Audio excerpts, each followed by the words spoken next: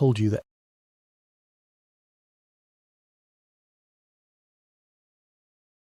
that everything Bob Lazar said was true? What if the most controversial UFO whistleblower in history wasn't lying, wasn't delusional, and wasn't seeking fame? What if buried beneath the Nevada desert sits a craft so advanced that the government would kill to keep it secret? Tonight, we're going deep into the classified world of S4, following a trail of evidence that leads to a discovery so terrifying it changed everything I thought I knew about what's really out there. But first, I want to thank Danny, that one guy 412, for suggesting this story. If you have ideas for future episodes, drop them in the comments below. And if you're enjoying these deep dives into the unknown, hit that like button and subscribe to Sleep Theories. It helps more than you know. This is my story. This is what I found. And this is why I'll never sleep soundly again. My name doesn't matter. What matters is what I found, and what found me in return. I'm just a guy with a microphone, a cheap audio setup, and an unhealthy obsession with the truth that powerful people don't want you to know. My podcast, Fringe Frequencies, barely scraped together a few thousand downloads per episode. I covered the usual suspects: Bigfoot sightings, government conspiracies, the kind of stories that make people roll their eyes and change the subject at dinner parties. But everything changed 3 months ago when a package arrived at my P.O. box with no return address. Inside was a weathered VHS tape and a single sheet of paper with 2 words scrawled in shaky handwriting: "Play alone." The label on the tape read S4/Lazar in faded black marker. My hands actually trembled as I fed it into the old VCR I kept, specifically for moments like this. The screen flickered with static before resolving into grainy black and white security footage. The timestamp read March 15th, 1989, 2:47:33. What I saw next made my blood run cold. The footage showed a massive hangar, clearly underground based on the concrete walls and industrial lighting. In the centre of the frame, barely visible in the shadows, was something that defied every rational explanation I'd ever clung to. A disc-shaped craft, maybe 30 feet across, being carefully manoeuvred by what appeared to be a specialised lifting apparatus. The object was smooth, seamless, reflecting the harsh hangar lights in ways that seemed almost liquid. But it was the people that really got to me. Figures in white hazmat suits moved around the craft with the careful precision of bomb disposal experts. Even through the grainy footage, their body language screamed caution, fear, respect for something they didn't fully understand. The audio was mostly static, but I could make out fragments of radio chatter. Moving element 7 to storage bay 9. Propulsion system remains active. Maintain minimum safe distance. Element 7, storage bay 9. The words echoed in my head as I rewound and watched the footage again, and again. By the 4th viewing, I noticed something that made my stomach drop. In the bottom right corner of the screen, barely visible, was a small placard that read, S4 authorized personnel only. S4, Site 4, the legendary facility that Bob Lazar claimed to have worked at in the late 1980s, where he said the government was reverse engineering extraterrestrial technology. The same facility that officials insisted never existed, that Lazar's critics said was a product of his imagination or delusion. Yet here it was, captured on security footage with a timestamp that perfectly aligned with Lazar's timeline. I must have watched that tape 100 times over the next week, freeze-framing every detail, analysing every pixel. The more I studied it, the more convinced I became that this was genuine. The lighting was consistent, the shadows fell naturally, and most importantly the technology visible in the background, the lifting equipment, the monitoring devices, even the hazmat suits, all matched exactly what would have been available in 1989. This wasn't some modern hoax created with digital effects. This was real. But the tape raised more questions than it answered. If this was element 7, what happened to elements 1 through 6? Lazar had claimed there were 9 craft total at S4. Where were the other 8? And why was this particular craft being moved with such extreme caution? I tried tracing the package, but the post office had no record of who sent it. The tape itself bore no manufacturer markings that I could identify. Whoever sent this had been very careful to remain anonymous. That's when I made the decision that changed everything. I couldn't just sit on this footage and hope someone else would investigate. I had to find out the truth myself. 3 days later, I loaded my car with camping gear, recording equipment, and every piece of research I'd compiled about Bob Lazar and S4. I was heading to Nevada, to the desert where this all began. I was going to find out what really happened to the ninth craft. Looking back now, I realised that was the moment my old life ended. The moment I stopped being just another podcaster chasing internet legends and became something else entirely. A witness, a target, a man who knew too much. The drive to Nevada took 2 days. 2 days to think about what I was really doing, to second-guess myself, to wonder if I was making the biggest mistake of my life. But every time I considered turning back, I thought about that footage, about the careful way those technicians moved around something they clearly didn't understand but deeply feared. Element 7, the ninth craft. Whatever it was still out there somewhere, and I was going to find it. The Nevada desert in November is a special kind of desolate. The temperature drops 40 degrees between day and night, transforming the landscape from a furnace into a freezer. I pulled into Rachel, Nevada, population 98, as the sun was setting behind the distant mountains, painting the sky in shades of orange and red that seemed almost alien against the stark desert backdrop. Rachel exists for one reason. It's the closest town to Area 51. The Little Ale Inn, a combination restaurant, bar and UFO memorabilia shop, serves as the unofficial headquarters for anyone crazy enough to come looking for answers in this corner of nowhere. The walls are covered with blurry photographs, newspaper clippings, and testimonials from people claiming to have seen things the government insists don't exist. I ordered coffee and a burger from Janet, the 60-something waitress who seemed to know everyone's story before they finished telling it. When I mentioned I was researching Bob Lazar, her expression shifted from friendly curiosity to cautious interest. "You media?" she asked, refilling my coffee cup without being asked. "Podcaster, small time." I showed her my business card. "Just trying to understand what really happened back in the late 80s. She studied the card for a moment, then glanced around the nearly empty restaurant. "Most people who come here asking about Lazar fall into 2 categories," she said quietly. "Believers who want to prove he was right, and debunkers who want to prove he was lying. Which are you?" "I'm the 3rd category," I said. "Someone who's seen something that suggests he might have been telling the truth." That got her attention. She sat down across from me, her weathered hands wrapped around her own coffee cup. What kind of something? I couldn't show her the tape. Too risky, too public, but I could describe it. Her eyes widened as I detailed the hangar footage, the timestamp, the S4 markings. "Jesus," she whispered. "Where did you get that?" "Anonymous source. That's why I'm here. I need to know what happened to the craft Lazar worked on, specifically the one that might not have made it out." Janet was quiet for a long moment, processing what I'd told her. Finally, she seemed to reach some internal decision. "There's someone you need to talk to. Old-timer named Frank Kowalski. He's been living out here since the 70s, worked construction on some of the classified facilities before he got too old and too mouthy for the government's taste.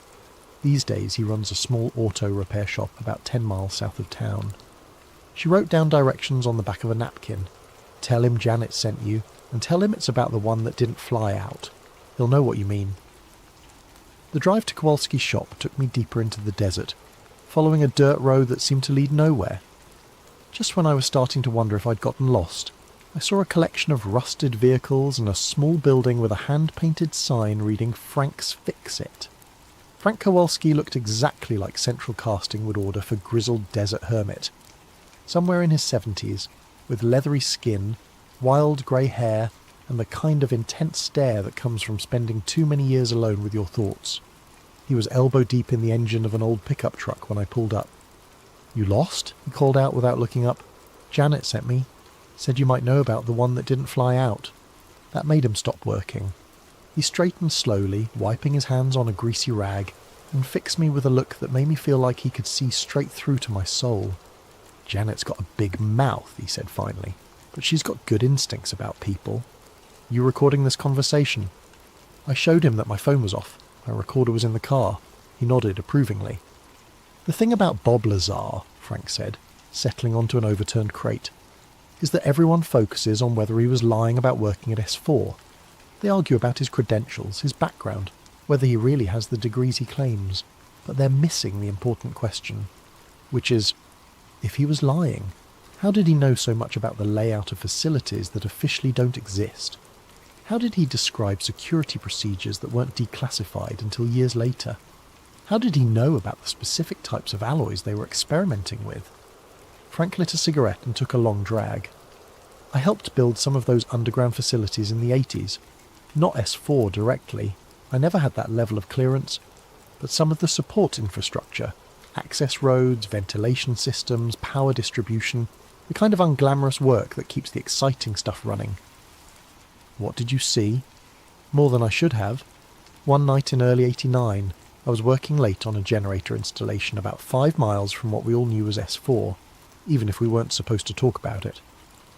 Around 3 in the morning, I saw lights in the sky. Not aircraft lights, something else entirely. Objects that moved in ways that defied physics, making turns that should have torn any pilot apart from the G-forces." He paused, studying my reaction. "But the interesting thing wasn't what I saw in the sky. It was what I saw on the ground the next morning. Convoy of trucks heading in the opposite direction from all the others. While most traffic was heading toward the test facilities, these trucks were heading away, toward Papoose Lake. What was in the trucks? Couldn't see the cargo directly, but the way they were loaded, the way the drivers were moving, something heavy, something important, and something they wanted to get as far away from S4 as possible." Frank finished his cigarette and flicked the butt into the desert. About a week later, word started filtering through the construction crews. There had been an incident during a test flight. One of the experimental aircraft had malfunctioned, nearly crashed. Instead of risking another failure, they decided to mothball it. Mothball it where? That's where it gets interesting. Most of the experimental craft were eventually moved to other facilities when the program ended. But according to my sources, one was never moved. They sealed it underground and left it there. My heart was pounding. Where underground? Frank stood up, walked over to a battered filing cabinet and pulled out a sheet of paper covered with hand-drawn maps and notations. "This is everything I've pieced together over the years. Underground facility networks, access points, ventilation systems. If I had to guess where they'd hide something they didn't want found, it would be here." He pointed to a location near Papoose Lake, marked with a red X. Old access tunnel that was supposed to be filled in when they decommissioned part of S4. But the paperwork shows it was only sealed, not destroyed. He handed me the map. "But I'm warning you, son. If what you told Janet is true, if there's really evidence that Lazar was right about everything, then you're walking into something that powerful people have spent 30 years trying to keep buried. They've killed for less." The weight of his words settled over me like a cold blanket. But I'd come too far to turn back now. "One more thing," Frank said as I prepared to leave. "If you find what I think you're going to find, don't try to take it public directly. They'll discredit you, destroy your life, make you disappear if necessary. Document everything, but be smart about how you release it." I thanked him and headed back toward Rachel as the desert night closed in around me. But I didn't go back to my motel room. Instead, I drove to the coordinates Frank had marked on the map, parking about a mile away and hiking in with a flashlight and my camera. The access tunnel was exactly where he said it would be. A concrete opening set into a hillside sealed with a metal door that bore faded warnings about authorised personnel only. But Frank was right about something else too. The door wasn't welded shut or filled with concrete. It was sealed with a heavy padlock that looked much newer than the rest of the installation. Someone had been here recently. Someone who wanted to be able to get back in. Standing in the desert darkness, staring at that sealed door, I realised I'd reached the point of no return. Everything up to this moment had been research, investigation, the kind of work any curious person might do. But breaking into a classified government facility was something else entirely. It was the line between being a podcaster with questions and becoming a criminal with answers. I thought about the footage on that anonymous tape. about the careful way those technicians had moved around something they clearly feared and didn't understand, about Frank's warning that people had been killed for less than what I was contemplating. Then I thought about the truth, about the possibility that 30 feet underground, sealed in a concrete tomb, sat proof that we are not alone in the universe, proof that the government had been lying to us for decades. I went back to my car and retrieved the bolt cutters I'd bought in Las Vegas. Some truths are worth the risk. The padlock was newer than it appeared in the darkness. As my bolt cutters bit through the hardened steel, I realised it couldn't have been there for more than a few years. Someone else had been maintaining access to this tunnel, someone who wanted to keep their options open. The metal door swung open with a groan that echoed into the blackness beyond. I stood at the threshold, flashlight in hand, breathing in air that tasted of concrete dust and something else, something metallic and sharp that made my sinuses burn. The tunnel stretched ahead of me, sloping downward at a gentle angle, lined with ribbed concrete and studded with emergency lighting fixtures that hadn't seen power in decades. Every instinct I had was screaming at me to turn around, to walk away, to go back to my safe little world of internet research and second-hand stories. But the memory of that security footage kept pulling me forward. Element 7, Storage Bay 9, answers waiting in the darkness. I started down the tunnel, my footsteps echoing off the concrete walls.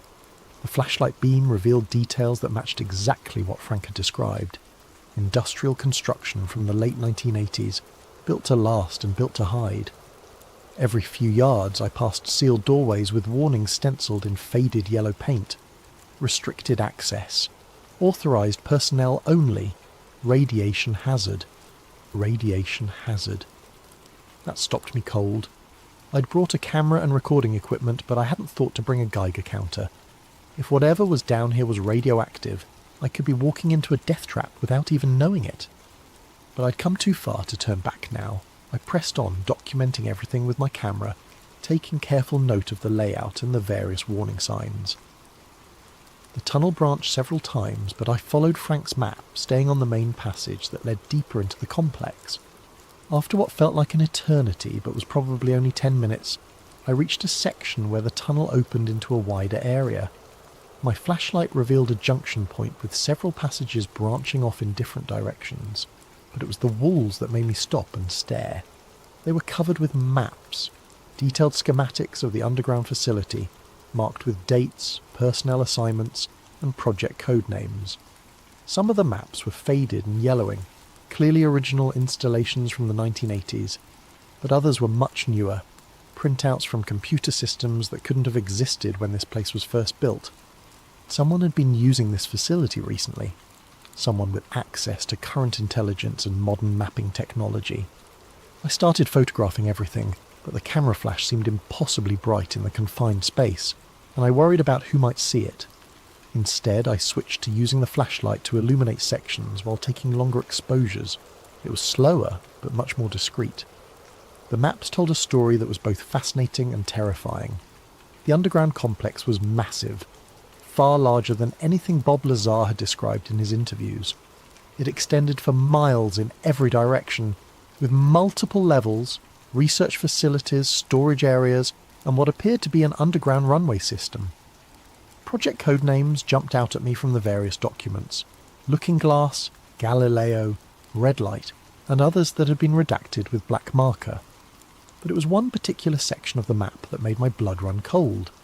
An area marked Storage Bay 9, with a notation that read, Element 7, Permanent Storage, Authorized Personnel Only.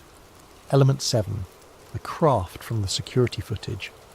According to the map, Storage Bay 9 was accessible through a service tunnel that branched off from this main junction, but the notation also included a warning that chilled me to the bone. Containment protocols in effect, biological hazard. Biological hazard, not radiation. Whatever was in Storage Bay 9 was dangerous to living tissue in ways that went beyond simple radiation exposure. I checked Frank's map against what I was seeing on the wall schematics.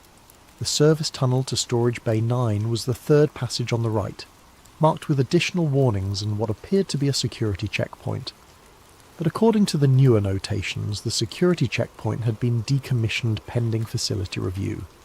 Someone had deliberately disabled the security measures protecting Storage Bay 9.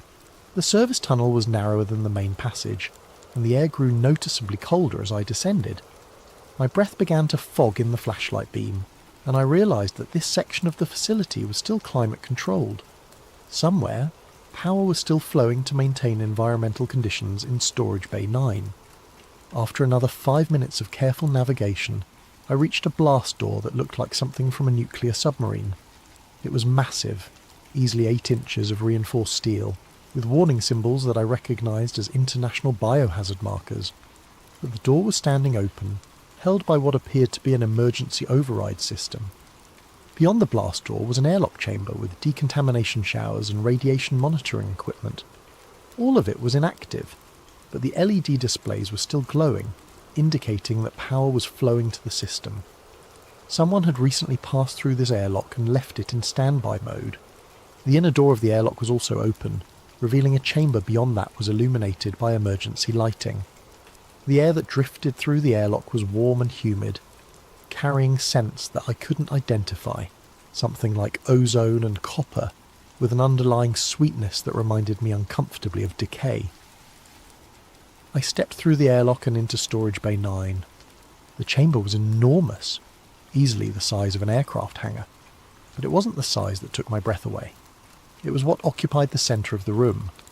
Even covered by a heavy tarp, the object was unmistakably the same craft I'd seen in the security footage, 30 feet across, disc-shaped, sitting on what appeared to be specialised support equipment that kept it several feet off the concrete floor.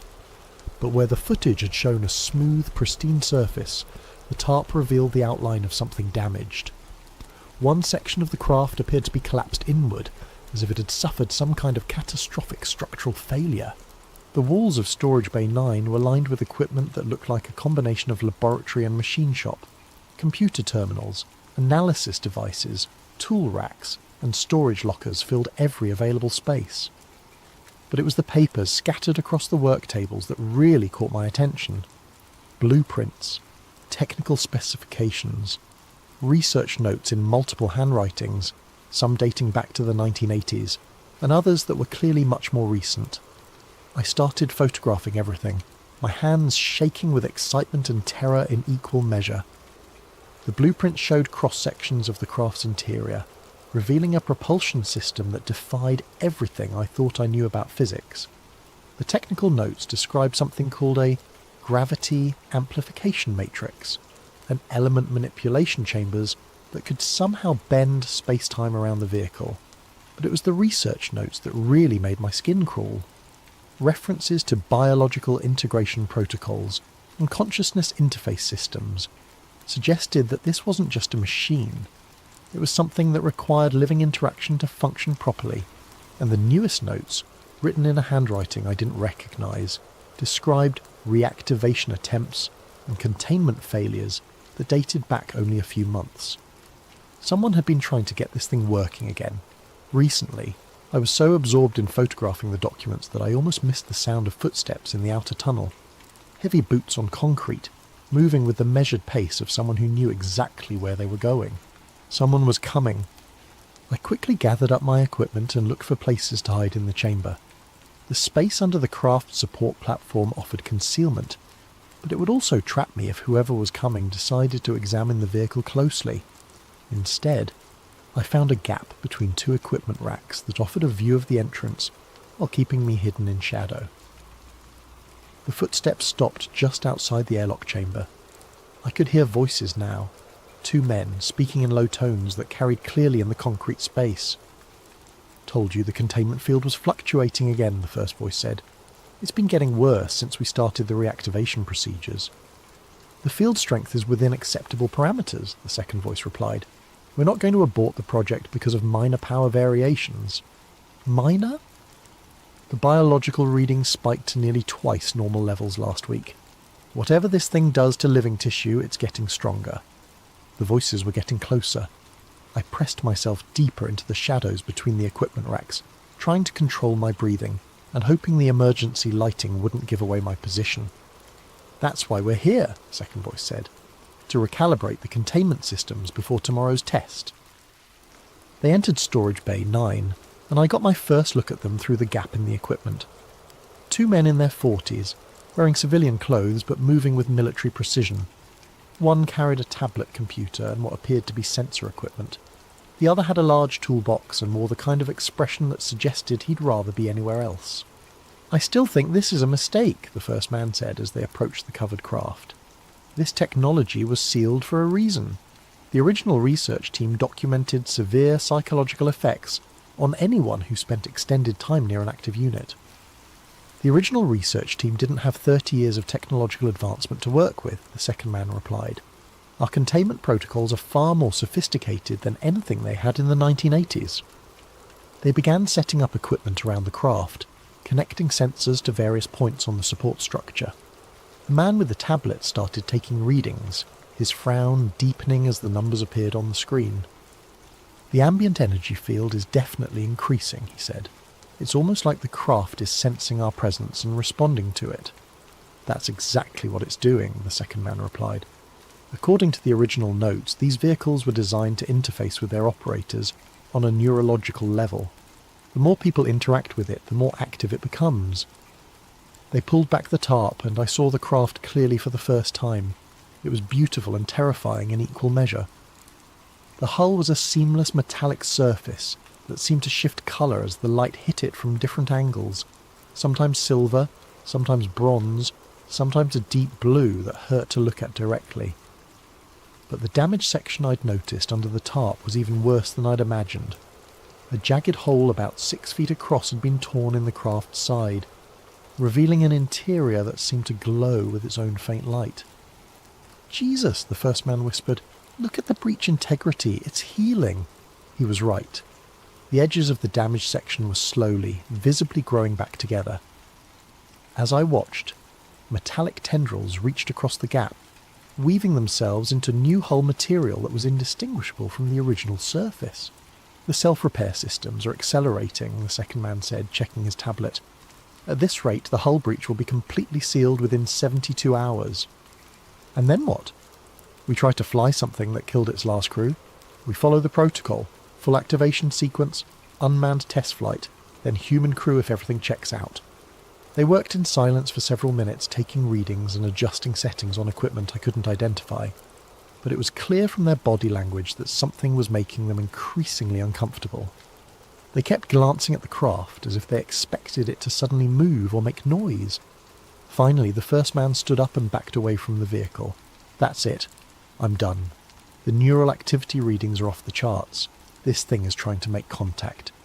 "It's just responding to our presence," the second man said, but he didn't sound convinced. The original research indicated that prolonged exposure could cause hallucinations and paranoid episodes. Then maybe we should listen to the original research and leave this thing buried where we found it. They began packing up their equipment, moving with the quick efficiency of people who wanted to be somewhere else as soon as possible. But just as they were preparing to leave, the second man stopped and looked around the chamber with a puzzled expression. "Did you hear that?" "Hear what?" "It sounded like breathing. Heavy breathing, like someone was trying to stay quiet." My blood turned to ice.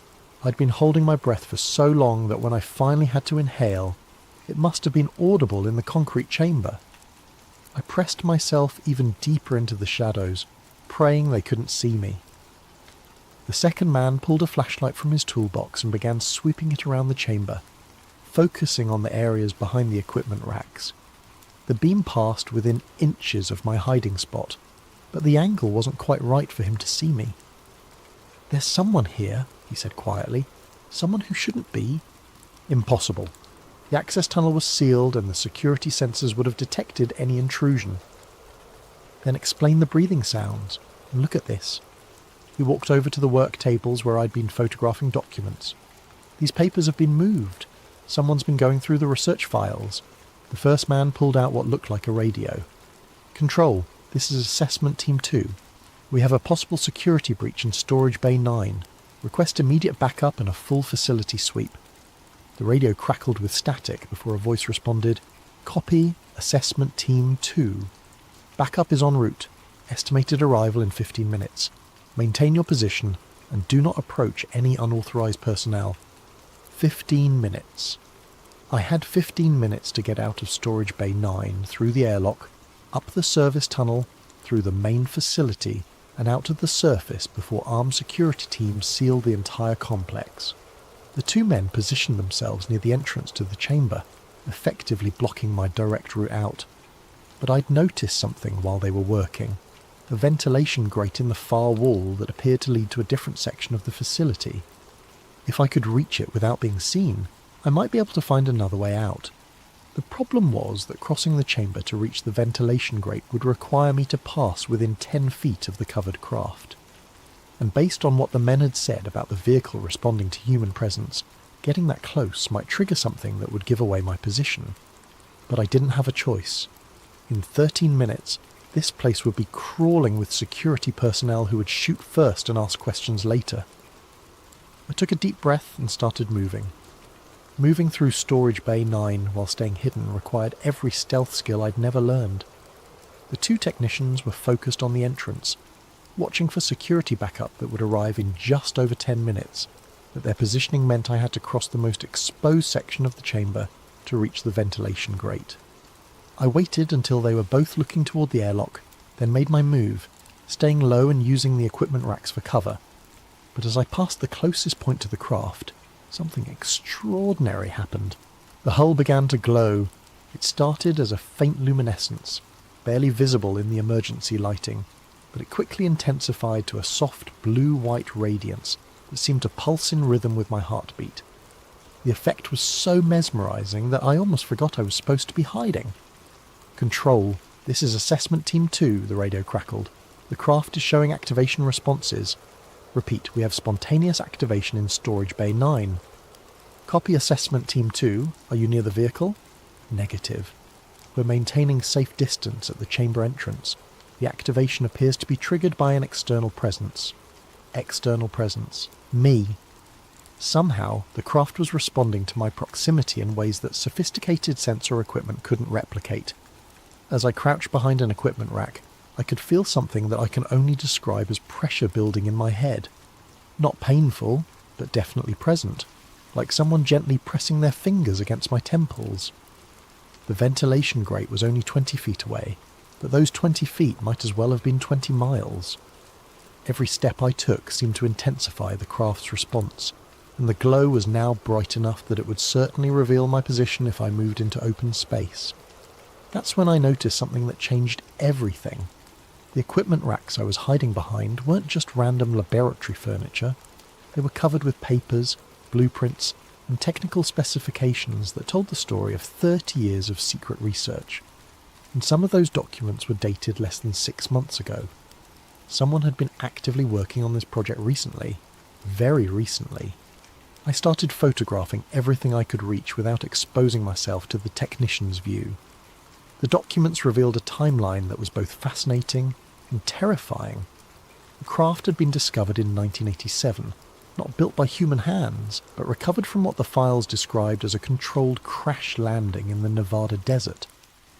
Initial attempts to understand the technology had resulted in several deaths among the research team, leading to the project being classified at the highest levels and eventually sealed. But the research hadn't stopped. It had just gone deeper underground, literally and figuratively. The more recent documents described breakthrough discoveries in what they called consciousness interface technology. According to the research notes, the craft wasn't just a vehicle. It was a living machine that required direct neural connection with its operator.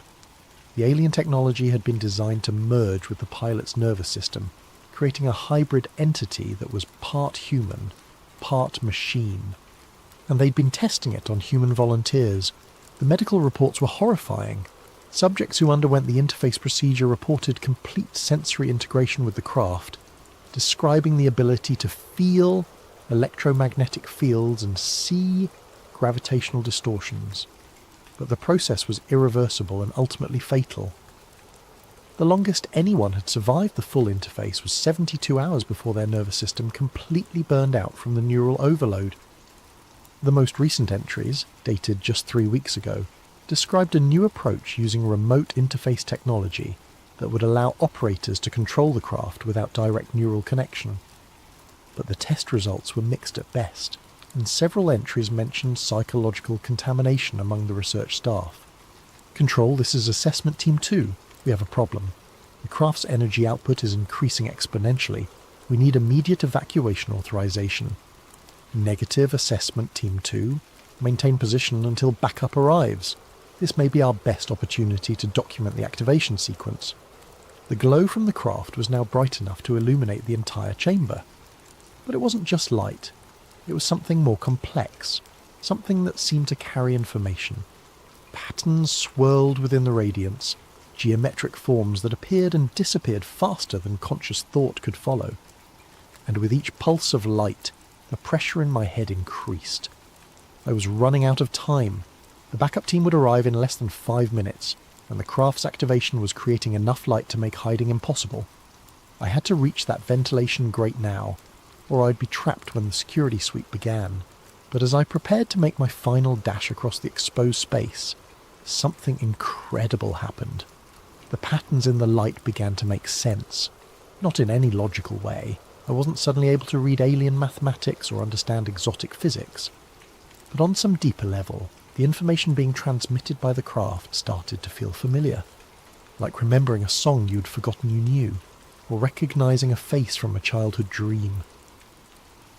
The craft was trying to communicate with me. The realization hit me with such force that I actually staggered, barely catching myself before falling into the open space where the technicians would see me. But the moment of mental connection had given me something else, a sudden, inexplicable understanding of the facility's layout that went far beyond anything I'd seen on the wall maps. I knew there was another way out. The ventilation system didn't just connect to other parts of the facility, it tied into a network of maintenance tunnels that extended all the way to the surface. But more importantly, I somehow knew that the tunnels were unmonitored, designed as emergency escape routes for personnel working on classified projects. How I knew this, I couldn't say. The information had simply appeared in my mind, complete and certain, like accessing a memory that wasn't my own. Assessment Team 2, be advised that backup has arrived at the facility entrance. ETA to your position is 3 minutes.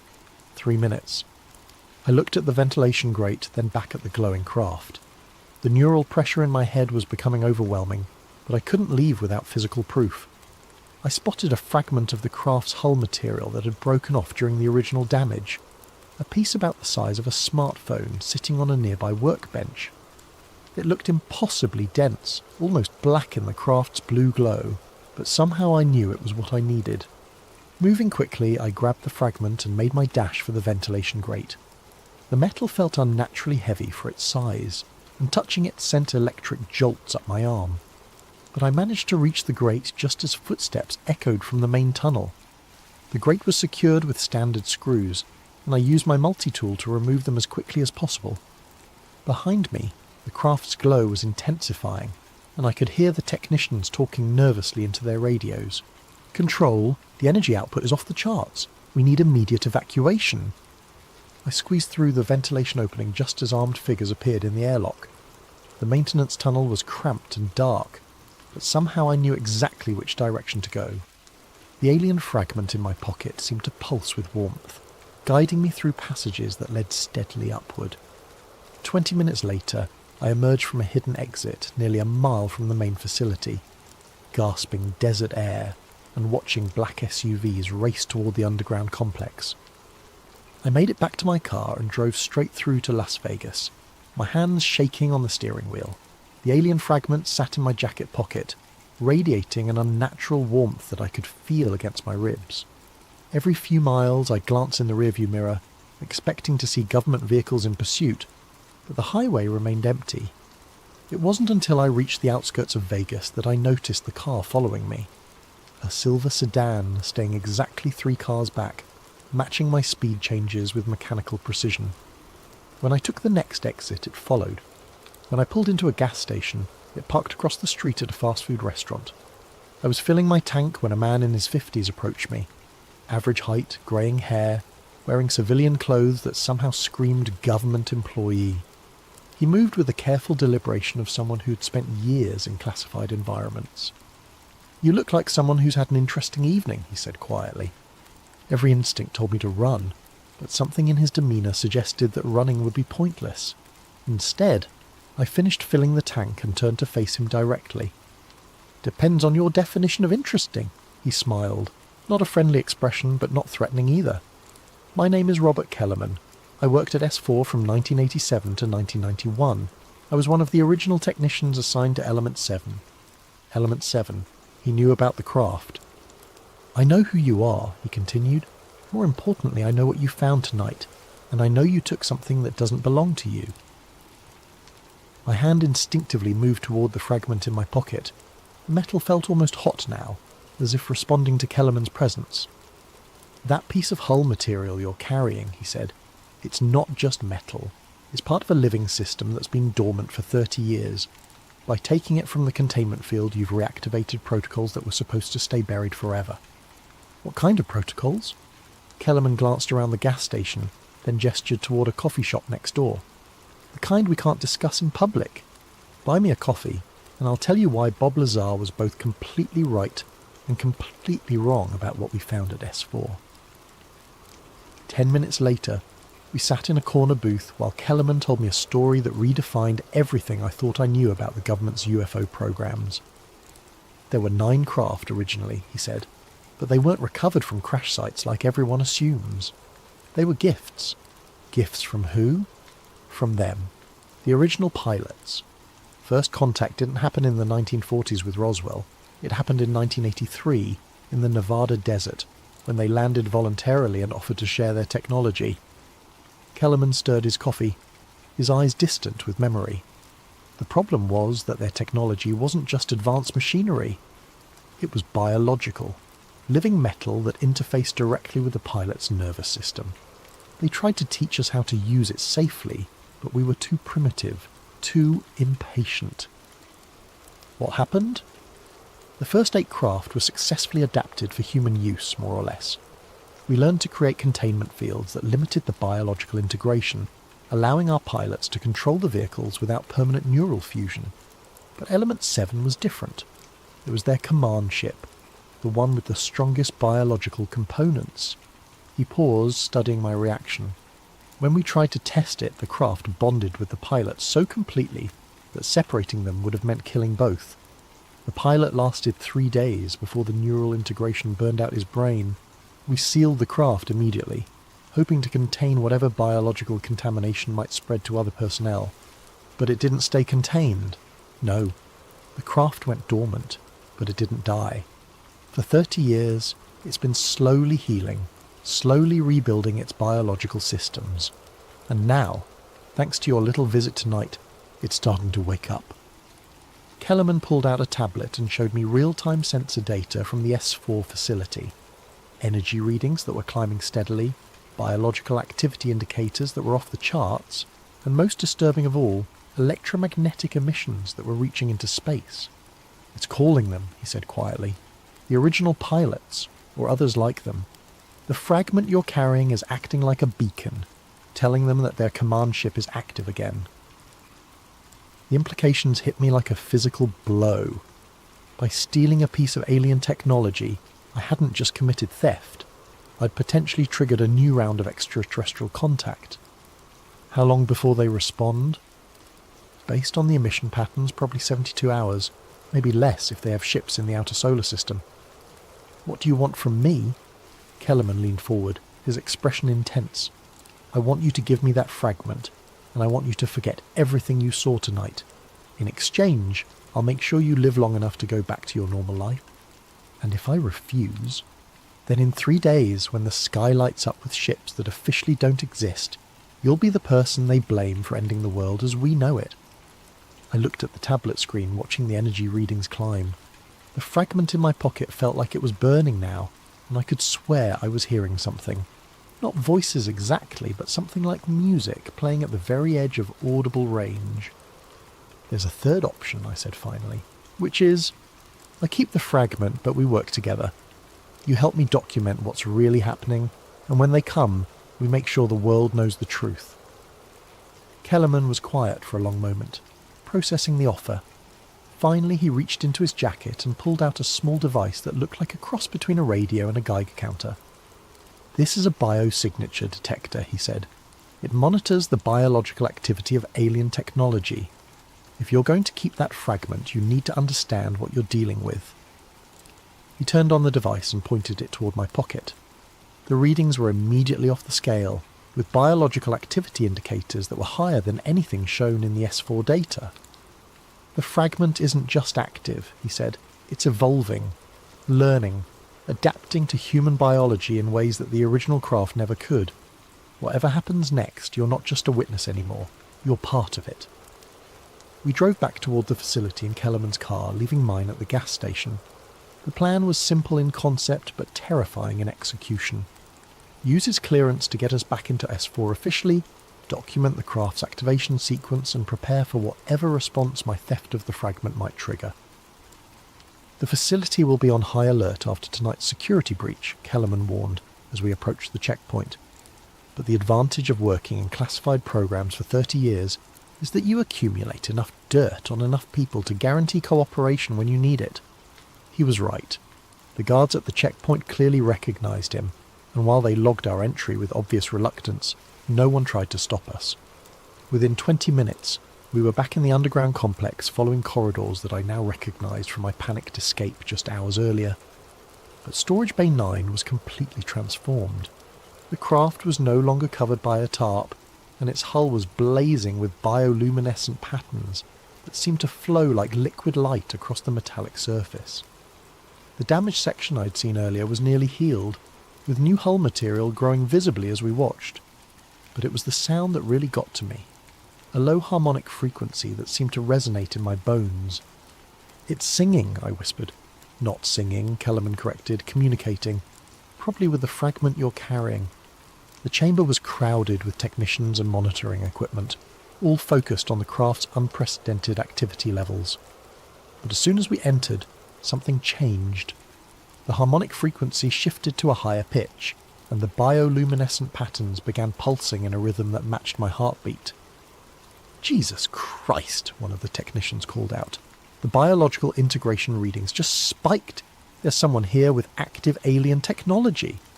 All eyes turned toward us, and I realized that hiding the fragment was no longer an option. I pulled it from my pocket, and the effect was immediate and dramatic. The craft's song became a roar. The bioluminescent patterns exploded into brilliant cascades of colour that bathed the entire chamber in shifting light.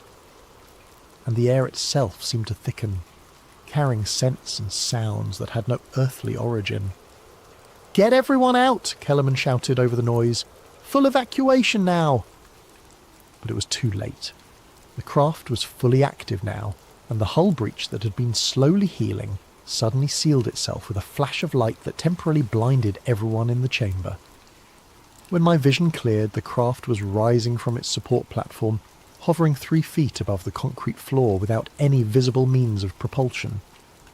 The fragment in my hand was now glowing with the same bioluminescent patterns as the craft, and I could feel something that I can only describe as presence reaching into my mind. Not thoughts exactly, but concepts, images, emotions that definitely weren't my own. "Welcome back." The words appeared in my consciousness without passing through my ears. Not English, not any human language, but somehow perfectly comprehensible. The ship has been waiting. The ship has been healing. The ship has been calling. "It's trying to communicate," I called out to Kellerman, who was frantically working at a control panel. "Don't listen to it," he shouted back. "The psychological contamination starts with communication. Once it's in your head, it doesn't leave." But the presence was already in my head, and fighting it felt like trying to hold back an ocean with my bare hands. Images flooded my consciousness, star systems I'd never seen, technologies that defied physics, and most disturbing of all, memories of the craft's original pilot. I saw him die, felt him die, experienced the moment when the biological integration reached critical levels and his human nervous system simply burned out from the overload. But I also felt his joy in those final moments. The incredible sensation of becoming one with a machine that could bend space and time, that could travel between stars as easily as crossing a room.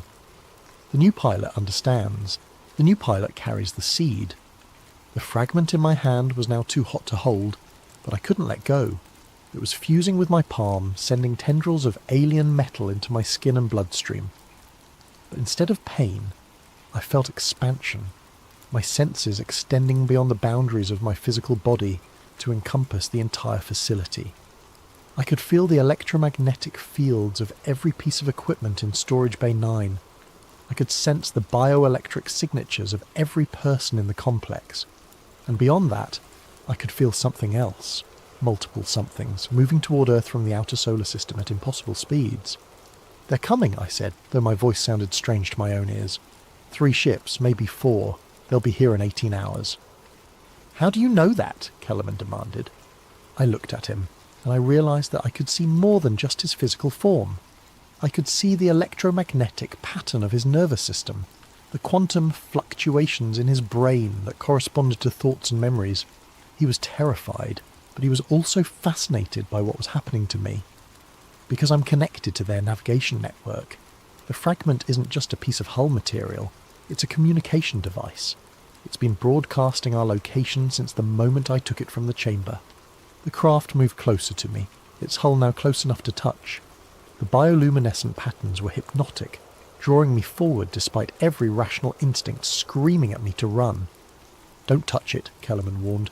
"If you make direct contact with the hull, the integration process will accelerate beyond any hope of reversal." But I was already reaching out, my hand moving without conscious direction. The moment my palm touched the craft's surface, the world exploded into sensation. The integration happened faster than Kellerman had predicted. One moment I was a human being standing next to an alien spacecraft, and the next I was something else entirely. Part human, part machine, part something that transcended both categories. I could feel the craft's propulsion systems coming online, responding to my neural commands before I was consciously aware of giving them.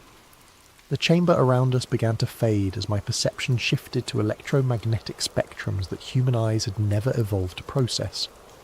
But most shocking of all, I could sense the approaching ships with crystal clarity. 4 vessels, definitely coming from the outer solar system, moving at velocities that would have them in Earth orbit within 12 hours. But these weren't rescue ships coming to retrieve their lost technology. They were enforcement vessels coming to contain a contamination that should never have been allowed to spread. The child species has broken containment, the alien presence in my mind observed with something like sadness. The hybrid cannot be allowed to survive. "What are you talking about?" I tried to say, but the words came out as harmonic frequencies that resonated through the craft's hull. "Biological integration was forbidden for your species. Too primitive, too unstable. The command ship was damaged to prevent this exact outcome." The truth hit me like a physical blow. The craft hadn't malfunctioned during testing. It had been sabotaged by its own creators to prevent humans from achieving full integration with their technology. And now, by accidentally triggering the very process they'd tried to prevent, I'd created a situation that threatened both species. "We have to get out of here," Kellerman shouted, though his voice sounded distant and muffled through my transformed senses. "The facility will be locked down in minutes, and if they can't contain this situation, they'll sterilize the entire complex." Sterilize. Nuclear sterilization. I could sense the weapon systems being activated throughout the facility, fail-safes designed to prevent alien technology from falling into unauthorized hands, but I could also sense something else. Escape routes that the craft's navigation systems had mapped during its decades of dormancy. The hybrid can escape, the alien presence confirmed, but escape leads only to detection. The enforcement fleet will follow the bioelectric signature anywhere on this planet. "Then we go off planet," I said, the words forming as pure intention rather than sound. Impossible. The hybrid lacks the neural development for interstellar navigation. Attempting such a journey would result in immediate death. But even as the alien consciousness tried to discourage me, I could feel the craft's systems responding to my commands. The gravitational manipulation systems that provided propulsion were incredibly complex, but they felt as natural to control as moving my own limbs. More natural, actually, like I'd been meant to operate this technology all along. The blast doors that had been sealing Storage Bay 9 began to buckle and warp as the craft's gravity field destabilized the surrounding space. Kellerman and the remaining technicians scrambled for the exits as pieces of the ceiling began falling around us. "The facility is collapsing," Kellerman called out through the chaos. "Whatever you're doing, you need to stop." But I couldn't stop. The integration process was accelerating beyond my ability to control, and the craft was responding to biological imperatives that overrode conscious thought. We rose through the collapsing chamber, through levels of concrete and steel that parted like water before the craft's exotic matter field. In less than 30 seconds, we burst through the desert surface into the star-filled Nevada sky. The freedom was intoxicating. After decades of confinement in underground storage, the craft, and by extension I, rejoiced in open space and unlimited movement. We climbed rapidly, leaving the lights of Las Vegas far below, racing toward the stratosphere where human aircraft couldn't follow. But the celebration was short-lived.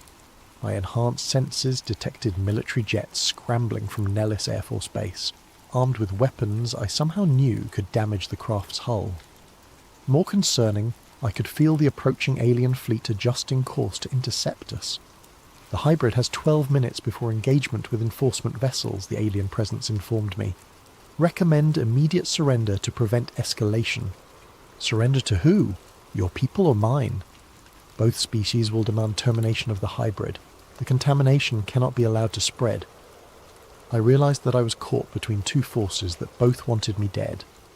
The human military saw me as a stolen alien weapon that had to be stopped at any cost. The alien enforcement fleet saw me as a biological contamination that threatened their carefully maintained isolation. But I had advantages that neither side expected. The craft's propulsion systems could outrun anything in Earth's atmosphere, and the neural integration gave me access to technologies that even the original alien pilots had never fully explored. The hybrid should not attempt experimental navigation, the alien consciousness warned, as I pushed the craft's systems beyond their normal parameters. Untested combinations of human creativity and alien technology have unpredictable consequences. Unpredictable is exactly what we need right now. I dove back toward the surface, using the craft's gravity manipulation to create a wake of distorted space-time that would confuse both human radar and alien sensors. The pursuing jets fell behind immediately, unable to match our acceleration or maneuverability. But the alien fleet was adapting, adjusting their approach to account for my erratic flight patterns. That's when I felt something that changed everything. A transmission from Earth, broadcast on frequencies that only the integrated craft could detect. Someone else was out there. Someone with access to alien communication technology. The signal was coming from a location in the desert about 50 miles from our current position. Someone who knew about the craft, who understood the integration process, and who was offering help. Do not trust the transmission, the alien presence warned. Humans frequently use deception in tactical situations. But I was out of options. The enforcement fleet would be in engagement range within 8 minutes, and while the craft's defensive systems were formidable, they weren't designed to fight 4 ships simultaneously. I changed course toward the transmission source, diving toward the desert at speeds that would have liquefied any human pilot. But through the integration, the G-forces felt like gentle pressure, and the craft's inertial compensation systems protected my hybrid physiology from the worst effects.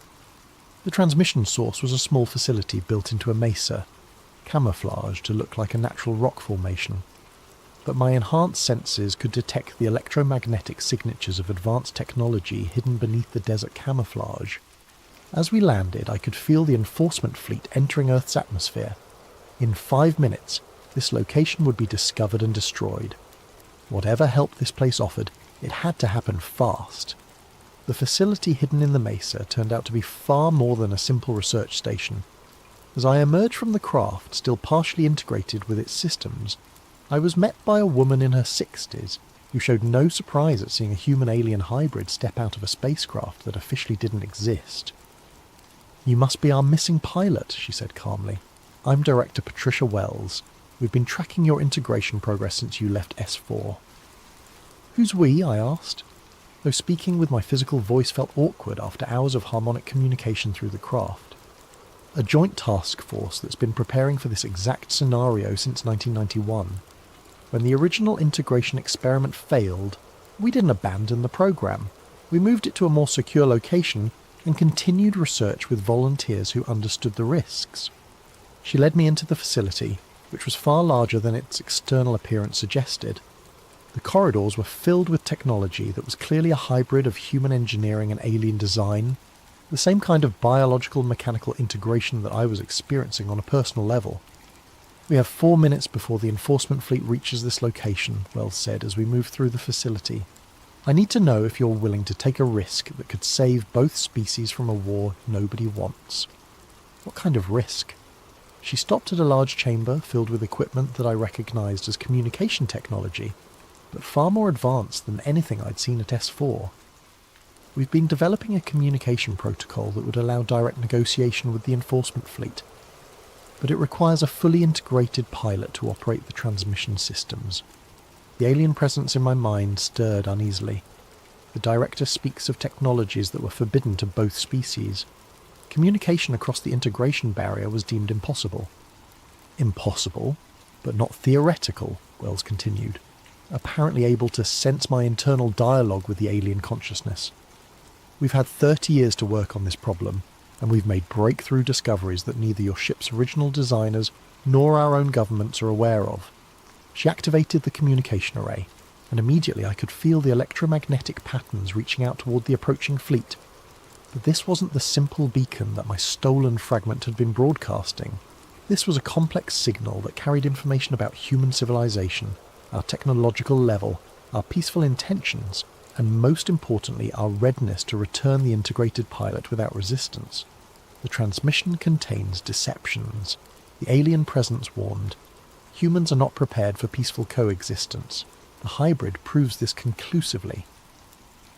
But as the signal reached the enforcement fleet, something unexpected happened.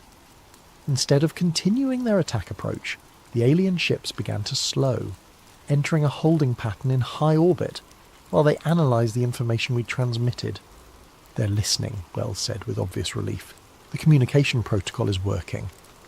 "The enforcers request direct communication with the hybrid," the alien presence informed me. "They wish to understand how integration was achieved without the safeguards that were installed to prevent this outcome." The next few minutes involved a communication exchange that took place on levels I didn't know existed. Through the facility's enhanced transmission systems, I was able to interface directly with the enforcement fleet's command consciousness, a collective intelligence that spoke for their entire species. What I learned changed everything I thought I understood about the situation. The original aliens hadn't been visitors or invaders. They were refugees. Their homeworld had been destroyed by the same kind of uncontrolled biological integration that was now happening to me.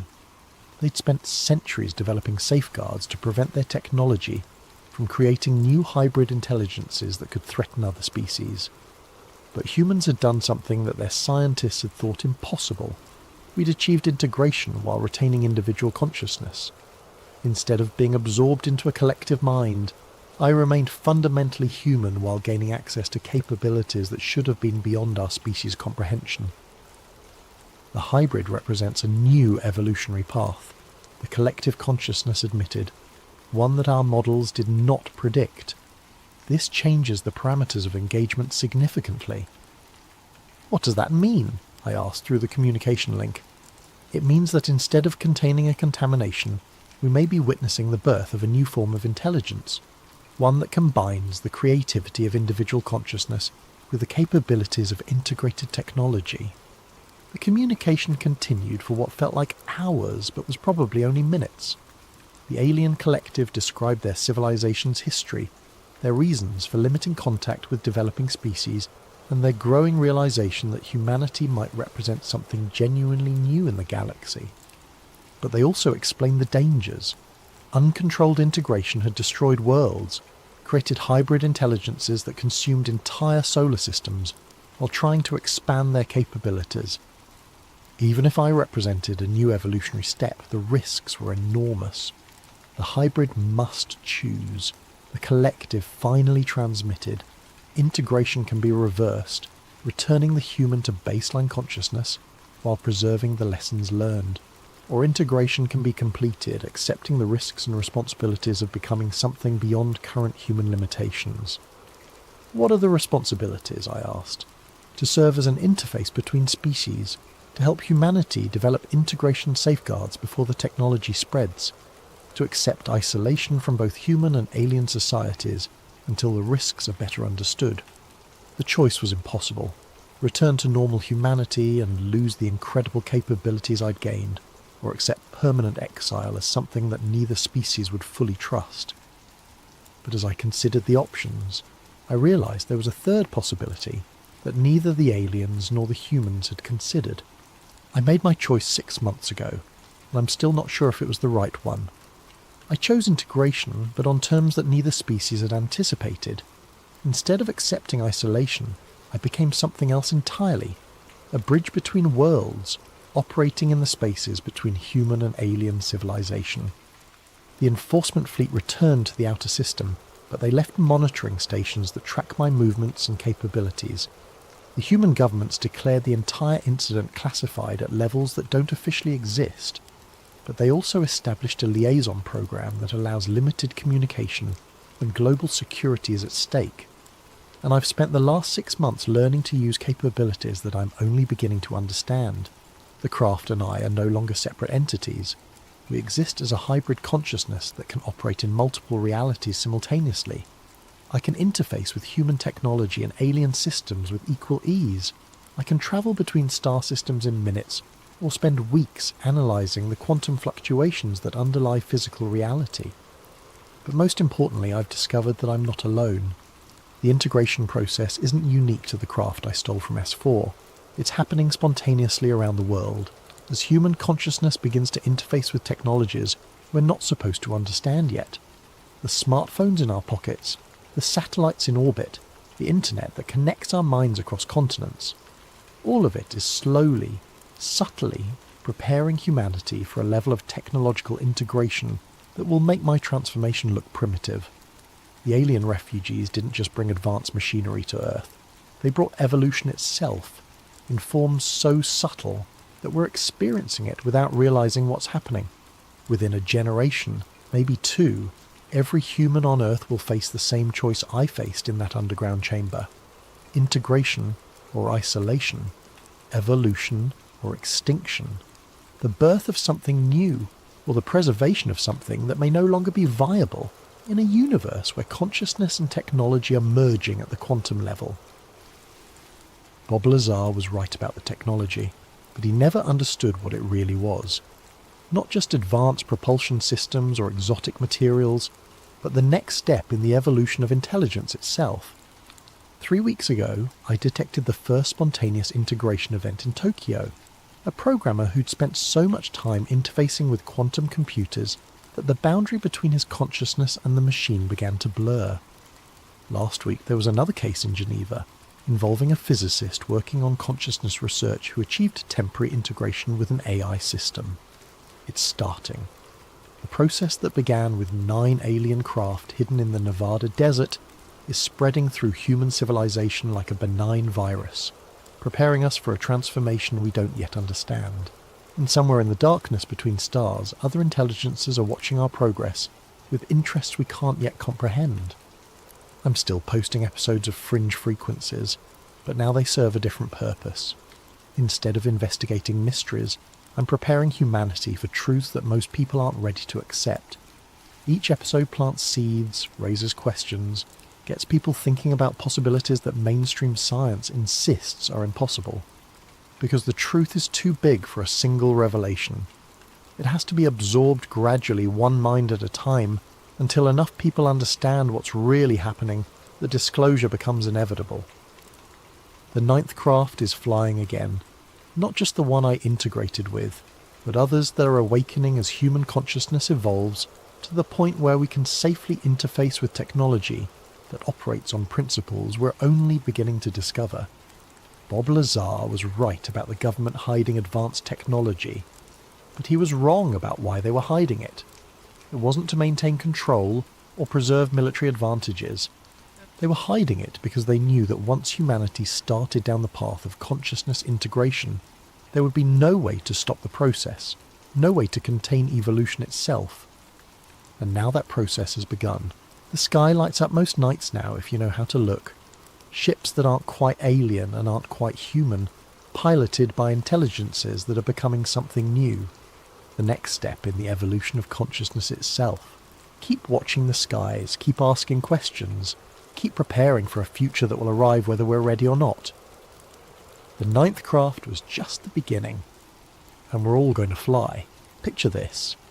You're working security at one of Miami's busiest shopping centres on New Year's Eve, expecting nothing more than the usual drunk tourists and teenage troublemakers. But then you witness something that changes everything. Something the authorities desperately want erased from existence. Tonight's story comes from a special video suggestion by CJB64648, and it's a deep dive into one of the most covered-up incidents in recent memory. If you enjoy these mysterious tales that keep you awake at night, make sure to like and subscribe to Sleep Theories, and drop your own story suggestions in the comments below.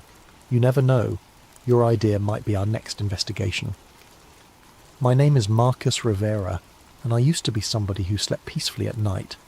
That was before January 1st, 2020, before I became the kind of person who checks over their shoulder in grocery store parking lots and keeps burner phones in different states. Before I learned that some truths are too dangerous to speak aloud. I'd been working security at Bayside Marketplace for 3 years when it happened. It wasn't glamorous work, mostly dealing with shoplifters pocketing designer knockoffs, breaking up fights between drunk college kids, and occasionally escorting belligerent tourists off the property. The pay was decent, the hours were steady, and in a city like Miami, steady work was a blessing I didn't take for granted. New Year's Eve was always busy.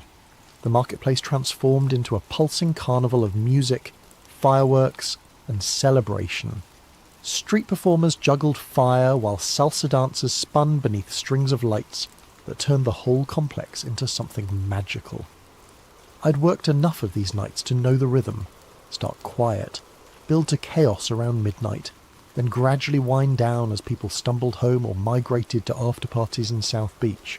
That night started exactly like all the others. I was stationed in the main security office, a cramped room lined with monitors showing feeds from 37 cameras throughout the complex. My partner, Julie Santos, was doing walking rounds while I kept watch on the screens. The usual suspects were out in force, teenagers trying to sneak alcohol, couples looking for dark corners to make out, and the occasional pickpocket working the crowd. At 11:47 p.m, my radio crackled to life. "Marcus, we've got a situation in the food court," Julie's voice came through tense and breathless. "Big fight. Multiple juveniles involved. I'm calling it in." I leaned forward in my chair, switching the main monitor to the food court cameras.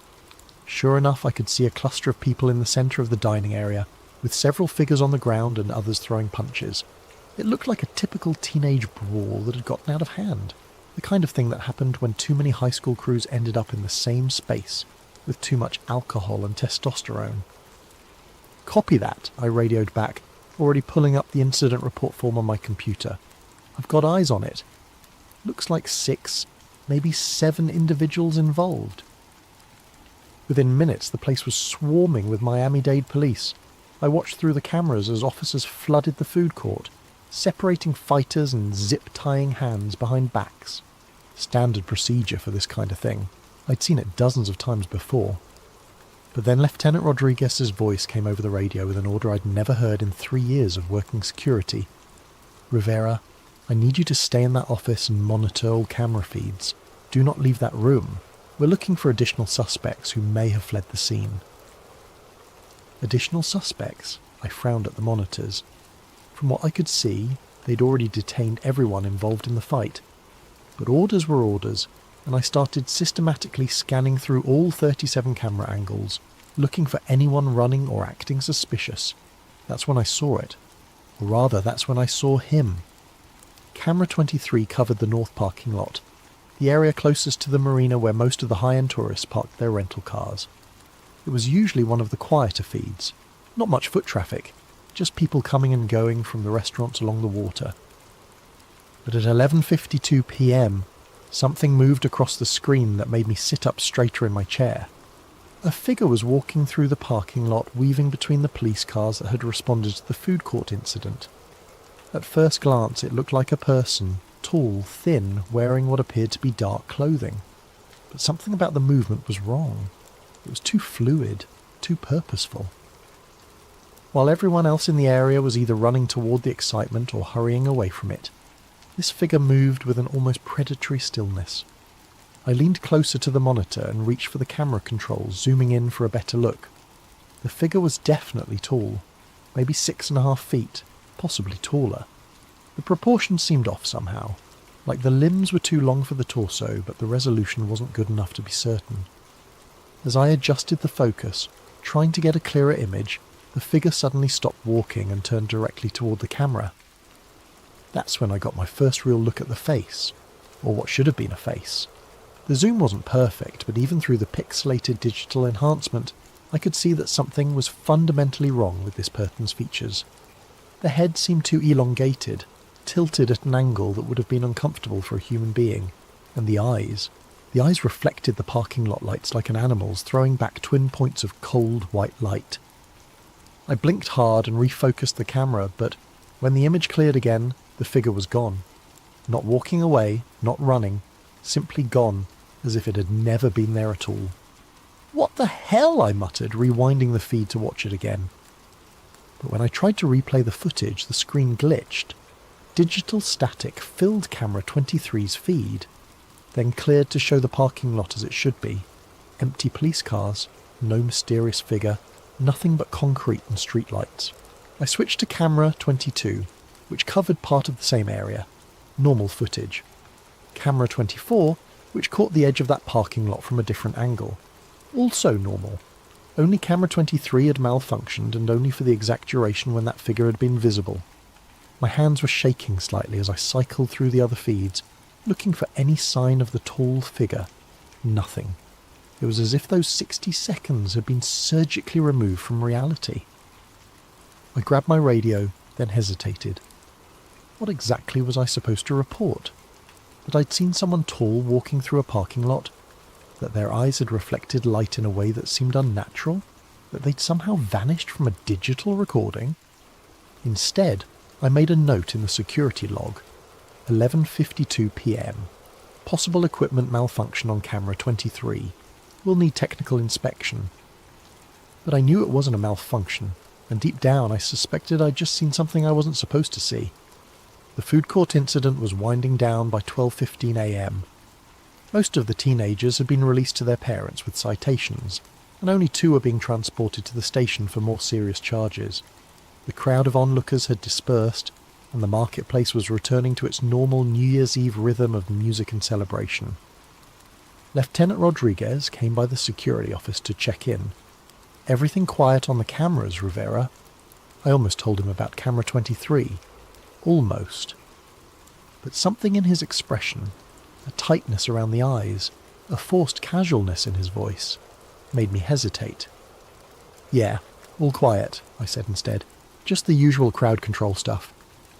He nodded but didn't leave immediately. "Listen, we might be here for a while longer. Some follow-up we need to do. Keep monitoring those feeds, okay? Any unusual activity, you radio it in immediately. Unusual how? Just unusual." He turned to go, then paused. "And Rivera? Don't leave the office until we give the all clear. I mean it." After he left, I sat staring at the monitors with growing unease. In 3 years of working security, I'd never been told to stay in the office during an incident. Usually they wanted us out patrolling, being visible, helping to maintain order. This felt different. This felt like they were trying to keep me contained. At 12:45 a.m, curiosity got the better of me. Julie was still doing rounds somewhere on the south side of the complex. The radio had been quiet for 20 minutes. Most of the police seemed to have cleared out, leaving just a few units in the food court area. I made a decision that would change everything. I left the office. The night air hit me like a warm, humid wall as I stepped outside. Even in January, Miami nights carried that tropical weight that made your clothes stick to your skin within minutes. The sounds of celebration echoed off the water. Distant music, laughter, the occasional firecracker that someone had saved from earlier. I walked toward the north parking lot, telling myself I was just doing a routine patrol, that I wasn't specifically looking for any tall figures with reflective eyes, that I was just checking on the area where camera 23 had experienced its malfunction. The parking lot looked normal. Police cars had left tyre marks on the asphalt, and there were a few pieces of trash that would need to be cleaned up in the morning, but nothing out of the ordinary. I was about to head back inside when I heard it, a sound like static electricity but deeper, like the air itself was being torn. I turned toward the sound and felt every hair on my arm stand up. The sensation was immediate and overwhelming, like standing too close to a Tesla coil or walking beneath power lines during a storm. The air tasted metallic, sharp on my tongue, and then I saw it again.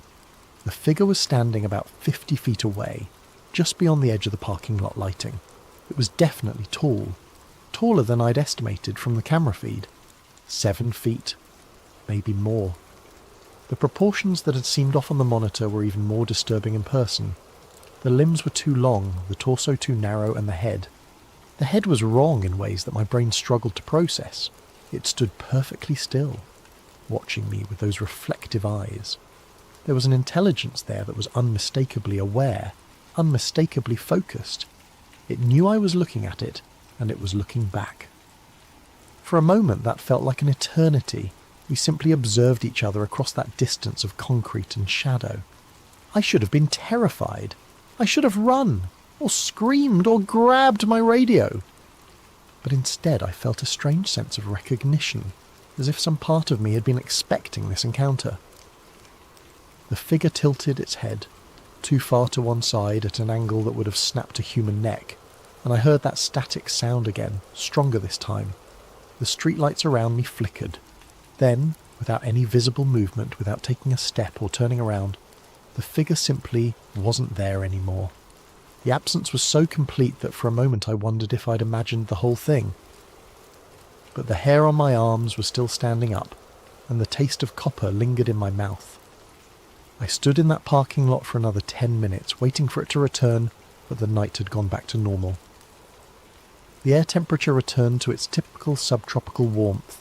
The streetlights stopped flickering, and the only sounds were the distant echoes of New Year's Eve festivities. When I finally walked back to the security office, my legs were unsteady and my hands wouldn't stop shaking. I was barely back in my chair when the radio exploded with activity.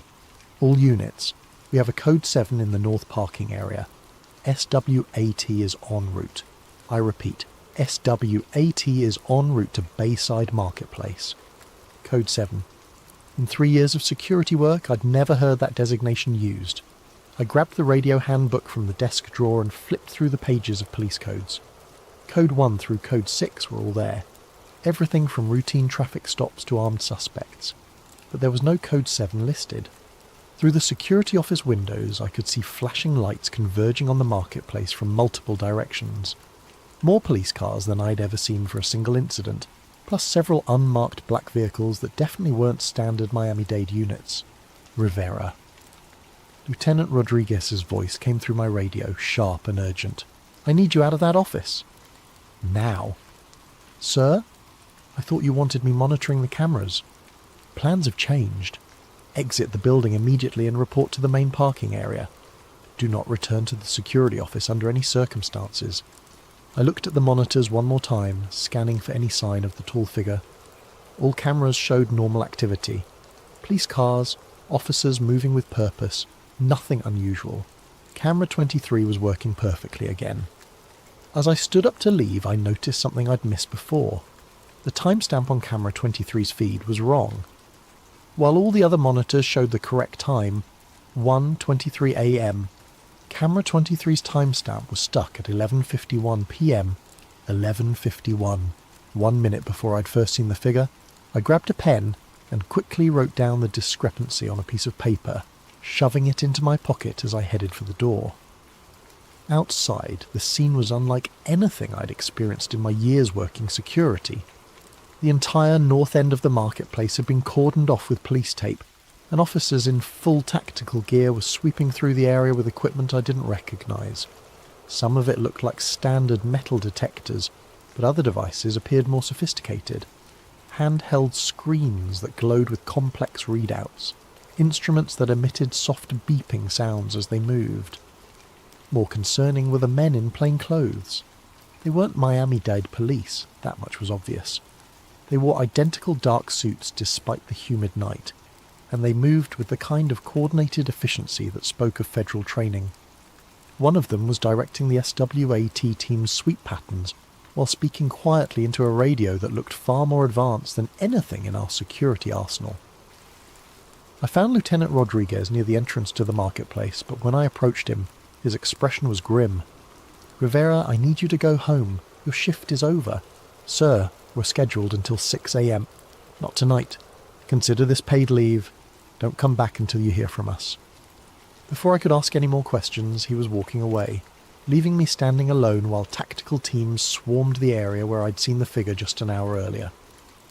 As I walked to my car, I passed close enough to one of the SWAT officers to overhear part of his radio conversation.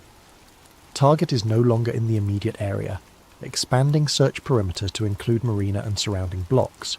Be advised, we're dealing with a mobile situation. Containment protocols are in effect until further notice. Target not suspect, not individual. Target. I drove home with more questions than answers, but I had the sinking feeling that asking those questions was going to get me into more trouble than I was prepared for. The next morning I called the security office to check in, and was told that all camera footage from New Year's Eve had been accidentally corrupted during a system update. 3 years of reliable digital storage, and the one night when I needed to review the feeds, everything had been wiped clean. I should have kept my mouth shut. Looking back, that's the decision that would have saved my job, my friendships, and quite possibly my life.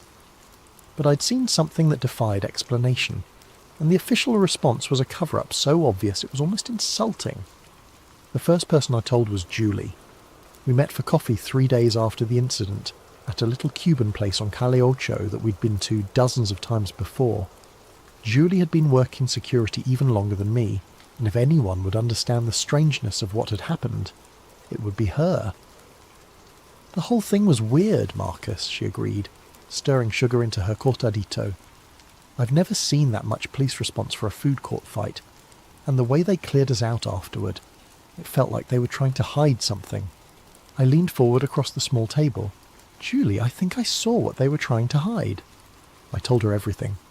The figure on camera 23, the way it had vanished from the digital feed, the encounter in the parking lot, the reflective eyes and impossible proportions. I described the static electricity feeling, the way the streetlights had flickered, the sudden absence that had felt like a hole torn in reality itself. Julie listened without interrupting, her expression growing more sceptical with each detail. "Marcus," she said when I finished, "you know how that sounds, right?" "I know exactly how it sounds. But I also know what I saw. You were working a 12-hour shift on New Year's Eve. You'd been staring at security monitors for hours. Sometimes our eyes play tricks on us, especially when we're tired and stressed. It was the response I'd expected, but it still stung. The camera malfunction wasn't in my head, Julie. The timestamp error wasn't fatigue. Something happened that night, and they're covering it up." She reached across the table and squeezed my hand. "Even if something strange did happen, what are you planning to do about it? File a report? Call the newspapers? They'd laugh you out of the building." But I was already past that point. The need to understand what I'd witnessed had become an obsession that was keeping me awake at night. I'd spent the past 3 days researching everything I could find about unexplained sightings in Miami, government cover-ups, and cases where security footage had mysteriously disappeared. That night, I created an anonymous account on Reddit and posted a carefully worded description of the incident on several conspiracy theory forums. Security guard at major Miami tourist location witnessed unexplained figure during police response to disturbance. Figure showed non-human characteristics and disappeared from digital surveillance during apparent equipment malfunction. Heavy federal presence followed. All footage from incidents subsequently destroyed. Looking for information about similar encounters. The responses were immediate and varied. Most were the usual internet skeptics calling me crazy or asking for proof I couldn't provide. But a few responses stood out. User blackout Miami. Similar incident reported at government centre in December. Tall figure seen on security cameras. Footage disappeared. Witnesses transferred or fired. User eyes on the skies. Check out Project Blue Book files from the 1960s. Miami has a history of unexplained encounters that get buried. User whistleblower warn. Delete this post immediately. They monitor these forums. You're already on their radar. I didn't delete the post. Instead, I started documenting everything I could remember about the incident, writing detailed accounts of the encounter and saving them in multiple locations. I scanned the handwritten note about the timestamp error and uploaded it to several cloud storage accounts. Within 48 hours, every single one of my posts had been removed by forum moderators, citing unverified claims and potential misinformation. That's when I realised I was dealing with something much bigger than a simple cover-up. On Monday morning, I reported to work as usual, expecting to return to normal security duties.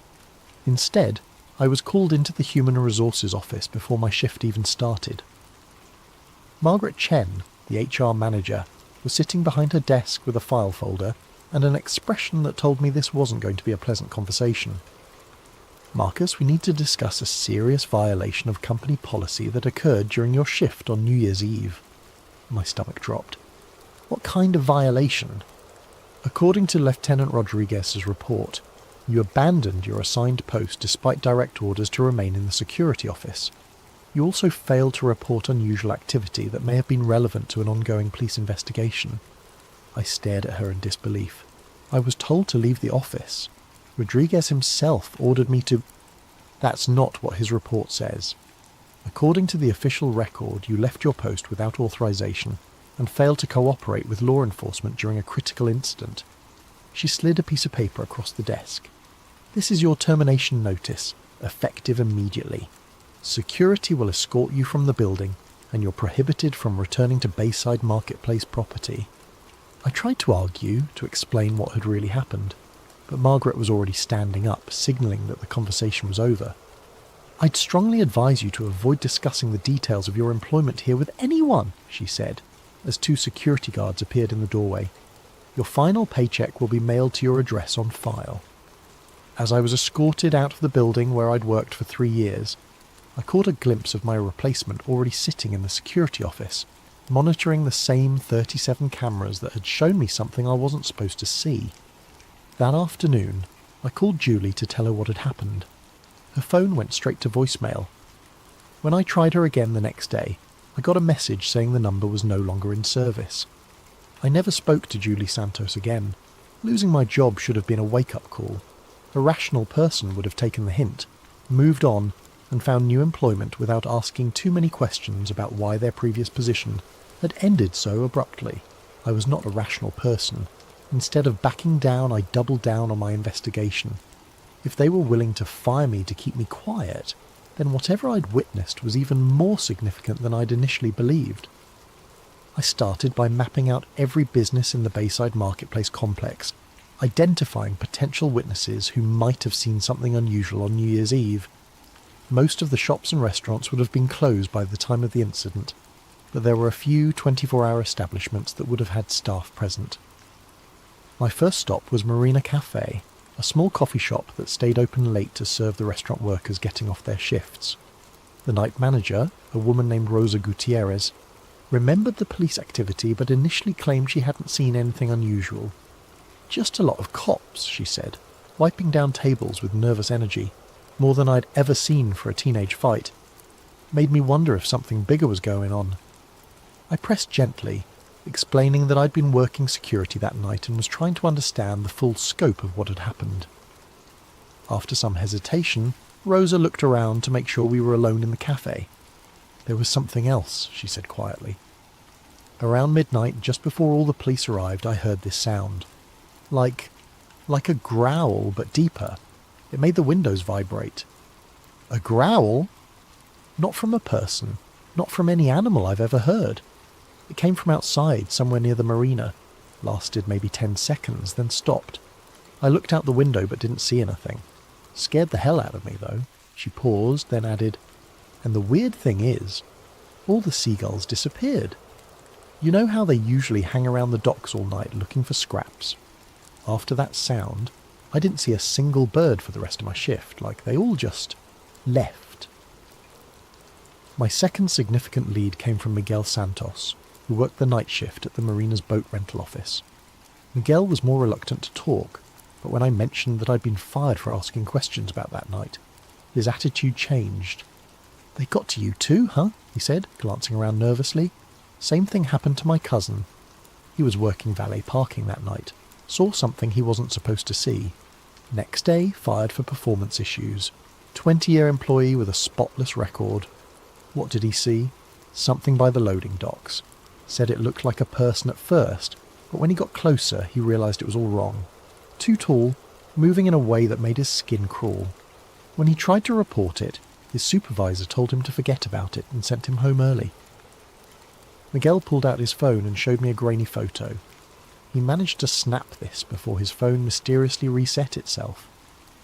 The image was blurry and poorly lit, but I could make out a tall, dark shape near one of the loading dock areas. The proportions looked wrong, elongated and angular in a way that suggested it wasn't human. "Can you send me this photo?" "Already tried. Every time I attempt to forward it or upload it anywhere, the file gets corrupted. My cousin's the only one who has the original, and his phone won't connect to any networks anymore. Just displays an error message whenever he tries to access cellular or Wi-Fi." The pattern was becoming clear. Multiple witnesses, all experiencing technological problems when they tried to document or share what they'd seen, all facing professional consequences for asking questions. But the most significant breakthrough came from an unexpected source. I was having lunch at a small Dominican restaurant in Little Havana when I overheard two men at the next table discussing something in hushed tones. One of them mentioned Bayside Marketplace and New Year's Eve, which immediately caught my attention. "Never seen anything like it in 20 years on the force," one was saying. "When those federal boys showed up, they took control of everything, told us to forget what we'd seen, and threatened our pensions if we talked." I turned slightly to get a better look at the speakers. Both appeared to be in their 50s, with the bearing of former law enforcement. The one doing most of the talking was a large man with greying hair and tired eyes. After they finished eating, I followed them out to the parking lot and approached carefully. "Excuse me," I said. "I couldn't help overhearing you mention Bayside Marketplace. Were you there on New Year's Eve?" The man who'd been talking immediately tensed up. "Who's asking?" Someone who was there too. Someone who got fired for asking the wrong questions. Something in my tone must have convinced him that I wasn't a threat, because his posture relaxed slightly. "You're the security guard. Rivera, right?"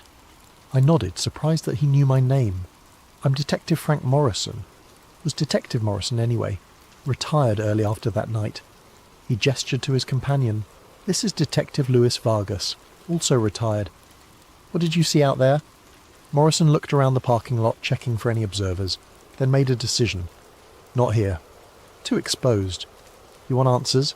Meet us at the Whale Harbour tonight at 8. Come alone."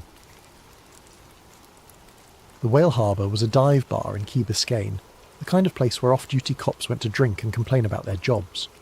When I arrived at 8, Morrison and Vargas were already there, sitting in a corner booth with a clear view of the entrance. "Before we start," Morrison said as I sat down, "you need to understand that everything we're about to tell you is off the record. We've got families, pensions, and a lot to lose. But what happened that night, it's been eating at us for months." He took a long drink from his beer, then began to speak. "We were called in as backup for the food court incident. Standard crowd control stuff, nothing unusual. But about 20 minutes in, we got new orders. Federal agents had arrived and were taking over the scene. They wanted us to establish a perimeter around the entire north end of the complex." Federal agents from which agency? That's the thing. They never identified themselves. No badges, no credentials shown to us. Just orders passed down from the lieutenant that we were to cooperate fully and ask no questions. Vargas leaned forward. "About an hour in, they brought in some kind of specialised equipment. Not standard law enforcement gear. These devices were scanning for something, and when they found it, the whole operation changed." "Changed how?" "They called for a containment unit," Morrison said. "Black trucks, unmarked vehicles, personnel in hazmat-style suits. They cordoned off a section of the parking lot and brought in what looked like a mobile laboratory. Did you see what they were containing? Morrison and Vargas exchanged glances. We saw them load something into one of the trucks, Vargas said slowly. Something large, covered in a metallic tarp. But before they sealed the container, the tarp shifted. He paused, seeming to gather courage to continue. I got a glimpse of what was underneath. It was... I don't know what it was. Not human. Not any kind of animal I've ever seen.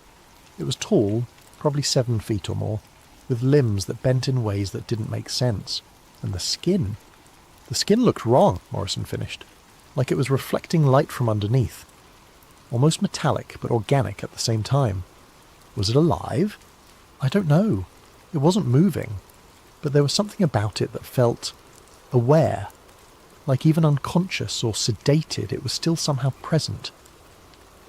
They told me that after the containment unit left, all officers involved were called into individual meetings with federal agents. Each was told that the incident was classified under national security provisions and that discussing any details with unauthorised personnel would result in prosecution under the Espionage Act. Most of the guys were fine with that, Morrison said. They got overtime pay, a commendation for their service, and orders to forget the whole thing. But Vargas and I, we'd seen too much. We started asking questions. What kind of questions?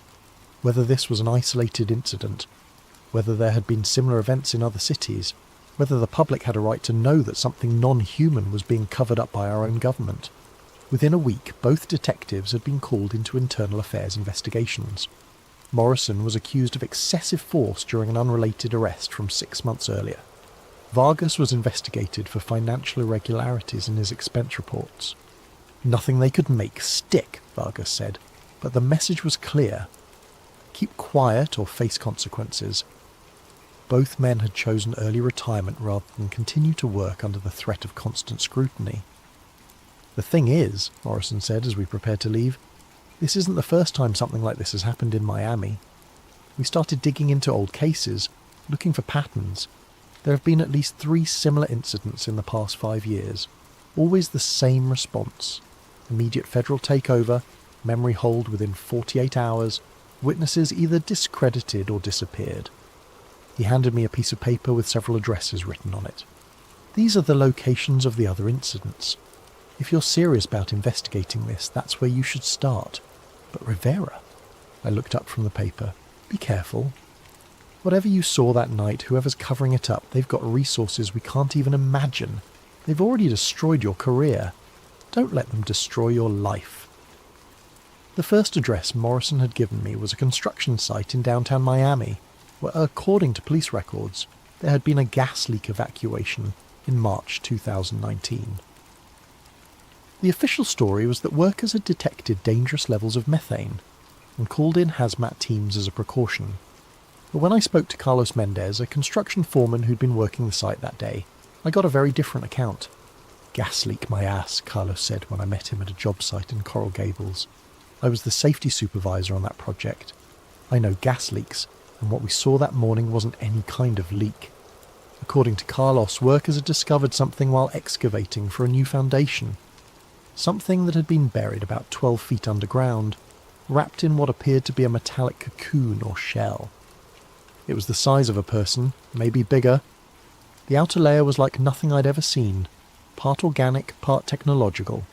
When we tried to cut through it to see what was inside, the whole thing started humming. Humming? Like electrical equipment, but alive somehow, and the temperature around it dropped about 20 degrees in a matter of minutes. Our breath was visible, right there in the middle of a Miami summer. Within hours, federal agents had arrived and declared the site a potential environmental hazard. All workers were evacuated, sworn to secrecy, and paid substantial bonuses for their discretion. They brought in equipment I'd never seen before, Carlos continued, extracted whatever was buried there and covered the whole thing up. Next day, official reports said it was a false alarm about gas levels. The second address led me to Virginia Key, where in August 2020 several witnesses had reported seeing strange lights over the water during what authorities described as military training exercises. Maria Rodriguez, who lived in a waterfront apartment that overlooked the bay, had been one of those witnesses. It wasn't aircraft, she told me as we sat on her balcony. looking out over the same stretch of water. The lights moved in ways that defied physics. They would hover motionless, then accelerate to impossible speeds, then stop instantly. No sound, no visible means of propulsion. She'd tried to record the lights with her phone, but every video came out distorted or completely black. The strange part was what happened afterward. For 3 days, no marine life was visible in the bay. No fish, no dolphins, no birds. It was like every living thing had fled the area. When Maria had tried to report her sighting to local news stations, she was told that the military had already provided an explanation and that the matter was closed. The third address was the most disturbing. It led me to a residential neighbourhood in Homestead where, in November 2021, a family had reported a break-in with unusual circumstances. According to the police report I obtained through a records request, the Rodriguez family had called 911 claiming that intruders with non-human characteristics had entered their home during the night. I found Elena Rodriguez working at a local grocery store. She was a middle-aged woman with tired eyes who became visibly uncomfortable when I mentioned the incident. "I don't talk about that anymore," she said immediately. "My family. We've moved on." But when I pressed gently, explaining that I'd experienced something similar and was looking for answers, she agreed to meet me after her shift. "They came through the walls," she told me as we sat in her car in the grocery store parking lot. "Not through the doors or windows, through the walls themselves, like they could pass through solid matter." Eleanor described 3 figures, all tall and unnaturally thin, with elongated limbs and faces that seemed somehow incomplete. They had moved through her house silently, examining her family members as they slept, before departing the same way they had arrived. My youngest son, Diego, he woke up during it. He saw one of them standing over his bed. It looked down at him, and Diego said its eyes were like mirrors, reflecting everything but showing nothing. When Elena had called the police, they'd initially responded as if it were a standard home invasion. But when the responding officers heard her description of the intruders, everything changed. Within an hour, federal agents had arrived and conducted extensive interviews with the entire family. "They told us it was a shared hallucination caused by a gas leak," Elena said bitterly. But there was no gas leak, and hallucinations don't leave physical evidence. She showed me a photo on her phone. 3 perfectly circular indentations in her hardwood floor, each about 6 inches in diameter and a 1/4 inch deep. These appeared where they stood. The agents tried to convince us they'd always been there, but I'd lived in that house for 15 years. I knew every mark on those floors. After the investigation, Eleanor's family had been relocated to a different neighbourhood and given new jobs. Her husband, who'd been most vocal about the incident, had died in a car accident 6 months later, single-vehicle collision, ruled accidental. "That's when I stopped talking," Lena finished. "Whatever they are, whatever they want, someone very powerful is protecting them, and people who ask too many questions. Things happen to them." I was beginning to understand the scope of what I was dealing with. This wasn't just a cover-up of a single incident.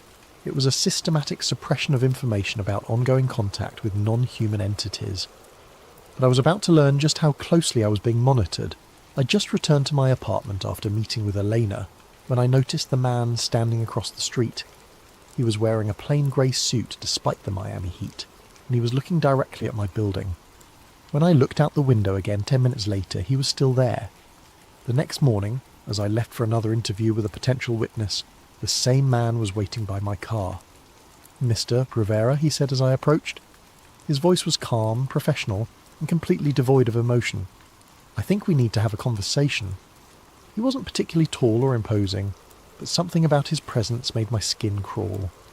His eyes were the palest blue I'd ever seen, almost colourless, and when he looked at me, I felt like he was cataloguing every detail of my appearance.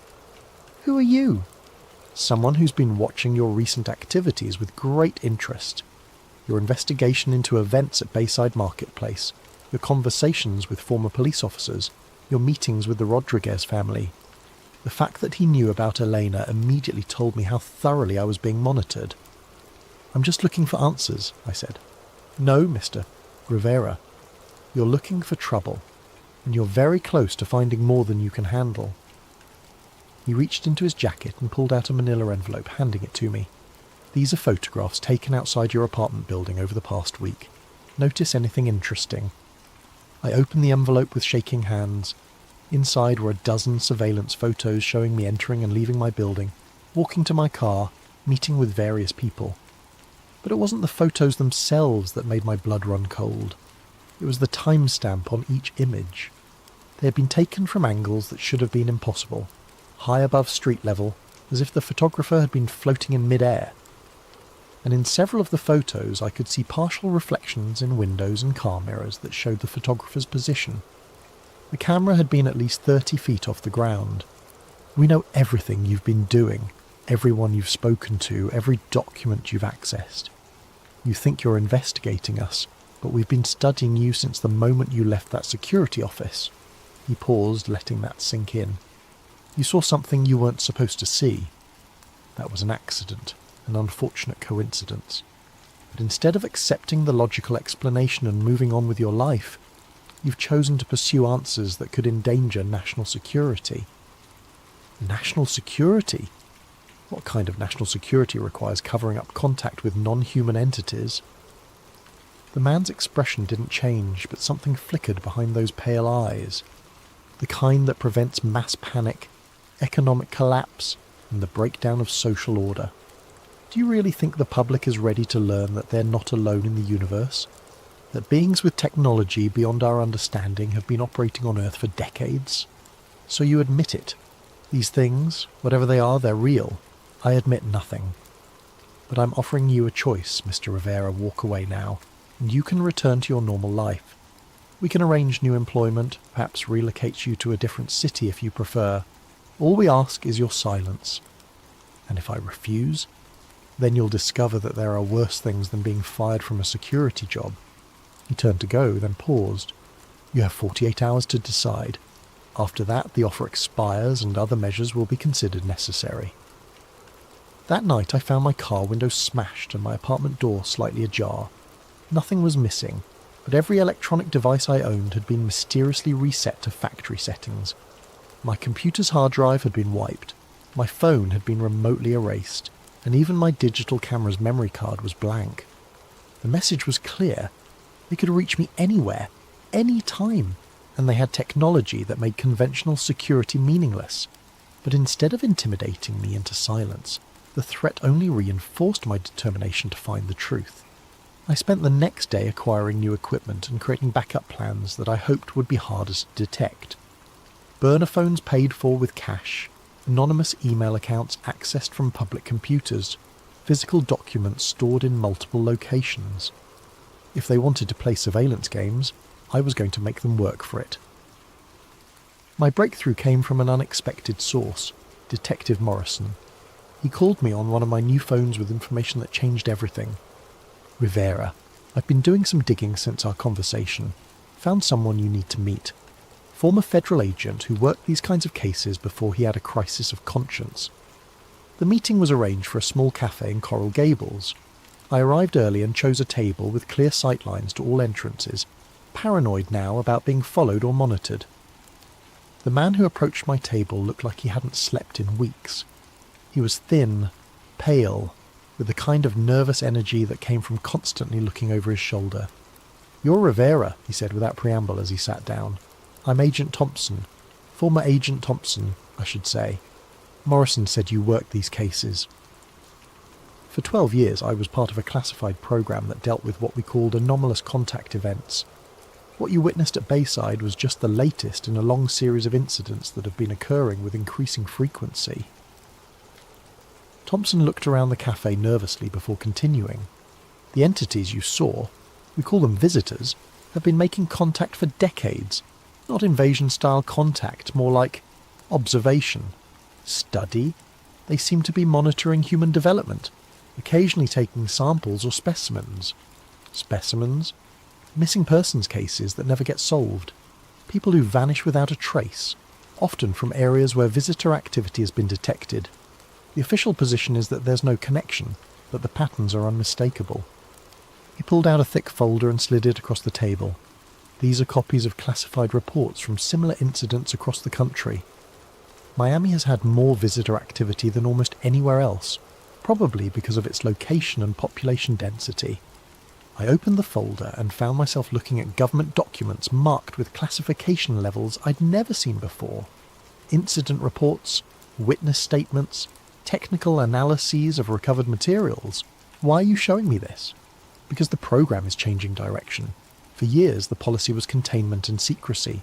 Document the encounters, clean up the evidence, silence the witnesses. But recently there's been a shift toward active cooperation. Cooperation, trade agreements, technology exchanges. The visitors have been offering advanced science in return for access to human subjects and freedom to operate without interference. Thompson's voice dropped to barely above a whisper. Some people in the government think this is humanity's chance to make a quantum leap in technological development. Others think we're selling our species to entities whose motives we don't understand. He pointed to a specific document in the folder. That's a report from 3 months ago. A visitor delegation meeting with Pentagon officials to discuss expanded operations. Your incident at Bayside was part of a new protocol. Instead of completely hiding their activities, they're testing public response to limited exposure. You mean they wanted me to see them? Not you specifically, but someone.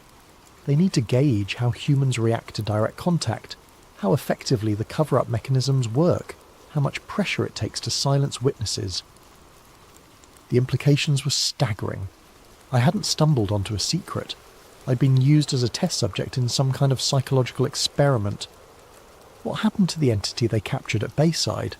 Transported to a secure facility in Nevada. But Rivera, here's the thing. It wasn't captured. It was surrendered. The visitors sometimes allow us to take individuals for study. As part of the cooperation agreement, Thompson stood up to leave but turned back one more time. There's a transportation scheduled for tonight. They're moving the Bayside specimen to a different facility, and there's going to be a window of vulnerability during the transfer. If someone wanted to document proof of the program. He left an address written on a napkin and walked away without another word. The address Thompson had given me was for a warehouse in the industrial district near the port. According to my research, it was officially owned by a shipping company, but tax records showed it had been leased to a federal agency under a classified contract. I arrived at 11 p.m. and found a position across the street where I could observe the warehouse without being seen. The building was surrounded by a high fence topped with razor wire, and I could see armed guards patrolling the perimeter. At 11:45, a convoy of black vehicles arrived. 3 SUVs and a large truck that looked like it had been modified for special cargo. Federal agents in tactical gear emerged from the vehicles and began preparing for some kind of operation. I'd managed to acquire a camera with a powerful telephoto lens, and I started documenting everything I could see. The agents were using equipment that looked far more advanced than standard law enforcement gear. Devices that glowed with soft light, instruments that seemed to scan the air itself. At midnight they brought out the container. It was roughly the size of a coffin, made from some kind of metallic material that seemed to shift and flow in the light. 2 agents carried it carefully to the modified truck, handling it with the kind of reverence usually reserved for religious artifacts. But as they loaded the container, something went wrong. One of the agents stumbled, and the container tilted at an angle that caused part of its contents to become visible through a transparent section I hadn't noticed before. Through my camera lens, I got a clear view of what was inside. It was the entity from Bayside, but it was awake.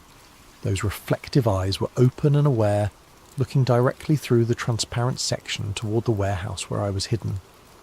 Even from a distance of several hundred feet, I felt the same electric sensation I'd experienced in the parking lot. The same sense of being observed by an intelligence that was fundamentally alien. But what happened next changed everything I thought I understood about the situation. The entity moved its hand, or what passed for a hand, and placed it against the transparent barrier. Not struggling to escape, not trying to break free, but making what appeared to be a deliberate gesture. It was waving, not at the agents surrounding the container, but at me. Somehow it knew I was there, knew I was watching, and was acknowledging my presence. I kept shooting photographs, documenting every detail of the transfer process. But as the convoy prepared to leave, I noticed something that made my blood run cold. One of the agents had pulled out a device that looked like a tablet computer, but the screen was displaying what appeared to be a real-time satellite view of the industrial district. As I watched through my camera, a red dot appeared on the screen marking the exact building where I was hidden. They knew I was there. The agent with the tablet spoke into his radio, and I saw several other agents begin moving in my direction. I had maybe 2 minutes before they reached my position. I quickly ejected the memory card from my camera and slipped it into my shoe, then grabbed a backup card I'd brought and put it in the camera. If they caught me, I wanted them to find decoy footage that wouldn't reveal what I'd actually captured, but I didn't wait around to be caught. I slipped out of the warehouse through a back entrance and made my way through a maze of industrial buildings toward where I'd parked my car. Behind me, I could hear the sounds of pursuit, engines starting, radios crackling, the systematic search of a trained tactical team. I reached my car just as the first agent appeared at the end of the alley. Instead of driving toward the main road, which they would certainly be watching, I headed deeper into the industrial district, using my knowledge of Miami's back streets to evade the pursuit. It took me 3 hours of careful driving through residential neighbourhoods and side streets before I was confident I'd lost them. When I finally made it home, I found my apartment had been searched again, but this time they'd left a message. Written on my bathroom mirror in what appeared to be some kind of luminescent ink was a single word: run. I didn't need to be told twice. Within an hour I had grabbed essential documents, the memory card with the photographs, and enough cash to disappear for a while. But before I left Miami, I had one more stop to make. I drove to Bayside Marketplace one last time, parking in the same lot where I'd first encountered the entity 3 months earlier. The place looked normal, tourists taking late-night photos, couples walking along the marina, the usual mix of activity that made Miami a 24-hour city. But I knew that beneath this normal facade something extraordinary was being hidden. I walked to the exact spot where I'd seen the tall figure that first night, looking for any signs of the encounter that had changed my life. The concrete looked the same, the lighting was unchanged, but I noticed something I'd missed before. There were small circular marks in the pavement, the same type of indentations Elena Rodriguez had shown me in her house. 3 perfect circles, each about 6 inches in diameter, arranged in a triangle pattern. They weren't damage from construction or wear patterns from foot traffic. They were too precise, too intentional. They looked like landing marks. As I knelt to examine them more closely, I heard a familiar sound, that electric static that seemed to come from the air itself. I stood up slowly and found myself face to face with the same entity I'd encountered months before. It was standing about 10 feet away, perfectly still, watching me with those reflective eyes. But this time, I wasn't afraid. After everything I'd learned, everything I'd discovered about the cover-up and the cooperation agreements, I realised that this wasn't a predator or an invader. It was a researcher, and I was part of its study. We regarded each other in silence for several long moments. Then, impossibly, it spoke. The voice didn't come through the air. It appeared directly in my mind, like a thought that wasn't my own. You have seen, you have documented, you have chosen to pursue truth despite consequences. Why? I asked. Not sure if I was speaking aloud or thinking the question. Your species stands at a threshold. Some among you are ready for broader contact. Others resist change. We study both responses. The government knows about you. They're working with you. Some among your leaders seek cooperation, others seek control. The outcome is not yet determined. What do you want from us? To understand, to evaluate, to determine if your species can join the broader community of intelligence. And if we can't? The entity tilted its head at that impossible angle, considering the question. Then you will remain isolated until you are ready, or until you are no longer capable of choice. The implications of that statement sent a chill through me, but before I could ask for clarification, the entity was speaking again. You have served your purpose, Marcus Rivera. Your reactions, your investigations, your resistance to suppression, all have provided valuable data. I was an experiment. You were a volunteer. You chose to see when others chose to look away. You chose to investigate when others chose to forget. You chose truth when others chose comfort. What happens now? Now you choose again. accept silence and return to your previous existence, or continue seeking truth and accept the consequences. The entity reached into what appeared to be a pocket in its dark clothing and pulled out a small metallic device about the size of a smartphone. This contains evidence of our presence that cannot be erased or corrupted by your government's technology. Use it wisely. It placed the device on the ground between us, then stepped backward. We will be watching, Marcus Rivera. Your choices will influence how we proceed with your species. And then, just as it had before, the entity simply wasn't there anymore. I stood alone in the Bayside parking lot holding an alien device that contained proof of everything I'd suspected. That was 6 months ago. I'm writing this from a small motel room in Colorado, the latest stop in a journey that has taken me across the country, as I stay ahead of the federal agents who are still hunting for me. The device the entity gave me has proven to be everything it promised, irrefutable evidence of non-human intelligence operating on Earth. I've uploaded copies of the files to dozens of secure servers, sent copies to journalists and researchers around the world, and created enough redundancy to ensure that the truth can't be completely suppressed. The response has been exactly what you'd expect. Most mainstream media outlets have ignored the evidence or dismissed it as elaborate hoaxes. Government officials have denied everything while simultaneously launching investigations into national security breaches.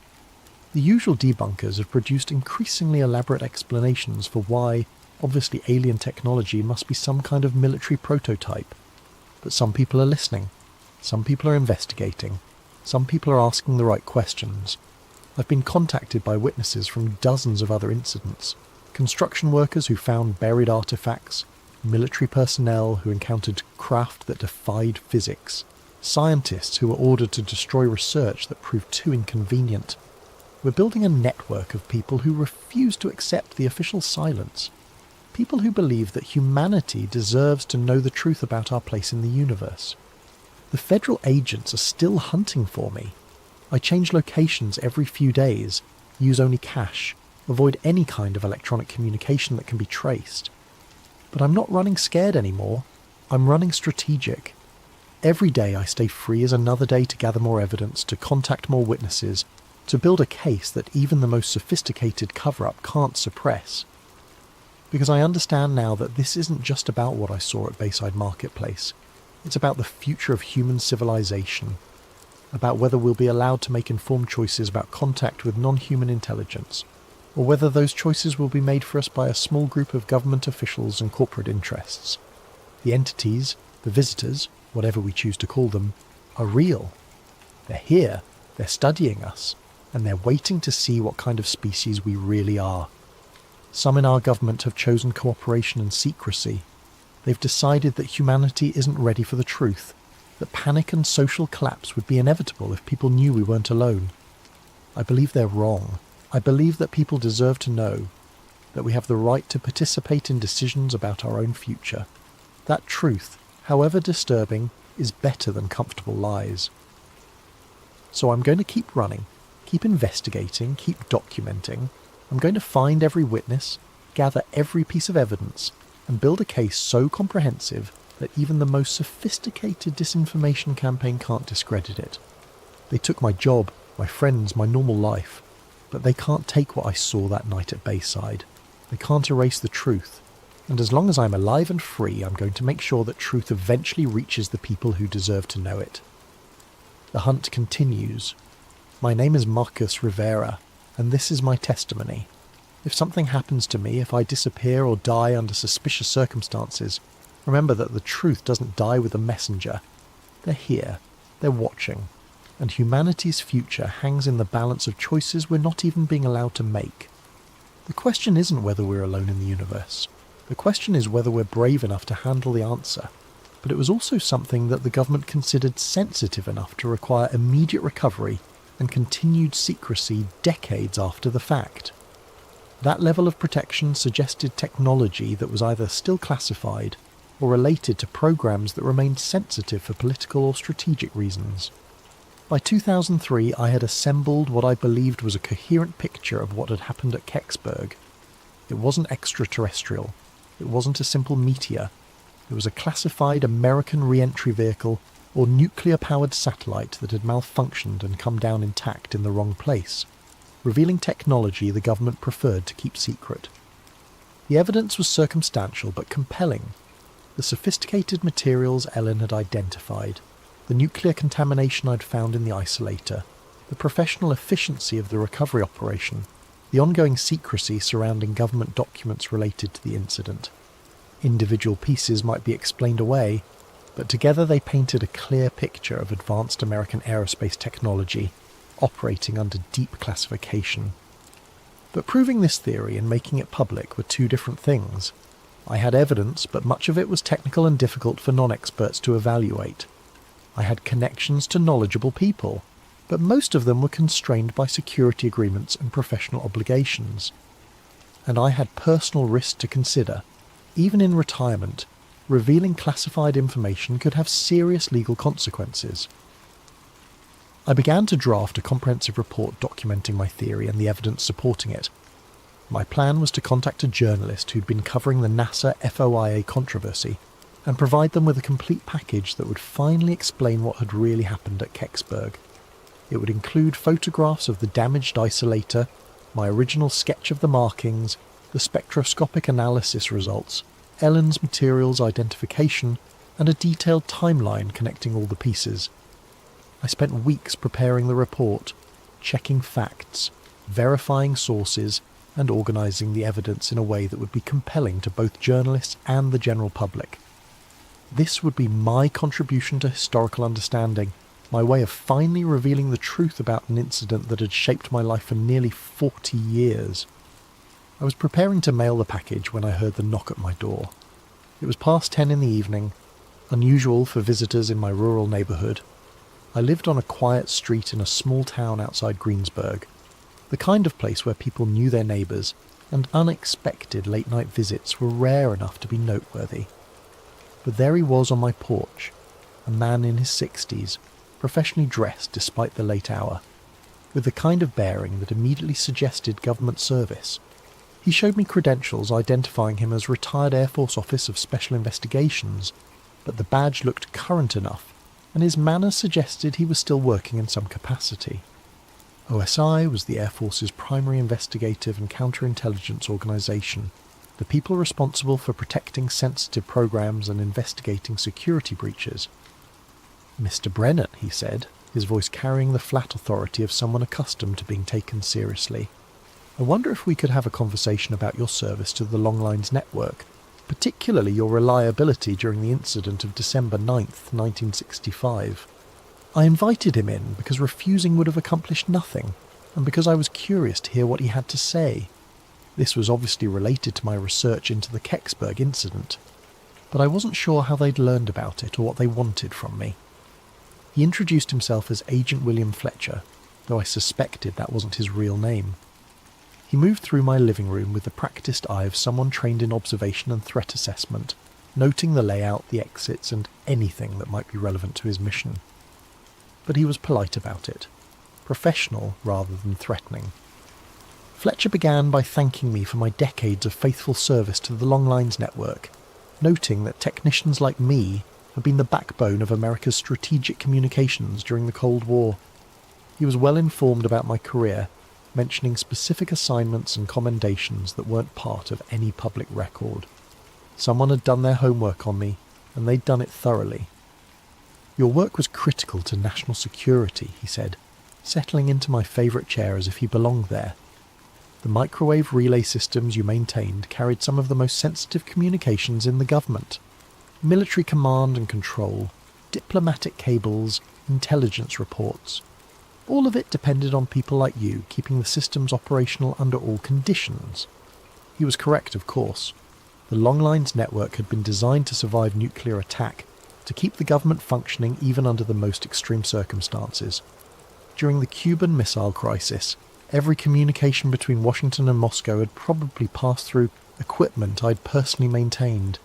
It was a responsibility that had shaped my entire career. "We're particularly grateful for your discretion and professionalism during unusual incidents," Fletcher continued. "The events of December the 9th, 1965, for example. Your response was exemplary. You focused on your technical responsibilities, documented equipment damage appropriately, and didn't allow curiosity to interfere with operational security. Then he placed 2 documents on my kitchen table: a pension enhancement agreement that would significantly increase my retirement benefits, and a non-disclosure agreement with specific references to events observed during routine maintenance activities in Westmoreland County, December 1965. The pension enhancement was substantial, enough to make a real difference in my quality of life during retirement. It was presented as a recognition of my long service and the strategic importance of the work I'd done, a gesture of appreciation from a grateful nation for my contributions to national security. The non-disclosure agreement was more complex. It acknowledged that I had observed certain events during the course of my official duties, events that were related to classified national security programs that remained sensitive decades after they had occurred. By signing, I would agree not to discuss, publish, or otherwise reveal any information related to these events without prior written authorization from appropriate government agencies. "Mr. Brennan," Fletcher said, his tone remaining conversational but carrying an undertone of serious authority, "here's how we see it. If what came down at Kexsburg was ours, we don't publish details about classified defense programs. Those programs were designed to protect American interests during a dangerous time, and revealing their capabilities could still compromise national security or give advantages to potential adversaries." He paused to let that sink in, then continued. "If what came down wasn't ours, we definitely don't publish details about our response to unknown intrusions into US airspace. The procedures for handling such incidents, the capabilities we bring to bear, the facilities we use for analysis, all of that information could be valuable to people who might want to test our defences or exploit our vulnerabilities." The logic was compelling, even if I didn't like the implications. Fletcher was telling me that either way, whether the object was American technology or something else entirely, revealing the truth would damage national security. It was a perfect catch-22, a logical trap that made secrecy the only acceptable option, regardless of what had actually happened. "Either way, publication serves no constructive purpose," Fletcher concluded. "The incident has become folklore, a modern mystery that generates books and documentaries and tourism revenue for the local area. People are free to speculate and theorize, but hard evidence, official documentation, technical analysis that crosses the line from harmless mystery into potential security compromise." He was polite, even friendly, but the message was clear. I could keep my theories and my memories, but my evidence needed to disappear, and my public silence needed to be guaranteed. I looked at the pension enhancement agreement. The money was real and substantial, enough to secure my retirement and provide for my wife's medical care. I looked at the non-disclosure agreement. The legal language was precise and comprehensive, covering not just what I might say, but what documents I might share, what evidence I might reveal, what connections I might help other researchers make. "What about the truth?" I asked. "What about history? Don't people have a right to know what their government is capable of?" Fletcher smiled, but it wasn't a warm expression. "Mr. Brennan, the truth is that in December 1965, the United States government was conducting advanced aerospace research designed to protect this country from existential threats. Some of that research involved technologies and capabilities that were decades ahead of anything our adversaries possessed. Some of it involved risks and experiments that the general public wouldn't have understood or supported." He leaned forward slightly. "The truth is that one of those experimental vehicles malfunctioned and came down in the wrong place. The recovery operation worked exactly as planned. The technology was secured, the security breach was contained, and potential intelligence compromises were prevented. The system worked." "But people saw it," I protested. "Witnesses, firefighters, police officers. You can't make all of them sign agreements."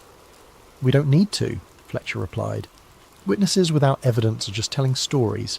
Evidence without context is just interesting artifacts. You're the only person who has both the technical background to understand what you saw and the physical evidence to prove it. You're the only one who can connect all the pieces into a coherent picture that threatens operational security." He was right, and we both knew it. My technical training, my presence at the scene, My collection of evidence and my decades of investigation had given me a unique understanding of what had happened. Without my testimony and evidence, the Kexsburg incident would remain what it had always been, a fascinating mystery with no definitive resolution.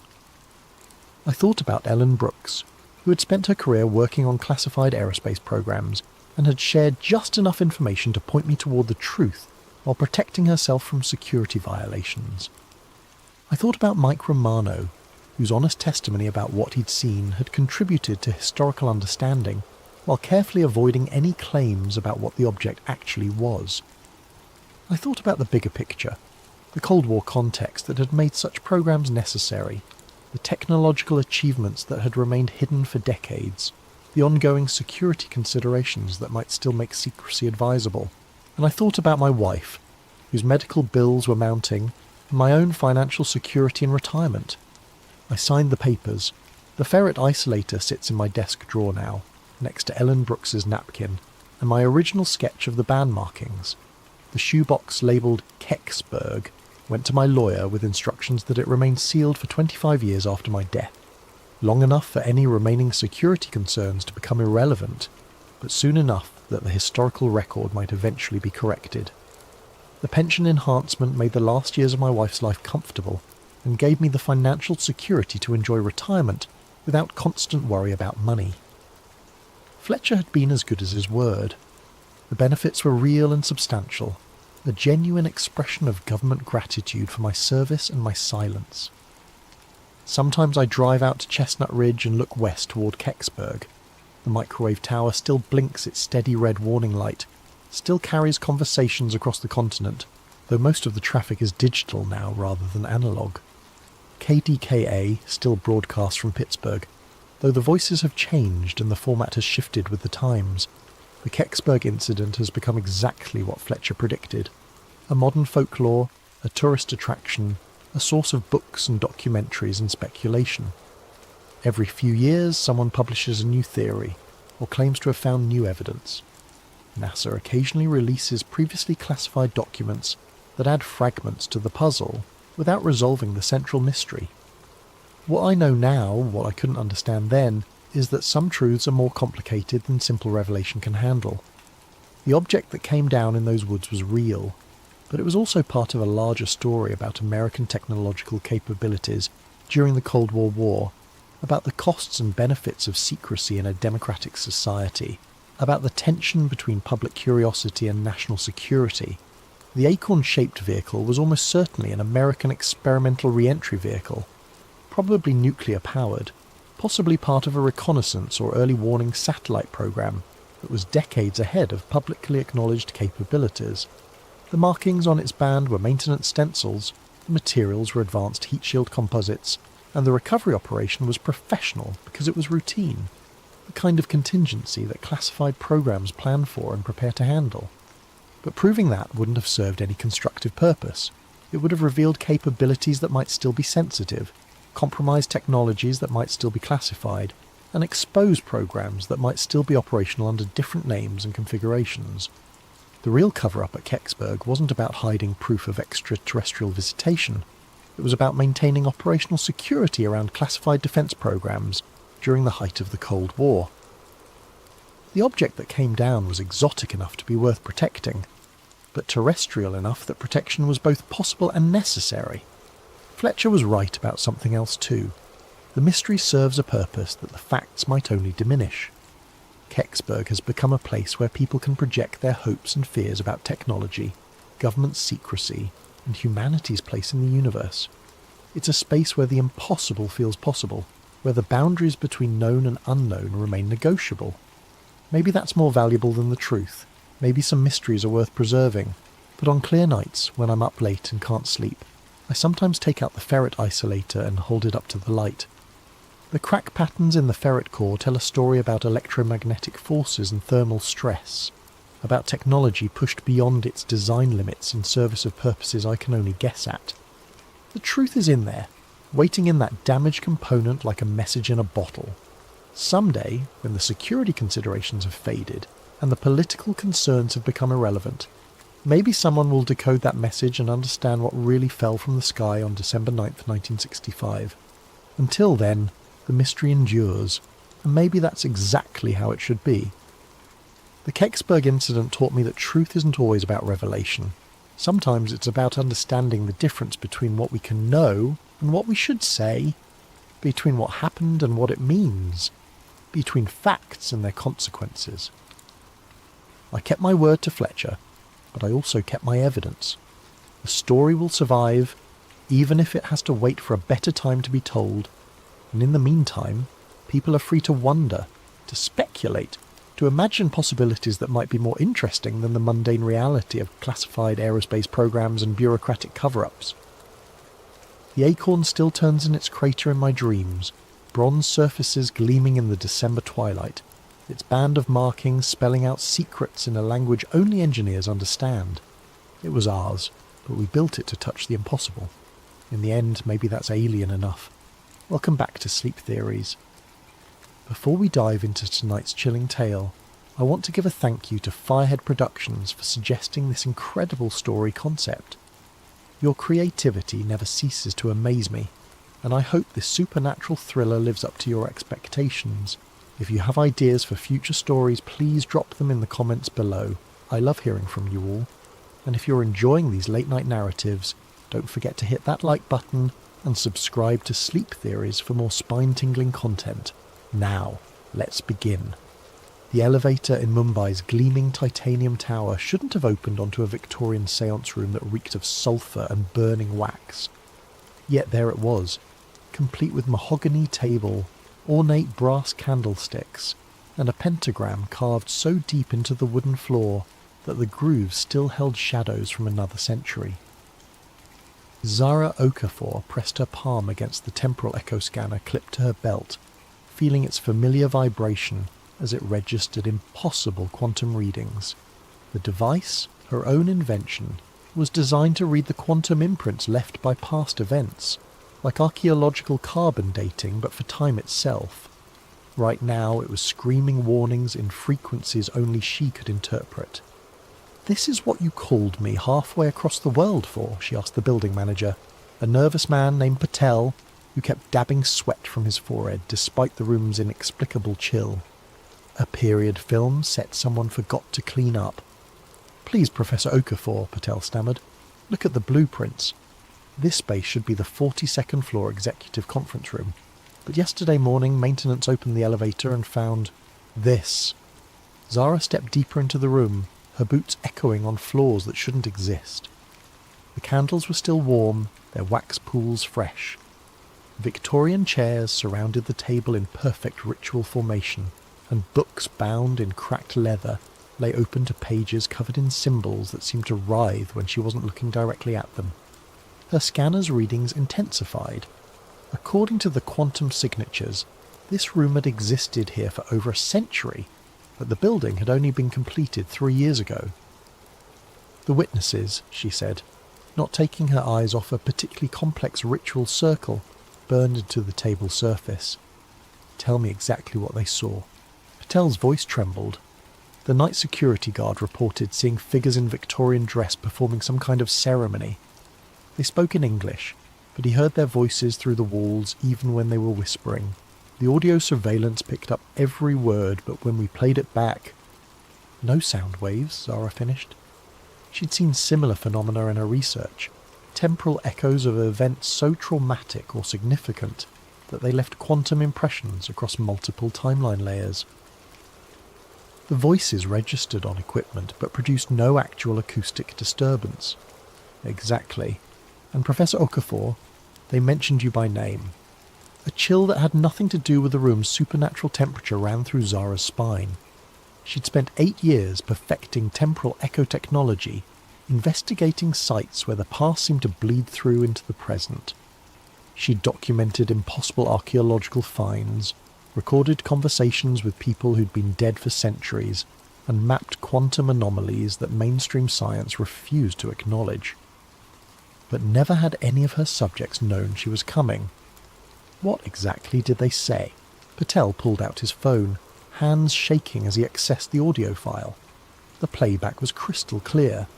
Victorian English accents discussing ritual preparation, astronomical alignments, and something called the ninth convergence.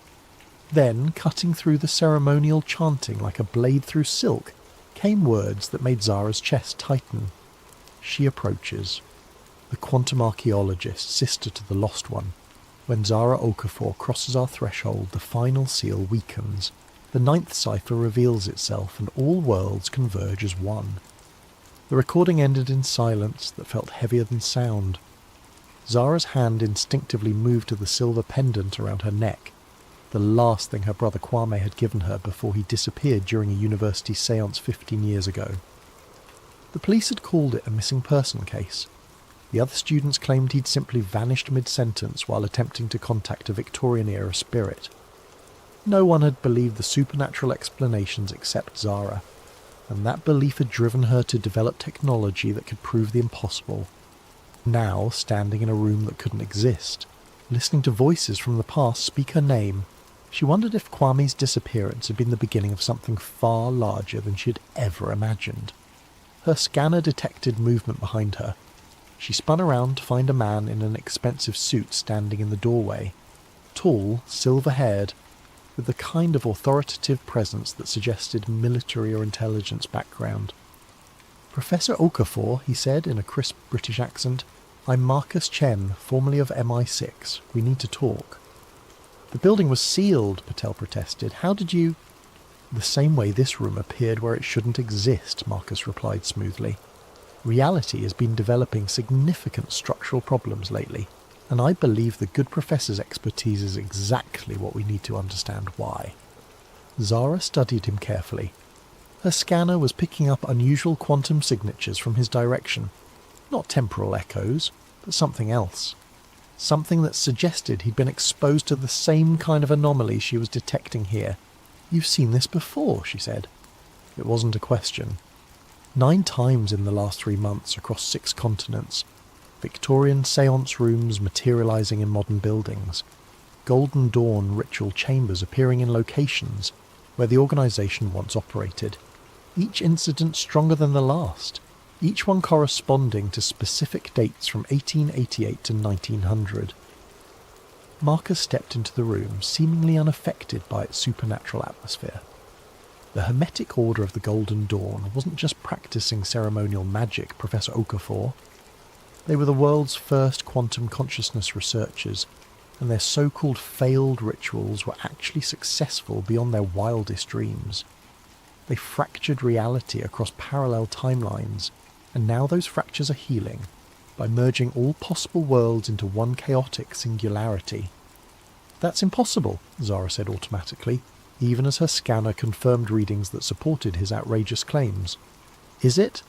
You've spent years proving that time isn't linear, that consciousness can leave quantum imprints that persist across centuries. Your brother disappeared during a séance, didn't he? Not missing, displaced. Shifted to a parallel timeline where the Golden Dawn succeeded in their ultimate goal." Zara's chest constricted. "How could you possibly know about Kwame?" "Because I've been tracking Golden Dawn descendants and their activities for 23 years. Because I've seen what happens when reality fractures start to converge. And because 3 days ago, I received a message from someone claiming to be your brother, sent from a timeline where magic and science evolved together, warning that our reality is about to be consumed by something far worse than mere chaos." Marcus pulled out a tablet, swiping to a recorded video message. The screen showed a man in his 30s wearing Victorian-style clothing mixed with futuristic technology. Brass goggles with quantum processors, a coat that seemed to shift between textures, devices that combined ancient symbols with advanced engineering. But the face was unmistakably familiar, aged 15 years, but still recognizably her little brother. "Zara," Kwame's voice said from the recording, slightly distorted by interdimensional static. "I don't know if this message will reach the right timeline, but if you're hearing this, then the convergence has begun. The Golden Dawn didn't just fracture reality, they created a failsafe. 9 rituals designed to reset existence if humanity ever faced extinction. But they were never meant to be activated simultaneously. Something is using the fractures to complete all 9 ceremonies at once, and when it succeeds, every possible world will collapse into a single point of absolute chaos. You have to find the others. You have to stop the ninth cipher before... The message cut off in a burst of static that made Zara's scanner scream warnings. The others? She asked, her scientific skepticism warring with desperate hope that her brother might still be alive, even in another reality. A team I've been assembling for years, people with the skills and knowledge necessary to prevent a multiverse collapse. A quantum physicist who's been developing interdimensional communication technology. An occult historian who happens to be descended from Golden Dawn founders. A priest who's been documenting supernatural manifestations across multiple religions. We're going to need all of them if we want to save not just our world, but every possible version of it. Zara looked around the impossible Victorian room one more time, her scanner confirming that reality was indeed becoming increasingly unstable. The quantum signatures were growing stronger, as if the barrier between past and present, between possible and actual, was wearing thin. "If I agree to help," she said carefully, "I want answers. Real ones. How did the Golden Dawn actually fracture reality? What exactly are these 9 rituals? And what's powerful enough to manipulate quantum fractures across multiple timelines?" Marcus smiled grimly. "Professor, those are exactly the right questions. Unfortunately, the answers are going to challenge everything you thought you knew about the nature of existence itself." As if in response to his words, the Victorian room shimmered, its edges becoming translucent. Through the wavering reality, Zara glimpsed other versions of the same space, one where advanced technology mixed with magical symbols, one where the room was filled with shadows that moved independently of their sources, one where she herself stood in the same spot but wearing clothes she'd never owned. "The fractures are accelerating," Marcus said urgently. "We have perhaps a week before the convergence reaches critical mass. Will you help us prevent every possible reality from collapsing into chaos?" Zara thought of her brother's face on the screen, aged by years in another timeline but still unmistakably Kwame. She thought of the quantum signatures that proved the impossible was not only possible but actively happening.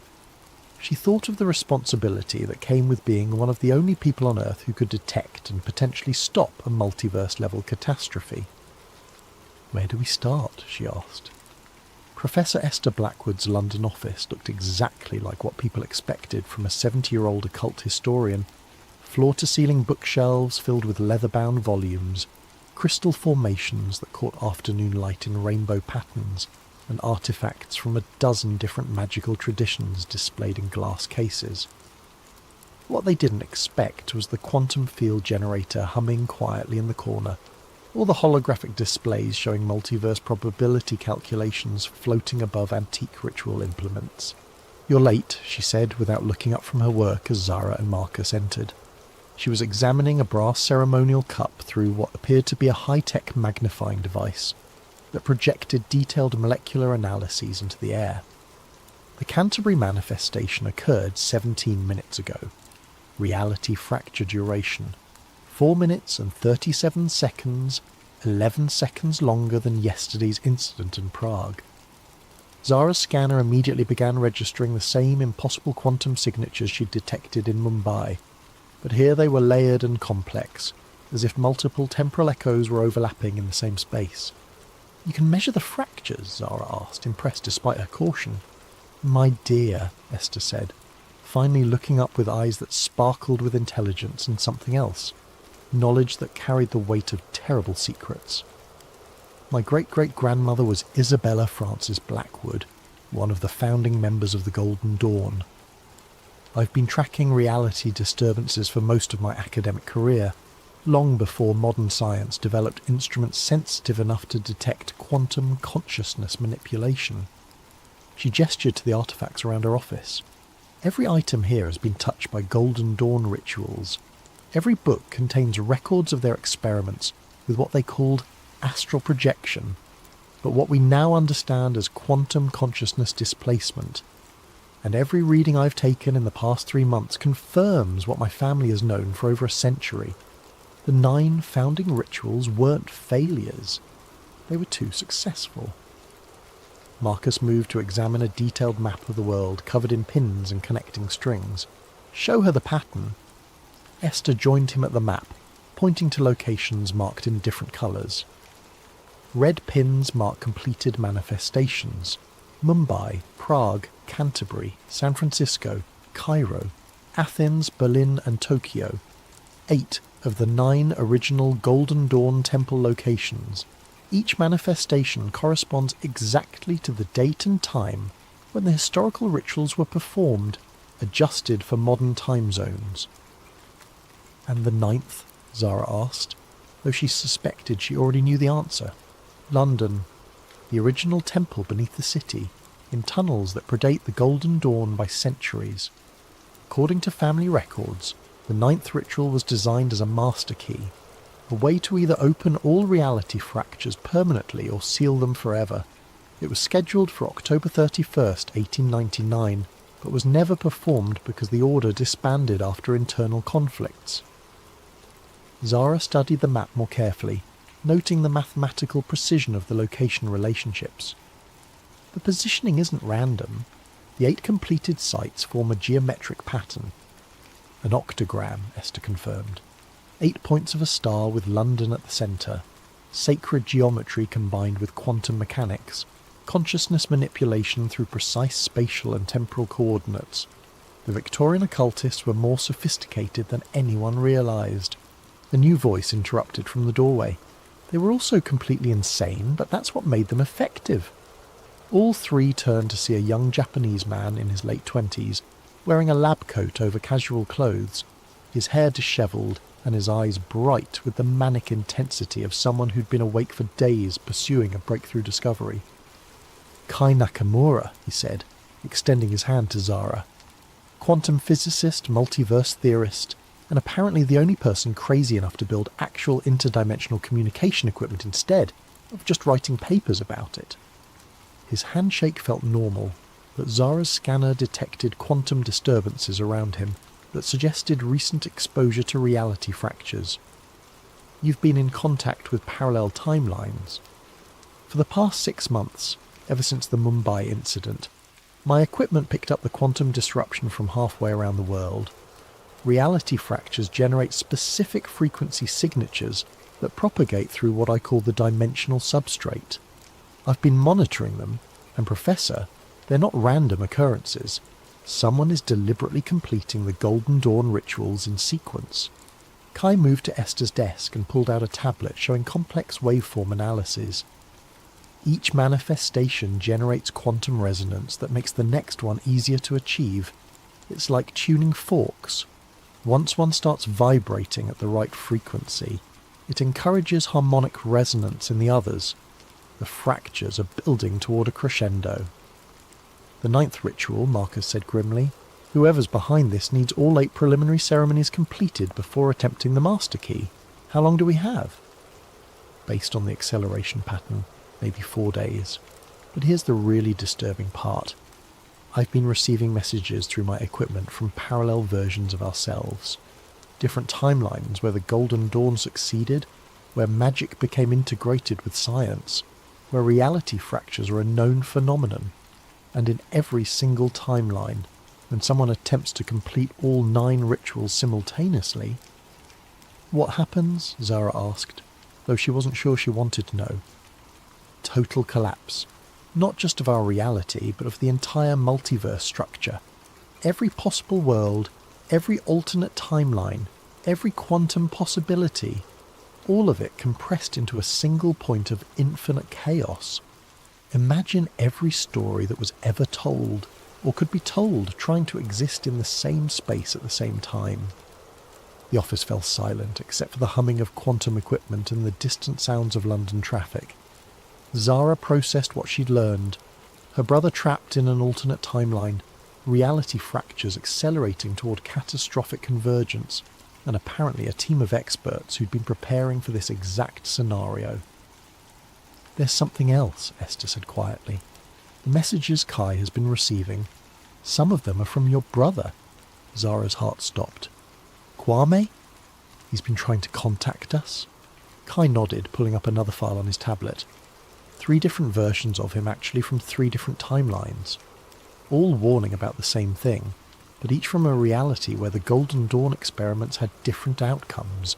In one timeline, he became a Golden Dawn adept himself. In another, he's leading a resistance against magical totalitarianism. In the third, he paused, looking uncomfortable. In the third, he's dead, Marcus finished. Killed trying to prevent a previous attempt at multiverse collapse. But his consciousness somehow persisted across dimensional boundaries, and he's been trying to warn us about what's coming. Zara felt a mixture of hope and despair that threatened to overwhelm her scientific objectivity. Can I talk to him? We've been trying to establish stable communication, but the quantum interference is getting worse as the fractures multiply. The best we can manage are brief messages, usually fragmented, and a new alarm sounded from Kai's equipment. He rushed to check his readings, his face paling as data streams flowed across multiple screens. Another manifestation, he announced, but this one's different. It's not at one of the original Golden Dawn sites. It's... He looked up with genuine fear in his eyes. It's here. In London. Someone just activated a massive reality fracture directly beneath the city. Through the office windows, Zara could see impossible things beginning to happen in the streets below. Victorian carriages materialised between modern cars. People in period dress walked through crowds of confused pedestrians. Gaslight flickered alongside electric street lamps, and buildings seemed to shift between architectural styles as she watched. The 9th ritual has begun, Esther said, her voice carrying the weight of inherited knowledge and terrible certainty. Whoever's behind this didn't wait for the scheduled completion. They're forcing the convergence now. Then we stop them now, Zara said, surprising herself with her decisiveness. A week ago she'd been a sceptical academic. Now she was apparently part of a team trying to prevent multiverse collapse. Where exactly is this underground temple? Marcus was already moving toward a cabinet filled with what looked like military equipment mixed with mystical artefacts. Bank Station, Northern Line. The tunnels there connect to a network of underground chambers that predate London itself. Some say they were built by Romans, others claim they're much older.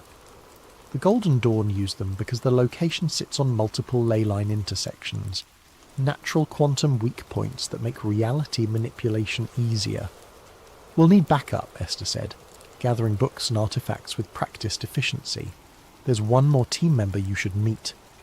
As if summoned by her words, another figure appeared in the office doorway, a tall black woman in clerical collar and practical boots, carrying a backpack that clinked with the sound of metal objects. Sarah Oduya, she said, extending her hand to Zara, Anglican priest, theological researcher, and apparently the team member responsible for spiritual protection during interdimensional horror shows. Zara shook her hand, noting the firm grip and the calm confidence in Sarah's manner. You're prepared for supernatural combat. I prefer to think of it as theological negotiation with hostile entities, Sarah replied with a slight smile. But yes, I've been tracking reality fractures from the religious angle. When dead saints start appearing to warn about the end of all possible worlds, the church pays attention. Outside, London was becoming increasingly unstable. Through the windows, Zara could see multiple versions of the same buildings occupying the same space. People walking through walls that existed in some timelines but not others, and strange lights pulsing beneath the streets as if something massive was awakening in the underground. How do we get to Bank Station through that chaos? Zara asked. Very carefully, Marcus replied, shouldering a pack filled with equipment she couldn't identify. And with the understanding that once we go underground, we might not be dealing with just one reality anymore. The closer we get to the 9th ritual site, the more unstable the dimensional boundaries become. Kai's equipment screamed another warning. Quantum cascade failure in progress. Reality coherence dropping below critical thresholds.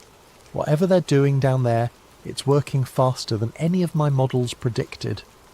Then we better hurry, Esther said, tucking a leather-bound book into her coat. Because according to family records, the 9th cipher doesn't just reset reality. It allows whoever completes the ritual to choose which reality survives. and I very much doubt that whoever's behind this has humanity's best interests at heart. As they prepared to leave the office and venture into London's increasingly unstable streets, Zara caught a glimpse of something impossible reflected in the window. Her brother Kwame, older and wearing strange clothes, standing behind her and mouthing words she couldn't quite understand. When she turned around, he wasn't there, but her scanner confirmed that something had definitely been in the room with them, something that existed in the quantum space between realities. The hunt for the ninth cipher was about to begin, and Zara realised that saving all possible worlds might require sacrificing everything she thought she knew about the nature of existence itself. The London Underground had become a kaleidoscope of overlapping timelines. Victorian steam trains materialised on tracks beside modern electric carriages, passengers from different centuries occupying the same platforms without seeming to see each other, and station announcements echoed in languages that predated English by millennia. Zara's scanner was registering quantum signatures so complex that its display resembled abstract art rather than scientific data. Reality wasn't just fracturing, it was layering, with multiple versions of the same locations existing simultaneously in an impossible geographic palimpsest. "Stay close," Marcus warned as they descended into Bank Station. "The dimensional boundaries are completely unstable here. Step through the wrong doorway, and you might find yourself in a timeline where the Blitz never ended, or where the Great Fire consumed all of London." Sarah clutched her backpack tighter, the metal objects inside chiming like wind chimes with each step. "I'm detecting spiritual entities from at least 4 different historical periods. Some are human souls displaced by the reality fractures, but others..." She paused, listening to something only she could hear. Others are something else entirely. Something that was never human but has been waiting in the spaces between worlds for exactly this kind of dimensional chaos. The platform around Bank Station was a maze of conflicting architectures. Victorian ironwork intersected with Roman stone, medieval timber supported modern concrete, and everywhere the eye looked, passages led into tunnels that belonged to different eras entirely. Other passengers moved through the space like ghosts, each existing fully in their own timeline but only partially visible to the others. "There," Esther said, pointing toward a maintenance door marked with symbols that seemed to shift between runic scripts, alchemical notation, and mathematical formulas. "That doorway shouldn't exist in any normal timeline. It's a Golden Dawn modification keyed to specific quantum frequencies." Kai consulted his portable equipment, frowning at readings that defied conventional physics. The reality distortion is strongest in that direction. Whatever's generating the dimensional cascade, it's directly beneath us, maybe 50 metres down, in tunnels that my scans suggest are significantly older than London itself. As they approached the doorway, Zara's scanner detected movement in her peripheral vision.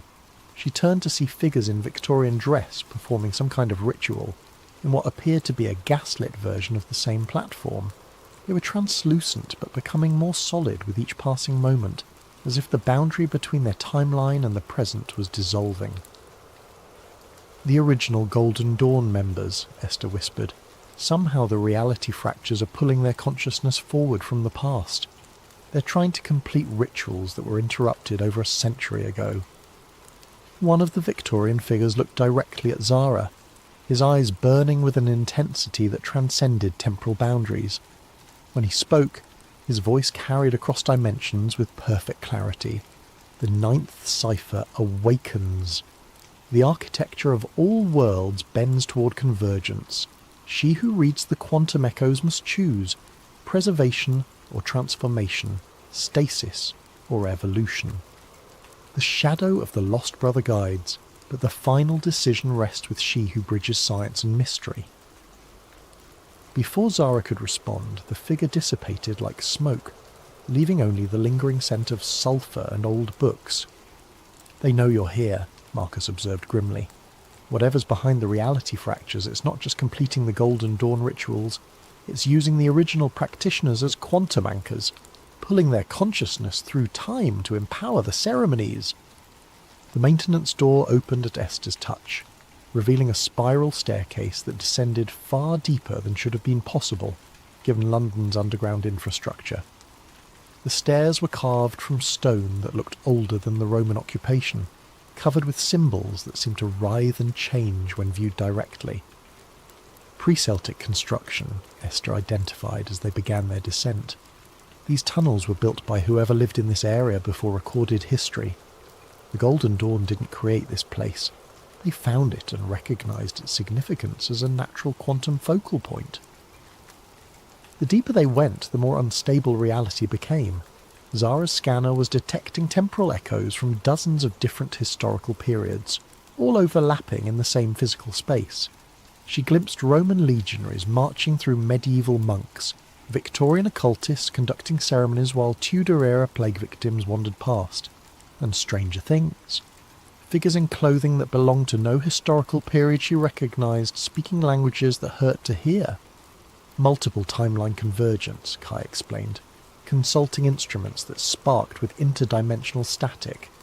The ninth ritual site is acting like a quantum sinkhole, pulling fragments of reality from across the entire multiverse. Every possible version of these tunnels that ever existed or could exist is trying to occupy the same space.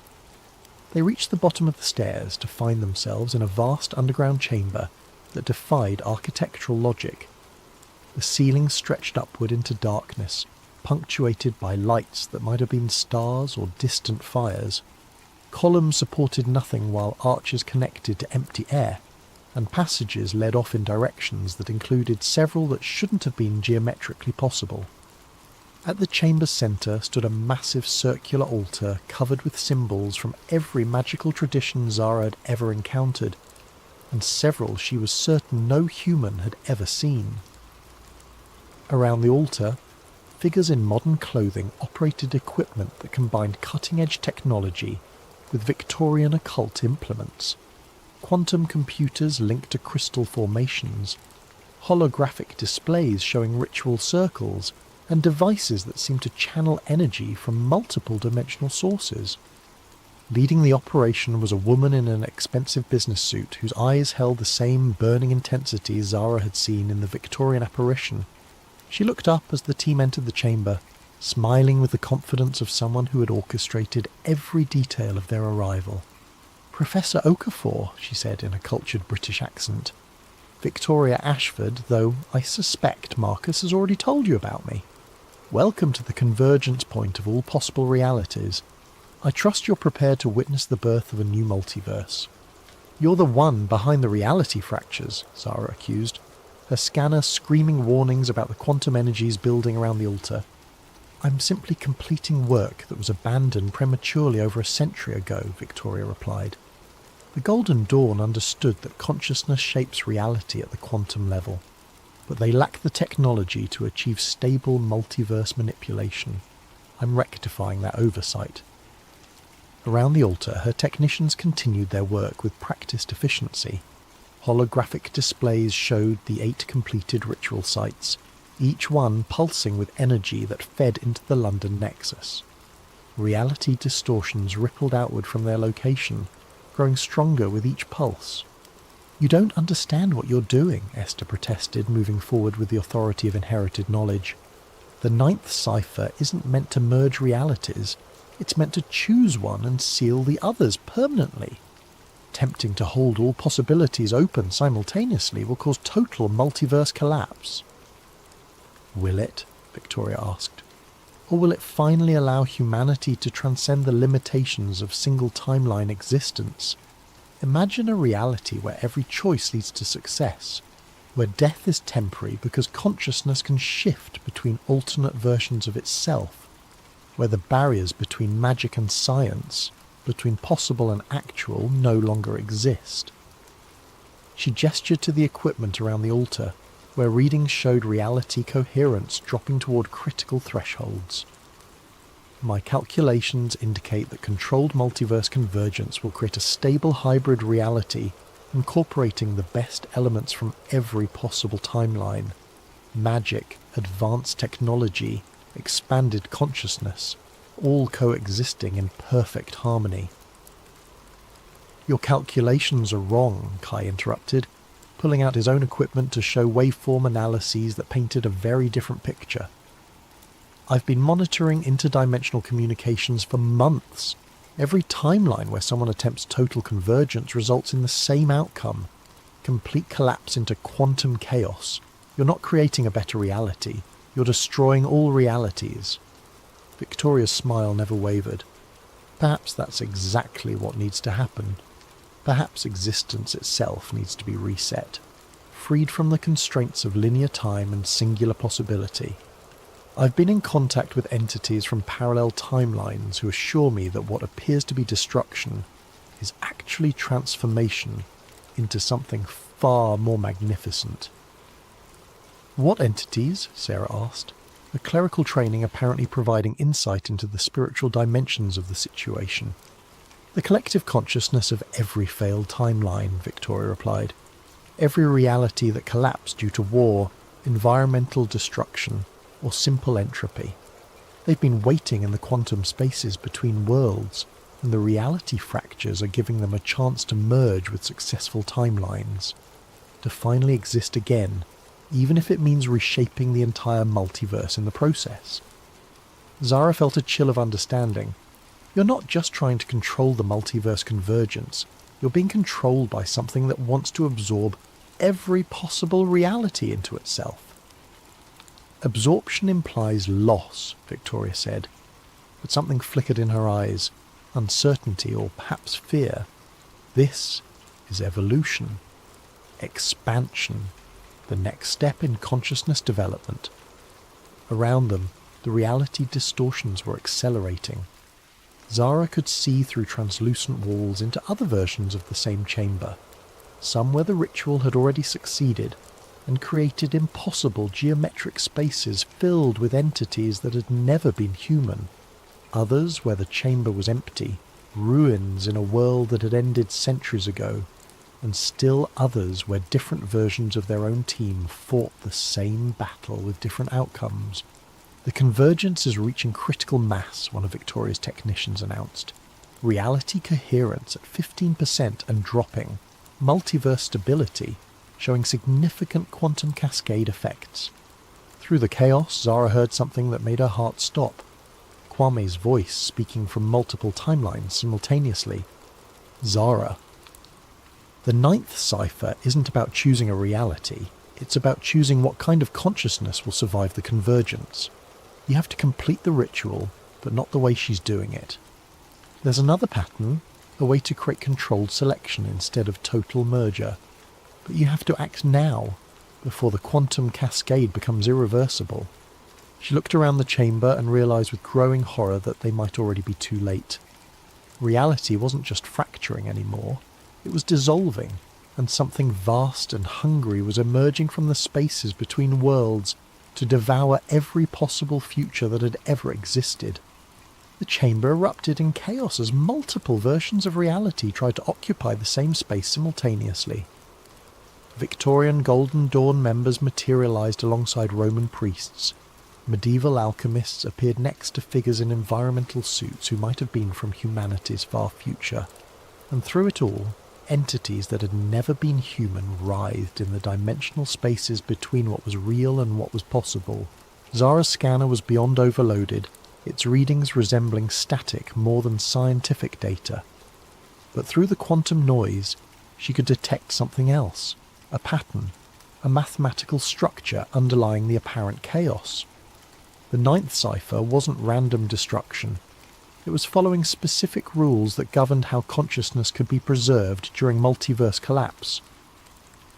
The ritual circle, she shouted to her team over the dimensional storm, is not just about merging realities, it's about choosing which aspects of consciousness survive the convergence. Kwame was right. There's another way to complete it.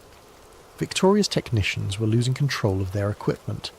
Holographic displays flickered between timelines, showing the same ritual being performed with different outcomes across multiple realities. In some versions, the convergence created a stable hybrid universe. In others, it destroyed everything, leaving only empty quantum foam where infinite possibilities had once existed. The quantum cascade is accelerating beyond our parameters, one technician reported, his voice tight with fear. Reality coherence at 8%. We're approaching total dimensional breakdown. Then we adapt, Victoria replied. But Zara could see the first cracks in her confidence. Whatever entities had been guiding her calculations weren't providing solutions for outcomes that deviated from their predictions. Sarah had opened her backpack and was arranging metal objects in a defensive pattern around the team. Crucifixes, ceremonial daggers, symbols from multiple religious traditions, and other items that seemed designed for spiritual combat. The entities Victoria mentioned, she called out, they're not just collective consciousness from failed timelines. They're something else, something that feeds on collapsed realities. They've been manipulating events to create the convergence because they need the quantum energy released by multiverse destruction. Parasites, Esther confirmed, consulting one of her ancient books, even as reality warped around them. My family records describe them as devourers of possibility, beings that exist in the conceptual space between what is and what could be. They can only fully manifest when reality itself becomes unstable enough to bridge that gap. Through the chamber's shifting geometry, Zara could see these entities more clearly now, shapes that hurt to look at directly, geometries that included angles that shouldn't exist, consciousness that was simultaneously vast and empty. They were emerging from the quantum fractures like living shadows, drawn by the energy being released as infinite realities collapse toward a single point. Kai, she called out, can your equipment establish communication with the parallel timelines? I need to talk to Kwame directly. I'm trying, but the dimensional interferences... His tablet sparked and went dark, then flickered back to life, showing a face that was unmistakably her brother, though aged and marked by experiences she couldn't imagine.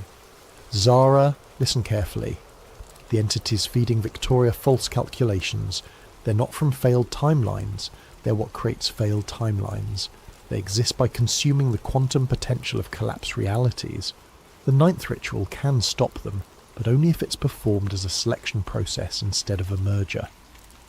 How? She asked, moving toward the altar where Victoria's technicians were still trying to control equipment that was responding to forces beyond their understanding.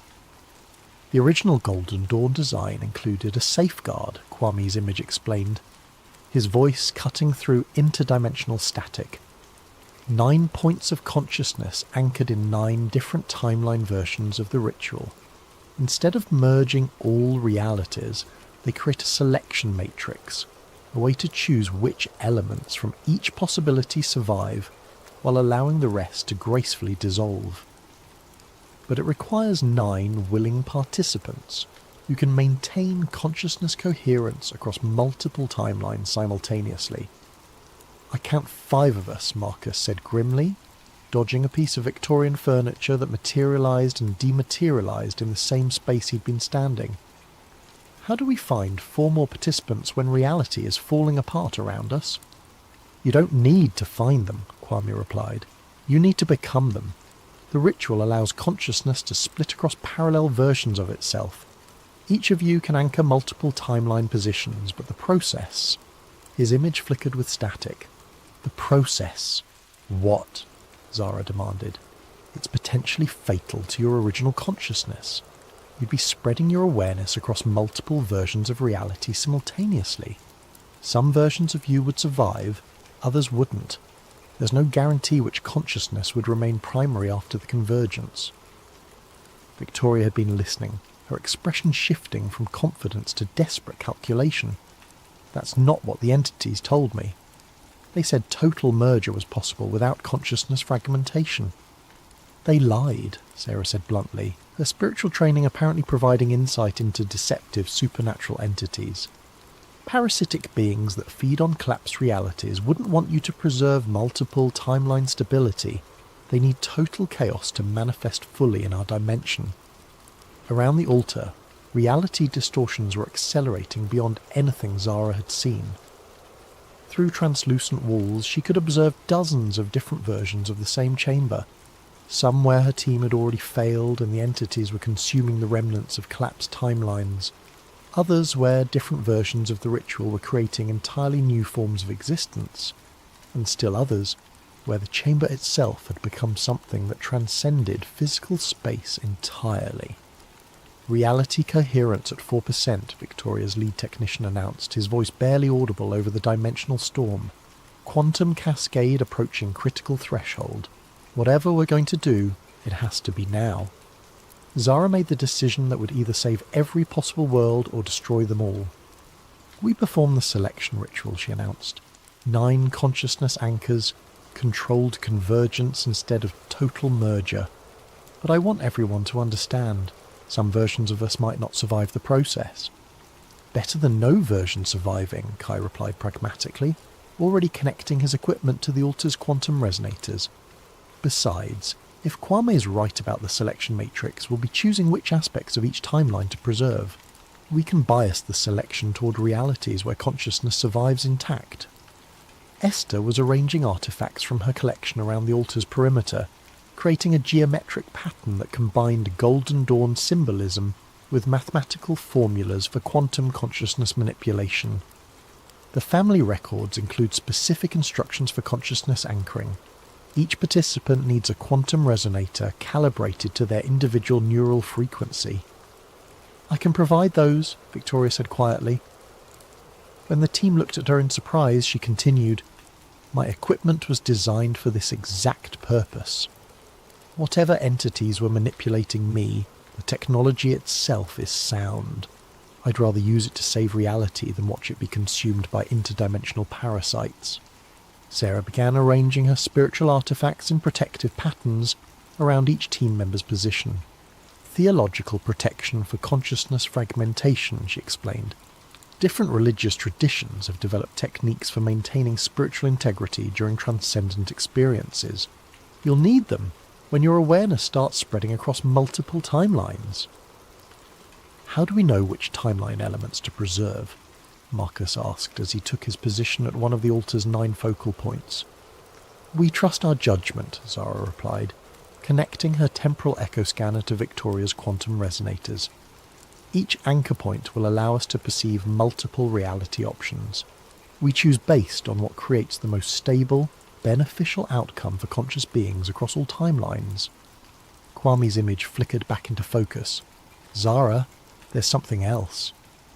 The entities that have been manipulating events. They're not the only intelligence that's been watching the convergence.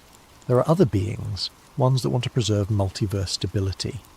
They've been sending guidance through the quantum echoes, but their communication is subtle. Trust your instincts about which timeline elements feel right.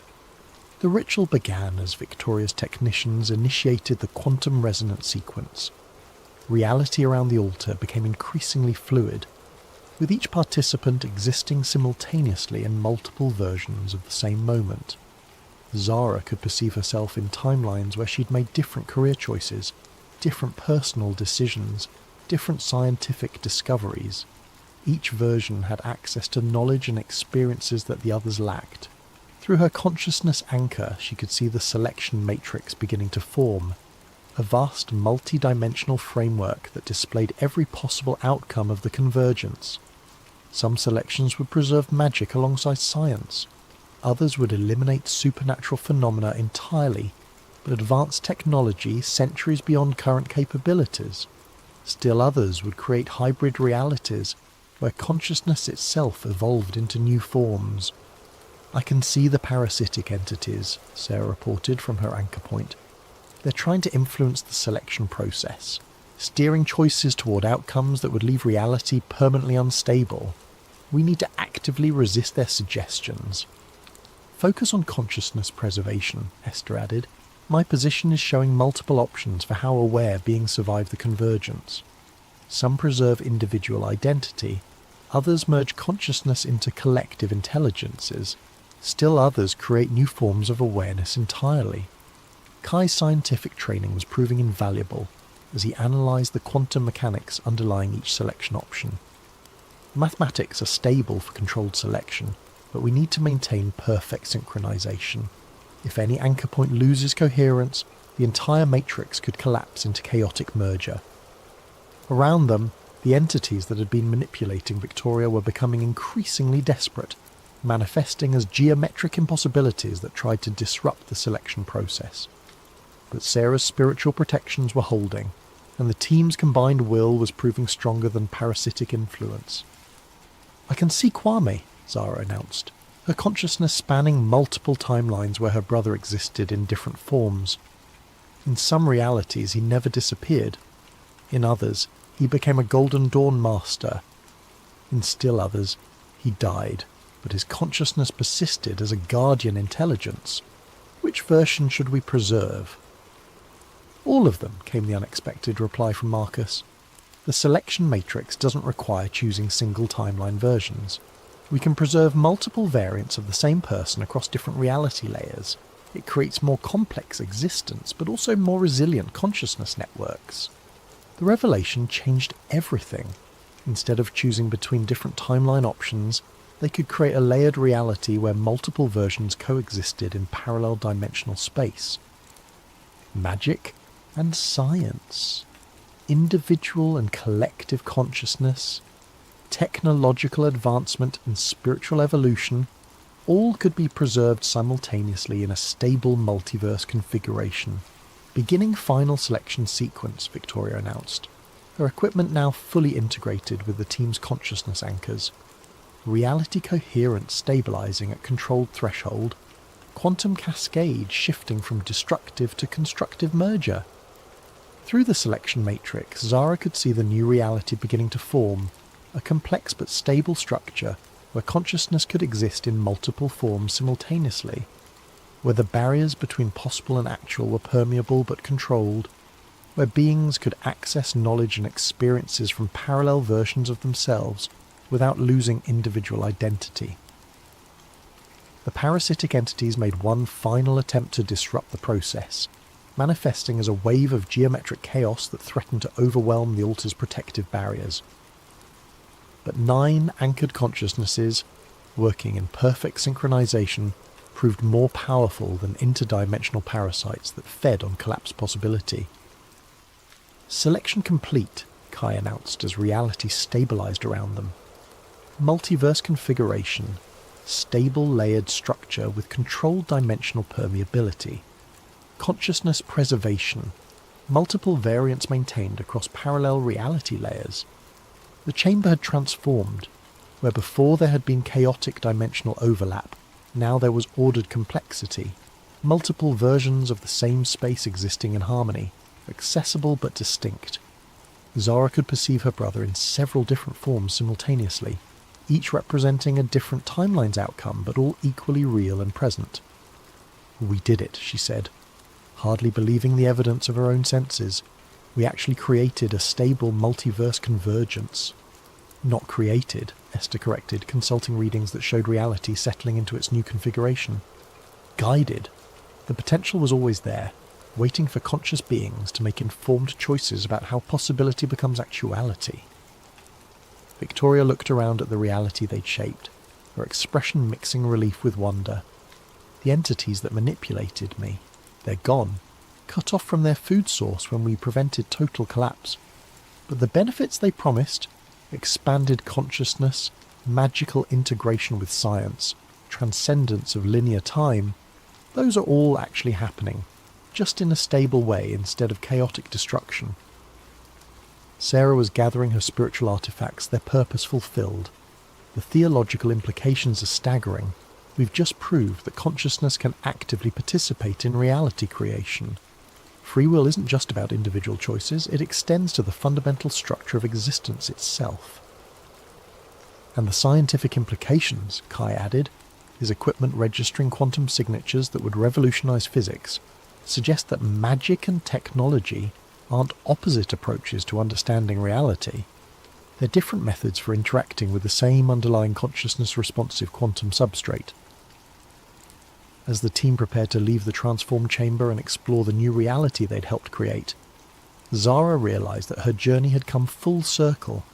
She'd started as a quantum archaeologist investigating impossible temporal echoes. Now she was a multiverse architect who'd helped preserve infinite possibilities while preventing chaos from consuming all potential futures. What happens now? Marcus asked as they climbed stairs that led to a London that existed in multiple timeline layers simultaneously.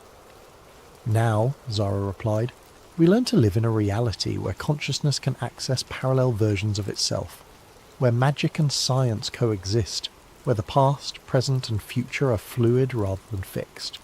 We establish new institutions to help people navigate multiverse existence.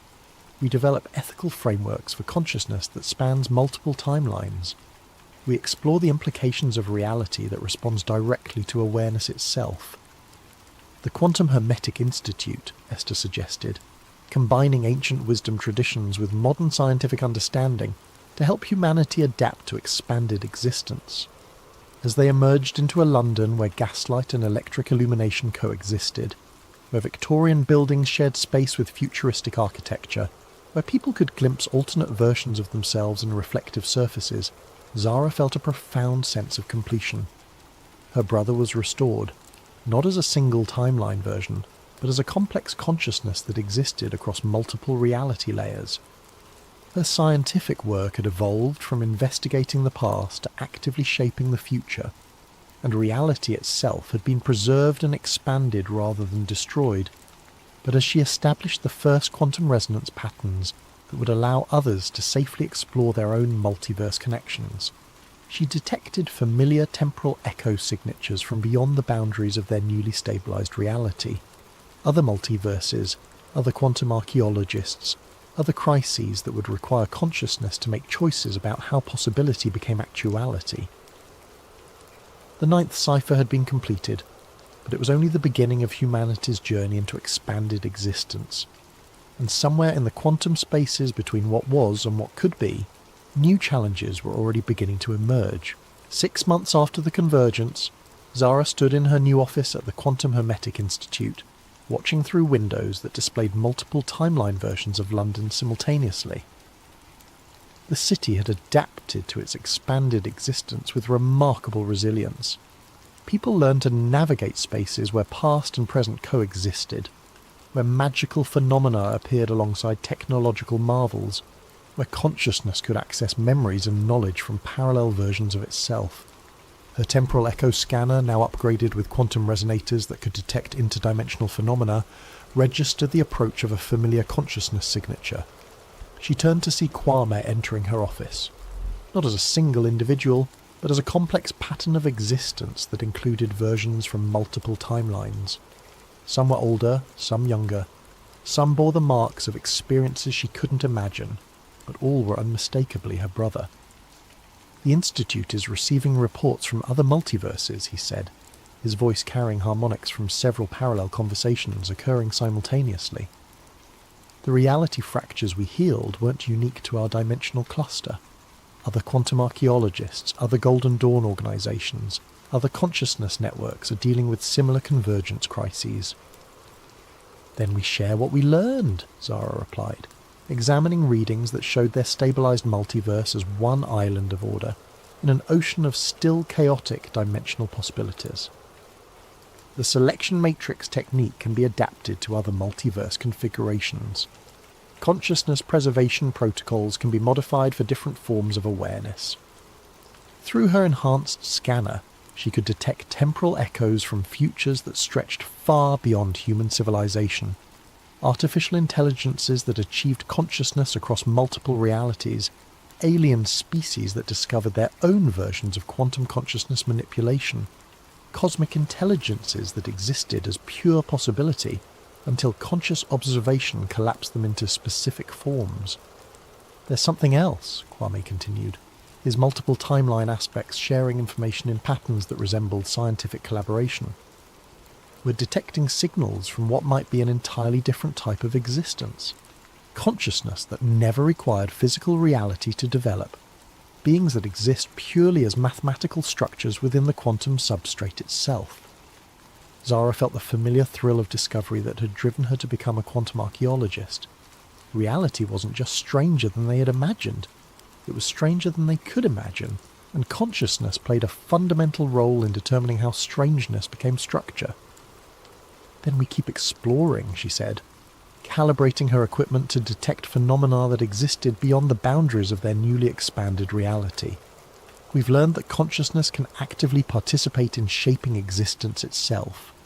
Now we discover what other forms that participation might take. As she prepared to investigate temporal echoes from civilizations that might exist purely as mathematical consciousness, Zara reflected on how far she'd travelled from the sceptical academic who had first encountered a Victorian séance room in a Mumbai skyscraper. She'd started by reading quantum imprints of the past. Now she was helping to write the quantum architecture of possible futures. The ninth cipher had been completed, but in solving it, they discovered that reality itself was just the first level of a far larger mystery. Consciousness, possibility, and existence were engaged in an eternal collaboration that stretched across dimensions, timelines, and forms of being that transcended current understanding. And somewhere in the quantum spaces between what was known and what remained to be discovered, new temporal echoes were beginning to form. Echoes that would require future archaeologists to dig even deeper into the fundamental structures of consciousness and reality. The convergence was complete, but the real exploration was just beginning.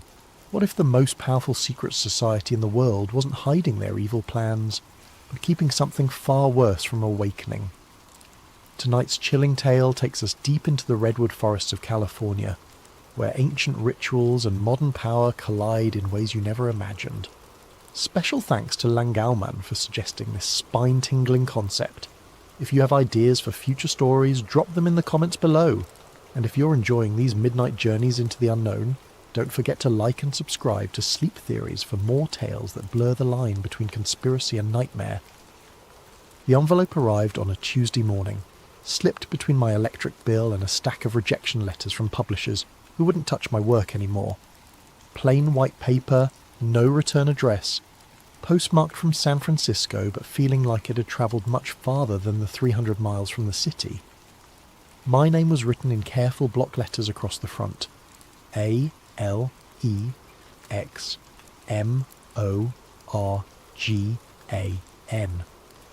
Nothing else. No apartment number, though whoever sent it knew exactly where to find me in this cramped studio above the Chinese restaurant on Divisadero Street. I'd been blacklisted for 18 months now, ever since I published that expose on Meridian Industries and their illegal arms deals with 3 different terror groups. The story won awards, toppled a senator, and destroyed my career in equal measure. Turns out some truths are too expensive for the media to handle. The lawsuit bankrupted the magazine, my editor disappeared into witness protection, and I became radioactive to every publication from the Chronicle to Mother Jones. But someone still thought I was worth reaching. Inside the envelope was a single sheet of cream-coloured paper, expensive stock, with an embossed header that made my hands shake. The Bohemian Club, San Francisco. Below that, an invitation written in the same careful script. Mr. Alex Morgan is cordially invited to attend the summer encampment at Bohemian Grove, Monterey, California, July 15th to 31st, 2024. Guest privileges have been arranged.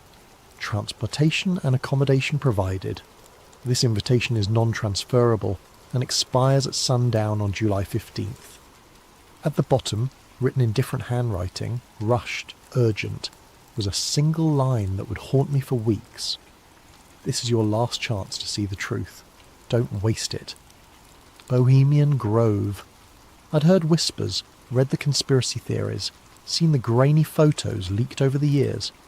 Every July, the most powerful men in America, presidents, CEOs, generals, media moguls, retreated to 2,700 acres of ancient redwoods north of San Francisco for 2 weeks of what they called fellowship, what the rest of the world called the most secretive gathering of the American elite. No journalists allowed, no cameras, no women, no record of what happened behind those gates, except for the occasional leaked photo of men in robes standing before a massive owl statue, performing something called the cremation of care ceremony. Political theatre most assumed. Rich men playing dress-up while they planned the next war or market crash. But this invitation was real. The paper felt authentic. The letterhead matched samples I'd seen in archived documents. Someone with serious connections wanted me inside those gates. The question was why. I spent 3 days researching everything I could find about the Grove. The official history spoke of artistic pursuits, informal talks, and male bonding among the country's leadership. The unofficial history painted darker pictures: secret deals, occult rituals, decisions that shaped global politics made during drunken conversations around campfires. The most disturbing accounts came from the few infiltrators who'd made it inside over the decades.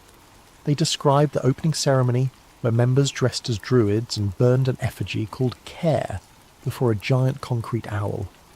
They spoke of lakeside talks where defence contractors pitched new weapons to Pentagon officials, of quiet conversations that preceded major policy announcements, of a casual corruption so normalised it felt like summer camp for sociopaths. But none of them had stayed long. Most were caught and expelled within days. The security was too tight, the members too paranoid, the stakes too high for any real investigation.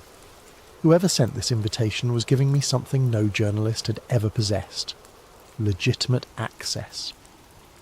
The question was whether I was walking into the story of a lifetime or a trap that would finish what Meridian Industries had started. On the morning of July 14th, I made my decision. I packed light, a small camera hidden in my toiletry kit, a digital recorder disguised as an inhaler, a notebook I could claim was for poetry if questioned, everything that might help me document what happened behind those gates. The invitation included a phone number. When I called, a woman's voice gave me an address in Santa Rosa and told me to be there by 6 p.m. sharp. No other details. No explanation of who had arranged this or what they expected in return. I drove north through wine country as the sun set, watching the hills turn gold and purple in the fading light. The address led to a small parking lot behind a defunct gas station. 3 black SUVs waited, engines running, windows tinted. A man in a plain suit approached my car before I'd even turned off the engine. "Morgan?" he asked. I nodded. "Leave your keys in the ignition. Someone will return your car when you're finished." "Finished with what?" He didn't answer, just opened the passenger door of the middle SUV and waited. I grabbed my bag and climbed in, noting the soundproof partition between front and back seats, the lack of door handles on the interior. Whatever was happening, there would be no turning back once we started moving. The drive took 40 minutes through increasingly dense forest. No conversation, no music, just the hum of tyres on asphalt and the gradual realisation that I was committing to something I didn't understand. My phone lost signal after the first 10 minutes. The windows were too dark to see landmarks. By the time we stopped, I had no idea where we were or how to get back. The gates of Bohemian Grove appeared suddenly in our headlights. Massive wooden barriers flanked by stone pillars, with the carved image of an owl watching from above. Guards emerged from hidden positions, checked documents, waved us through. The SUV followed a winding road deeper into the forest, past smaller camps with names like Hillbillies and Lost Angels painted on rustic signs. We stopped at a cluster of simple cabins near what appeared to be a lake. The man in the suit handed me a small leather folder. "Your documentation," he said. "You're a guest of the Mandalay camp. Keep your head down, your mouth shut, and your eyes open. Someone will contact you when it's time." Time for what? But he was already walking back to the SUV. I watched the taillights disappear into the trees, leaving me alone in the most secretive place in America with nothing but a fake identity, and questions I wasn't sure I wanted answered. Inside the leather folder was a camp roster listing me as a Morgan, Investment Banking, Chicago. Below that was a simple map of the Grove and a schedule of events. Tomorrow night was marked in red. Cremation of Care ceremony, 9:30 p.m, Sacred Grove. At the bottom of the page, in the same urgent handwriting from the invitation, was one final note. "Watch for the second ceremony. That's where the real truth begins." The morning brought sounds I'd never expected to hear in such a place. Laughter, casual conversation, the clink of coffee cups on saucers. Looking out the window of my assigned cabin, I saw men who controlled trillions of dollars and millions of lives shuffling around in bathrobes and flip-flops like they were at a summer camp. Because that's exactly what it was, I realised. The most exclusive, powerful summer camp in the world. I dressed in the khakis and polo shirt that had been left in my closet, the Grove's unofficial uniform, and stepped outside to explore. The camp sprawled across the forest in a seemingly random pattern of paths and clearings, each dedicated to different groups with names that sounded like fraternity houses. Caveman, Silverado, Owl's Nest, Sons of Toil. At the central plaza I found what looked like a small town square, a dining hall large enough for hundreds, a stage for performances, a bar that was already serving despite the early hour. Men moved between these spaces with the easy familiarity of those who'd done this many times before. Some faces I recognised from television and magazine covers. Senators CEOS, a former Secretary of State. Others were anonymous but carried themselves with the quiet confidence that comes from wielding serious power. The strangest part was how normal it all felt. These were the people conspiracy theorists claimed ran secret cabals to control world events, and they were arguing about baseball scores and complaining about their golf games like any group of aging fraternity brothers. First time at the Grove? I turned to find a heavy-set man in his 60s, silver hair perfectly styled despite the casual setting. His face was familiar, but I couldn't place it immediately. "That obvious?" I asked. He laughed. "You've got that wide-eyed look. Everyone does their first time. I'm Bill. Been coming here for 23 years. Alex, investment banking. Right. Mandalay camp. Heard you were joining us. What brings you to our little retreat?" It was a casual question, but something in his tone suggested it wasn't casual at all. I'd prepared for this. "Market analysis consultant," I said. "Specialised in political risk assessment. Figured this might be a good place to network." Bill nodded slowly. "Indeed it is. You'll want to catch tonight's ceremony if you haven't seen it before. Quite a spectacle. Been the same for nearly a century now. The owl thing, cremation of care. Beautiful tradition.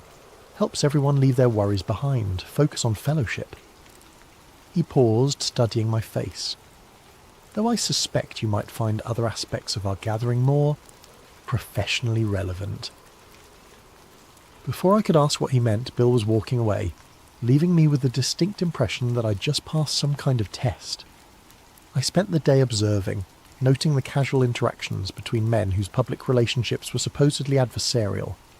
A Democratic senator sharing drinks with a Republican defense contractor, a tech CEO deep in conversation with someone I was pretty sure ran the NSA, a former president holding court near the lake, surrounded by media executives who hung on his every word. This was where real policy got made, I realised. Not in committee meetings or official negotiations, but in these informal moments between men who'd known each other for decades. The Grove was a lubricant for American power, a place where opposing sides could find common ground away from cameras and constituents. As afternoon turned to evening, the atmosphere shifted. Conversations became more hushed, more urgent. Staff members appeared with cases of equipment I couldn't identify. The lake area was cordoned off with rope barriers. Whatever was happening tonight, it was bigger than casual networking. At sunset, I joined the stream of men walking toward the sacred grove, a natural amphitheatre carved into the hillside dominated by the famous owl statue. 40 feet tall, carved from concrete, with burning eyes that watched over everything. Hundreds of folding chairs faced a small stage where men in hooded robes were preparing props I couldn't make out in the growing darkness. The ceremony began with music. A choir hidden in the trees, singing something that sounded like a funeral dirge. Then came the procession. 24 men in flowing robes, carrying torches, escorting what appeared to be a small coffin draped in black cloth. A voice boomed from speakers hidden throughout the forest, narrating the death of Care and its cremation before the great owl. The robed figures placed the coffin on a pyre and set it ablaze while the choir reached a crescendo. Flames leaped toward the owl's glowing eyes as hundreds of the world's most powerful men watched in reverent silence. It should have been absurd. Grown men playing dress-up, performing amateur theatre in the woods. Instead, it felt genuinely eerie. Something about the ancient trees, the flickering shadows, the synchronized movement of so many people participating in a ritual most of them probably didn't fully understand. Then the lights went out. Not just the ceremonial flames, everything. The owl's eyes went dark, the hidden speakers went silent, Even the subtle path lighting I'd barely noticed disappeared. We were plunged into absolute darkness, hundreds of men sitting in chairs carved into a hillside with no way to see where they were going. But instead of panic or confusion, there was silence. Complete unnatural silence. No one moved, no one spoke, no one even seemed to breathe. It was as if the entire gathering had been frozen in place.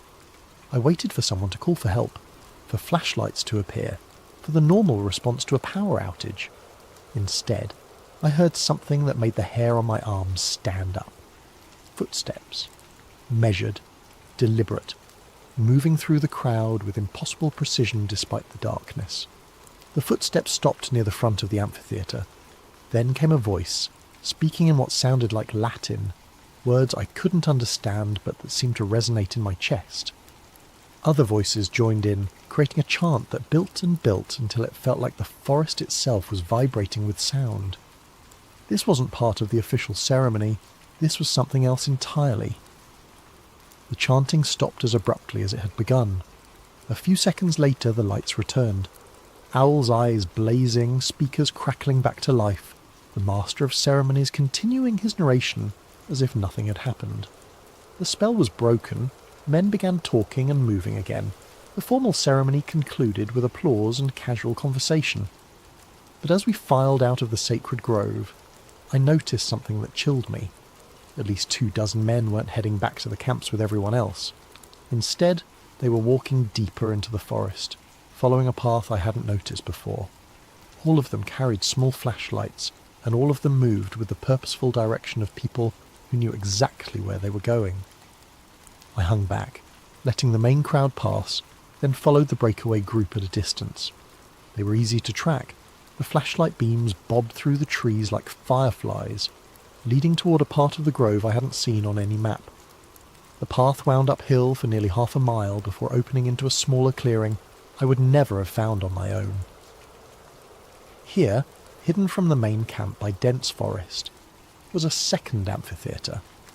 Older, more primitive, carved from natural rock formations rather than built from concrete and steel. At the centre stood not an owl but a stone altar, covered with symbols I didn't recognise. The 24 men formed a circle around it, no longer in ceremonial robes but in simple black clothing. They were chanting again, but this time I could make out some of the words. English mixed with Latin, speaking of binding and containment, of keeping something sleeping, of maintaining the barriers that held back chaos. As they chanted, one man stepped forward with something I definitely hadn't expected to see. A wooden crate, old and weathered, marked with symbols and what appeared to be a date from the 1940s. This was the real ceremony. Everything at the sacred grove had been theatre for the masses. This was why I'd been invited, why someone wanted a journalist to witness what happened in the shadows of America's most secretive gathering. I pressed closer, trying to see what was in the crate, but the trees blocked my view. All I could make out were the chanted words, growing more urgent now, in the sense that something ancient and dangerous was being carefully, deliberately contained. Then one of the men looked directly at me. The man who spotted me was younger than the others, maybe 45, with the lean build of someone who stayed in shape despite spending his days behind a desk. In the flickering torchlight, I couldn't make out his face clearly, but his posture suggested military training. He raised a hand and the chanting stopped instantly. "We have a visitor," he said, voice carrying easily across the clearing. I considered running, but there was nowhere to go. The path back was too narrow, too winding, and I'd never find my way in the dark. Instead, I stepped forward into the light, trying to project confidence I didn't feel. "Alex Morgan," I said. "Mandalay Camp, I was just—" "You were just following us," the man interrupted. "Question is why?" An older man emerged from the circle, someone I now recognised as a former defence secretary, whose tenure had spanned 3 administrations. His presence here transformed this from concerning to terrifying. These weren't just wealthy eccentrics playing games. These were people who controlled military budgets and intelligence operations. "Show him," the defence secretary said simply. 2 men stepped aside, giving me a clear view of the stone altar. The surface was covered with carved symbols that looked far older than anything else in the grove, spirals and geometric patterns that seemed to shift in the torchlight. The wooden crate sat at the centre, its lid partially open to reveal something that gleamed metallic in the flickering light. "Do you know what you're looking at, Mr. Morgan?" the Defence Secretary asked. I shook my head, not trusting my voice. "Project Owl," he continued. "Started in 1943, continued in various forms ever since. The Grove isn't just a social club, it's a containment facility." "Containment for what?" The younger man laughed, but there was no humour in it. "You wouldn't believe us if we told you. Hell, most of the members don't know. They think they're here for networking and male bonding. The cremation of care is just pageantry to them, a quaint tradition with symbolic meaning. But the real ceremony," I gestured toward the altar, "is about keeping something very old, very powerful and very dangerous from waking up," the Defence Secretary finished. "The owl isn't a symbol we worship, Mr. Morgan. It's a prison we maintain." They were all watching me now, measuring my reaction, waiting to see how I'd process what they were telling me. Part of me wanted to laugh. This sounded like the fever dreams of conspiracy theorists, ancient evils and shadow governments and occult containment protocols. But the setting was too real, the participants too credible, the ritual I'd witnessed too elaborate to be fiction.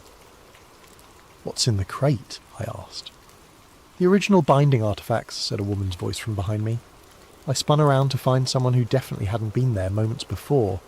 A woman in her 70s, silver hair pulled back severely, wearing clothes that managed to look both practical and expensive. Her presence violated everything I knew about the Grove's men-only policy. "Eleanor Hartwell," she said, extending a hand. "I've been managing Project Owl since 1987. Women aren't allowed. In the social aspects, no. But some secrets are too important for gender politics." She moved past me to examine the crate's contents. These were recovered from a Nazi expedition to Tibet in 1943. The SS Ahnenerbe thought they'd found artifacts that could summon and control ancient powers. They were half right. She lifted something from the crate, a metal disc covered with the same spiralling symbols as the altar, but these seemed to move on their own, shifting and changing as I watched. "The Tibetan monks who originally possessed these weren't trying to summon anything," Eleanor continued. "They were trying to keep something asleep. When Hitler's occultists broke the original binding, they didn't gain power. They released something that had been contained for centuries." "What kind of something?" the Defence Secretary answered. "Call it what you like. Ancient god, interdimensional entity, primordial force of chaos. The names don't matter. What matters is what it does when it's free." He gestured, and one of the other men brought out a tablet computer incongruous in this setting of torches and stone altars. The screen showed a map of the world with red markers scattered across it. "Every time the binding weakens, we see spikes in seemingly random catastrophic events," he explained. "Political assassinations, market crashes, natural disasters, terrorist attacks. Not caused directly, but influenced. Chaos spreads like a virus when certain barriers are down. The Grove was established here because of the natural properties of these particular redwoods," Eleanor added. "Old growth forests have natural resonance with certain types of, let's call them spiritual phenomena. The founding members didn't understand the science, but they recognized the effect. The annual gathering, the rituals, the focused attention of powerful minds, it all serves to reinforce the containment. And the cremation of care is a distraction," the younger man said. "Theatre for the masses while we handle the real work. Most of the members genuinely believe they're here for fellowship and networking. The inner circle knows better." I looked around the group, trying to count how many people were part of this inner circle. Maybe 30 total, out of the thousands who'd attended Grove encampments over the decades. A shadow organisation within a secret society, managing what they claimed was an existential threat to human civilization. "Why tell me this?" I asked. "Why invite a journalist?" Eleanor and the Defence Secretary exchanged glances. Something passed between them, a decision being made in real time. "Because we're dying off," Eleanor said finally. "The knowledge, the responsibility, the burden, it's all been passed down through personal relationships for 80 years. But the world has changed. The people with the power and resources to maintain the containment aren't necessarily the people we can trust with the truth." "New money doesn't understand old responsibilities," the Defence Secretary added. "Tech billionaires, Crypto moguls, social media executives, they have the influence we need, but they can't be solved with apps and algorithms. They don't believe in things that can't be quantified. So you need documentation, I realised. A record of what really happens here. Insurance in case the oral tradition breaks down. Exactly, Eleanor confirmed. But it has to be someone outside the power structure. Someone with credibility and investigative skills. Someone who's already proven they'll publish dangerous truths regardless of personal cost. She meant my Meridian Industries expose. This was why I'd been blacklisted and then mysteriously invited. They needed a journalist who demonstrated willingness to sacrifice their career for a story. What happens if the binding fails completely? I asked. The group fell silent. Finally, the younger man spoke. Look at any period of sustained global chaos in human history. The fall of Rome, the Black Death, the world wars, the collapse of the Soviet Union. Times when multiple systems failed simultaneously, when cause and effect stopped making sense, when it felt like the world was coming apart at the seams. Those were natural historical processes. Were they? Eleanor interrupted. Or were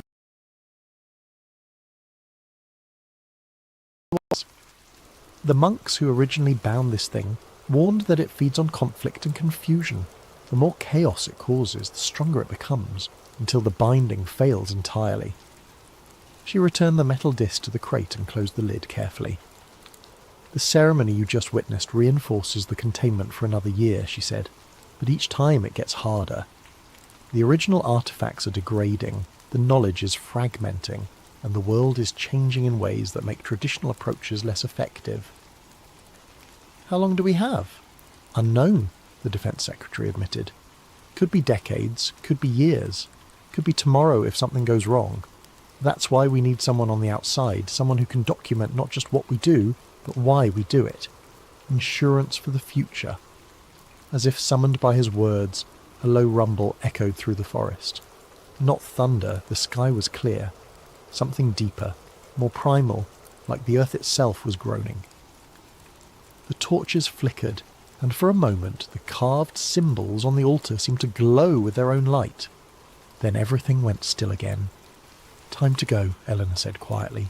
The ceremony's complete, but the effects can be unpredictable for the first few hours. The group began dispersing, each member taking a different path back through the forest. Within minutes, I was alone with Eleanor and the Defense Secretary, the altar dark and silent again. There's more to see, Eleanor told me, but not tonight. Tomorrow, if you're serious about this responsibility, we'll show you the archives, the complete record of Project Owl going back to its inception. And if I'm not serious, then you'll have an interesting story about rich men playing games in the woods, the Defense Secretary said, which is what 90% of the attendees would tell you anyway. They walked away in different directions, leaving me standing alone beside the stone altar. The forest felt different now. Not threatening exactly, but aware, as if something vast and patient was watching from between the trees, held in check by forces I was only beginning to understand. I found my way back to Mandalay Camp by following the distant sound of laughter from the main plaza. Men were still awake, drinking and talking around campfires, processing the evening's official ceremony. To them, it had been a meaningful but ultimately symbolic ritual. They had no idea what had happened in the hidden clearing, no sense that their casual gathering served a purpose beyond networking and tradition. Back in my cabin, I sat on the narrow bed and tried to process what I'd experienced. Every instinct I'd developed as a journalist screamed that this was elaborate nonsense. Powerful people telling themselves comforting stories about their importance, dressing up their influence in mystical language to avoid confronting the mundane reality of politics and economics. But the metal disc had moved on its own. The forest had responded to the completion of their ritual, and the people involved weren't the kind who needed to invent elaborate fantasies to feel important. They already controlled most of the world's power and resources. Either I'd stumbled into the most sophisticated hoax in human history, or I'd been invited to document something that made every conspiracy theory I'd ever dismissed seem quaint by comparison. Tomorrow I'd get to see the archives. Tomorrow I'd learn whether Project Owl was an elaborate delusion or the most important secret in the world. Either way, my life as I knew it was over. I barely slept. Every sound in the forest seemed amplified. Branches creaking in the wind, night birds calling to each other, the distant murmur of late-night conversations from other camps. When I finally drifted off near dawn, my dreams were filled with spinning metal discs and watching eyes carved from stone. Eleanor found me at breakfast, appearing beside my table in the dining hall as if she'd materialised from thin air. In daylight, she looked like any other well-preserved socialite who might attend charity galas in Pacific Heights. The kind of woman whose presence at an all-male retreat would be explained as someone's eccentric aunt, who'd been grandfathered in through family connections. "Ready for the historical tour?" she asked, settling into the chair across from me. "Is that what we're calling it? The other guests think you're researching the Grove's role in American political history, which isn't entirely untrue." She sipped her coffee, eyes scanning the dining hall. "Most of them will be occupied with golf and lake activities today. Perfect time for a deeper education." We walked through the main camp area, past men reading newspapers and debating policy like they were at any expensive resort. Eleanor kept up a stream of casual conversation about Grove traditions and notable members, playing her part as tour guide. But I noticed she was leading us away from the popular areas, towards sections of the forest I hadn't seen before. "The Grove covers nearly 3,000 acres, she explained as we walked. "Most guests never venture beyond the central few hundred. Why would they? The camps, the lake, the dining facilities, everything they need for their retreat is concentrated in one area. But the rest of the property serves other purposes." We'd been walking for almost 20 minutes when she stopped beside what appeared to be a maintenance shed. Weathered wood siding, corrugated metal roof, the kind of utilitarian structure that becomes invisible once you've seen it. Eleanor produced a key and opened the padlock on the door. Inside, the shed was bigger than it appeared from outside, extending back into the hillside. What I'd taken for a simple storage building was actually a facade hiding a much larger underground facility. Fluorescent lights flickered on as we descended a concrete staircase that went down much deeper than should have been possible.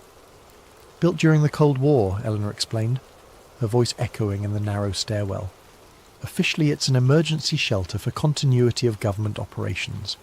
Unofficially, it houses the most complete archive of Project Owl materials outside of certain classified Pentagon files." The stairs ended at a steel door marked with radiation warnings and biohazard symbols.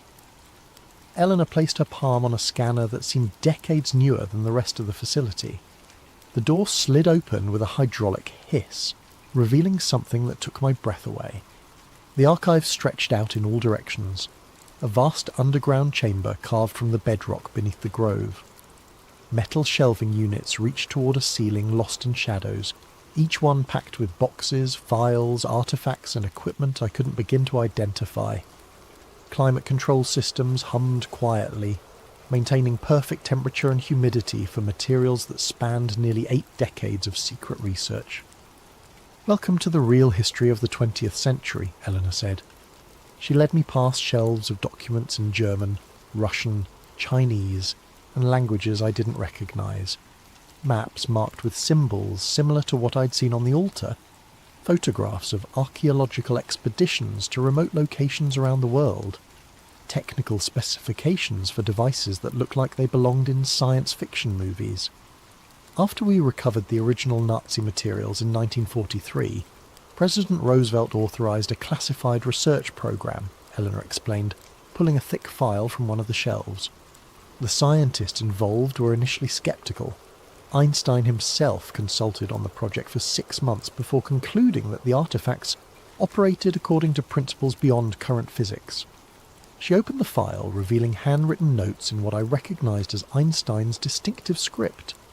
Mathematical equations filled page after page, interspersed with frustrated observations about phenomena that violate fundamental assumptions about the nature of reality. What did he conclude? That the universe is far stranger than we assumed, and that consciousness might play a more active role in physical processes than anyone wanted to admit. Eleanor closed the Einstein file and pulled out another one marked Tibet Expedition 1944 to 1947. We sent teams back to find the original source of the artifacts, learn how the binding process actually worked. The photographs in this file showed Western archaeologists working alongside Tibetan monks in monasteries that looked untouched by modernity. But what caught my attention were the images of stone chambers carved deep into mountain faces, filled with artefacts identical to what I'd seen the night before. The monks weren't surprised to see us, Eleanor continued. They'd been expecting someone to come asking questions about what the Germans had stolen. According to their records, this wasn't the first time the binding had been broken and had to be re-established. How many times? At least 7 documented instances over the past millennium. Each time, the disruption led to a period of sustained chaos. Wars, plagues, social collapse. The monks developed their containment techniques through trial and error over centuries. She showed me translation documents, painstakingly decoded texts that described rituals similar to what I'd witnessed, but far more complex.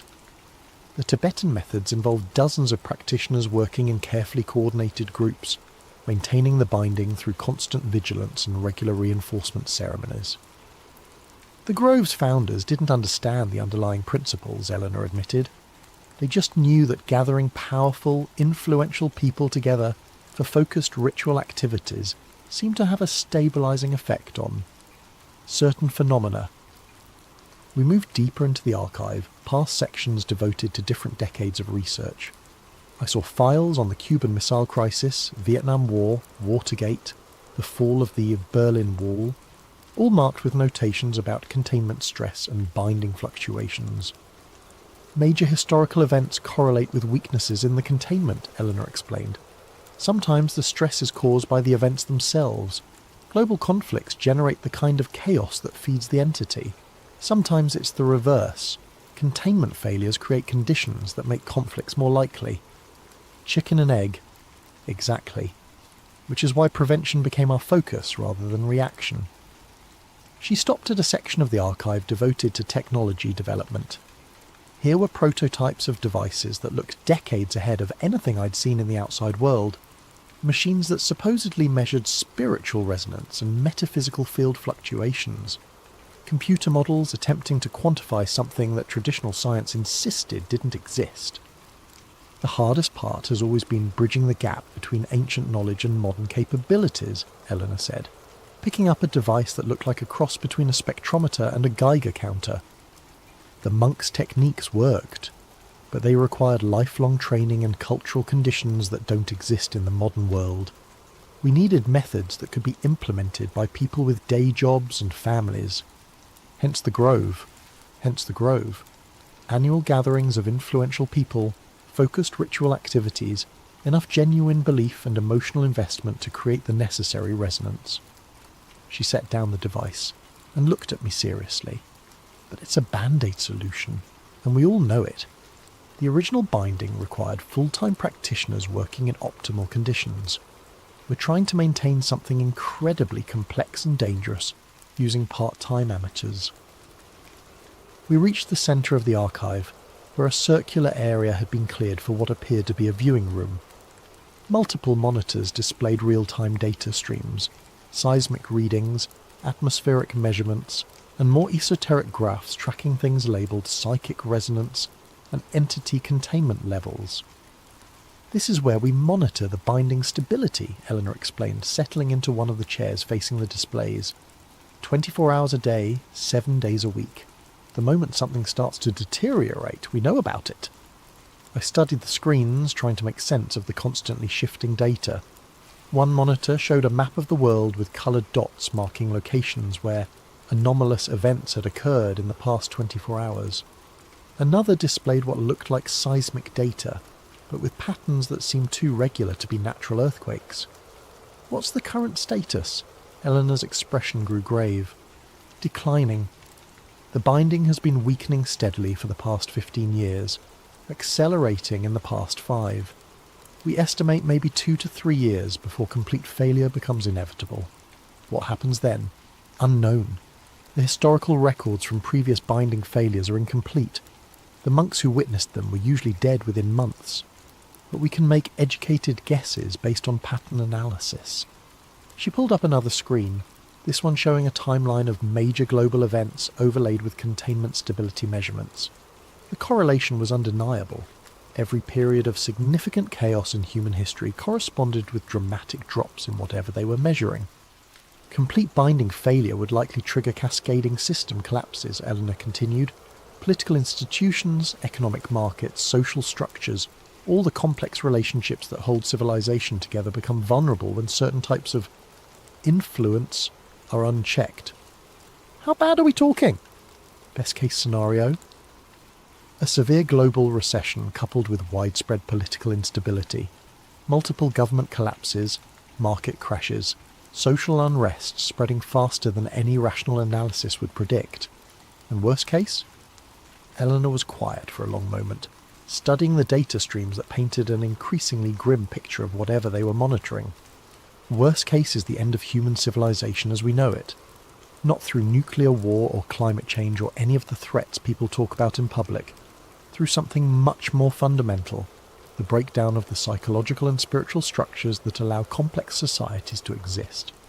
She pulled up historical records from previous binding failures, translated accounts from Tibetan monasteries that had witnessed similar events centuries earlier. The entity doesn't destroy through physical force, she explained. It works through consciousness, through the collective human capacity for cooperation and rational thought. When the binding fails completely, people lose the ability to trust institutions, to believe in shared values, to work together toward common goals. Everything falls apart from within. I stared at the monitors, watching real-time measurements of something that supposedly determined the fate of human civilization.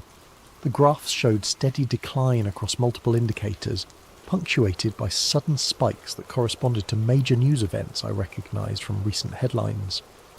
This is why you needed an outside journalist, I realized. The inner circle is dying off, and you need someone to document the whole system before it's too late. Partly. But there's another reason. Eleanor turned to face me directly. We think the traditional approach might be fundamentally flawed. What do you mean? The grove, the annual ceremonies, the networking among powerful elites. It all assumes that influence and authority are the same thing they were 50 years ago. But the world has changed. Real power increasingly lies with people who have no connection to traditional institutions. She pulled up another screen, this one showing social media analytics and internet traffic patterns. Modern influence is distributed, digital, and often anonymous. A teenager with a viral video can shape public opinion more effectively than a senator. Cryptocurrency traders can destabilize national currencies. Hackers can cripple infrastructure. The Grove model assumes that controlling government and corporate leaders gives you control over social stability. But it doesn't anymore. Exactly. Which means our containment strategy might be obsolete just when we need it most. Eleanor stood up, pacing between the monitors. We need new approaches, new methods, new people involved in the binding process. But we also need someone on the outside who can document everything we've learned, preserve the institutional knowledge in case our transition efforts fail. You want me to write the ultimate conspiracy theory article. I want you to write the truth. All of it. The complete history of Project Owl, the scientific evidence for non-physical phenomena, affecting global stability, the methods we've developed for managing existential threats that most people don't believe exist. She led me to another section of the archive, this one containing dozens of film reels stored in climate-controlled cases. But first, you need to understand exactly what we're dealing with. The Nazi expedition that started all this documented their activities extensively.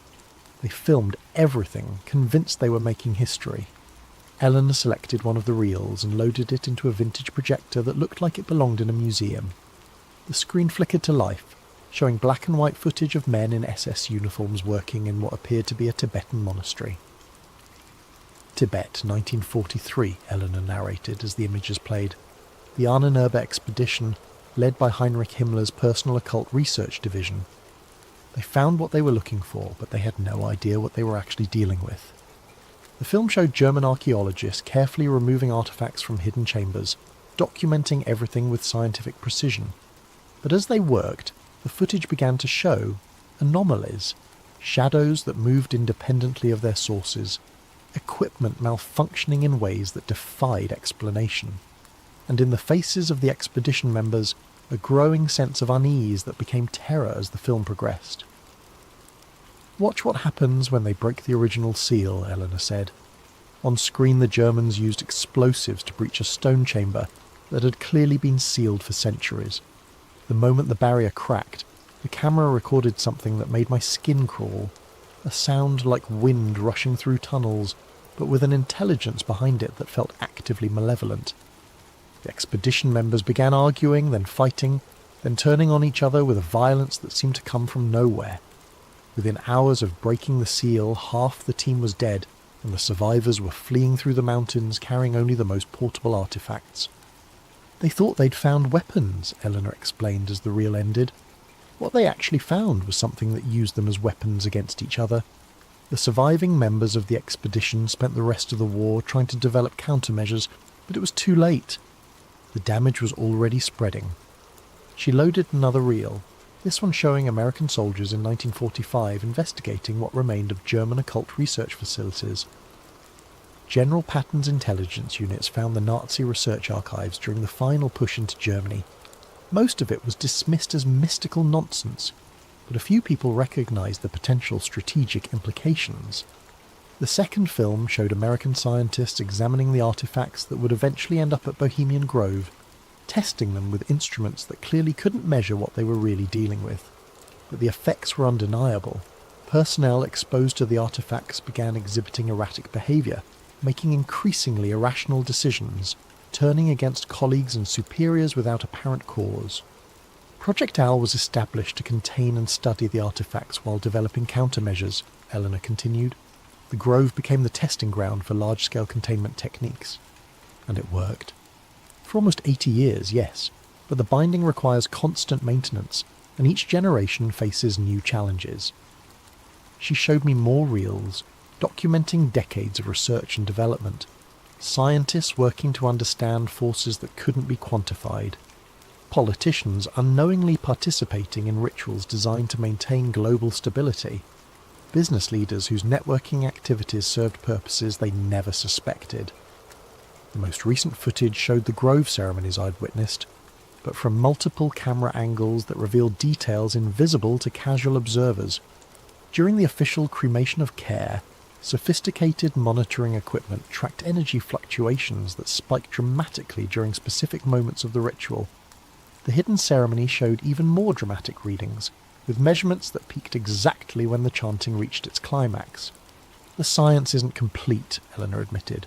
We're still working with phenomena that exist at the intersection of consciousness and physics, in areas where traditional materialist approaches break down. But the effects are measurable, reproducible, and absolutely critical for global stability. Why hasn't any of this been published? Because publication would destroy the effectiveness of the countermeasures. The binding works partly because the participants believe in what they're doing, even if they don't understand the underlying mechanisms. Widespread skepticism and debunking would undermine the psychological foundations that make the ritual effective. She gestured toward the monitors showing real-time containment data. But we're reaching a point where secrecy might be more dangerous than exposure. The traditional power structures that maintain the Grove system are fragmenting. New forms of influence are emerging faster than we can adapt, and the entity itself seems to be evolving, finding new ways to exploit modern communication systems and social networks. What are you asking me to do? Eleanor stopped the projector and faced me directly. Document everything. Learn how the system works, understand what's at stake, and prepare a complete record that can preserve this knowledge for future generations. Then help us figure out how to adapt these techniques for a world where power and influence operate according to completely different rules. And if I refuse? Then you'll have an interesting story about rich men performing rituals in the woods. You'll publish it, people will read it as entertainment, and the most important secret in human history will die with us.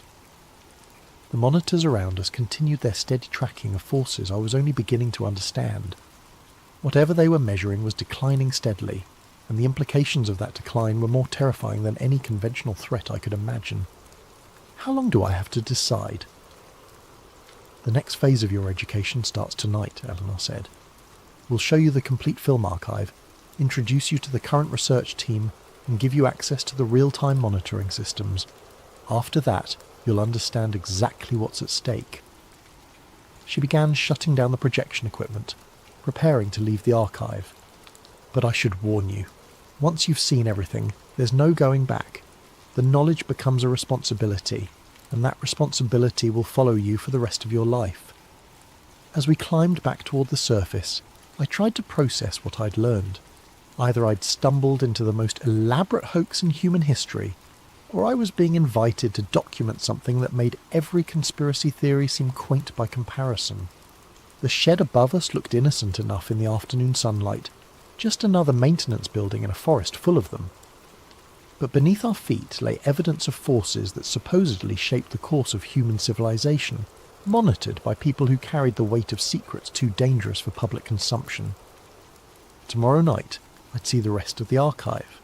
Tomorrow night, I'd learn whether Project Owl represented humanity's greatest triumph or its most necessary deception.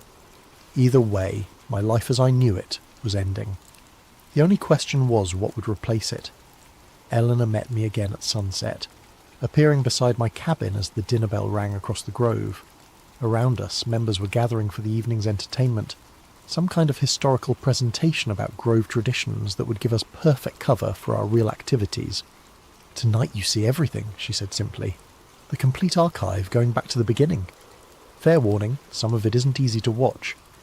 We took a different route to the underground facility, following maintenance paths that avoided the main camp areas. Eleanor moved with the confidence of someone who'd made this journey countless times, but I noticed she kept checking her watch with increasing frequency. "Are we on a schedule?" "The containment readings have been fluctuating all day," she explained. "Nothing critical yet, but we want to complete your education before the situation becomes complicated." The archive felt different at night. Emergency lighting cast harsh shadows between the shelving units, and the climate control system seemed louder in the darkness above. Eleanor led me to a section I hadn't seen before, where dozens of film canisters were stored in temperature-controlled cases. "Chronological order," she said, pulling out the first reel. "Tibet, 1943. This is where it all started." The footage was better preserved than I'd expected, considering its age. German expedition members documented their activities with scientific precision, filming everything from arrival at the monastery to the careful cataloguing of artefacts they found in hidden chambers. But what struck me most was the change in the expedition members themselves as the film progressed. They started as confident researchers, convinced they were recovering important historical artefacts for the Reich. By the end, they were hollow-eyed and paranoid, jumping at shadows and arguing with increasing violence over trivial decisions. "Watch the progression," Eleanor advised as she loaded the second reel. "The deterioration follows a predictable pattern." She was right. The expedition leader, who appeared calm and competent in early footage, gradually became erratic and suspicious. He began seeing conspiracies among his own team members, making accusations that had no basis in reality. Other team members developed obsessive behaviours, repetitive actions that served no logical purpose, but which they couldn't seem to stop. "The entity doesn't possess people in any dramatic sense," Eleanor explained. "It influences them, amplifies existing psychological weaknesses, makes rational cooperation increasingly difficult." The later reels showed the aftermath. German scientists attempting to study the recovered artefacts, unaware that exposure to them was affecting their judgment and behaviour. Research that started as methodical investigation devolved into fractured efforts as team members became unable to work together effectively. By 1944, the Nazi research program was in complete disarray, Eleanor said, loading footage from American intelligence units. Not because they lacked resources or expertise, but because the people involved had lost the capacity for organised, rational effort. The American footage was even more disturbing. Soldiers who'd participated in securing the German research facilities began exhibiting similar symptoms within weeks: paranoia, aggression, an inability to follow orders or work as a team. The artefacts were quickly transferred to secure facilities, but the damage was already spreading through the military units involved. "This is when President Roosevelt authorized Project Owl," Eleanor said, showing me classified documents I definitely shouldn't have been seeing. The decision was made to contain the artifacts rather than study them, at least until we understood what we were dealing with. The next series of reels documented the early years of the Grove's involvement.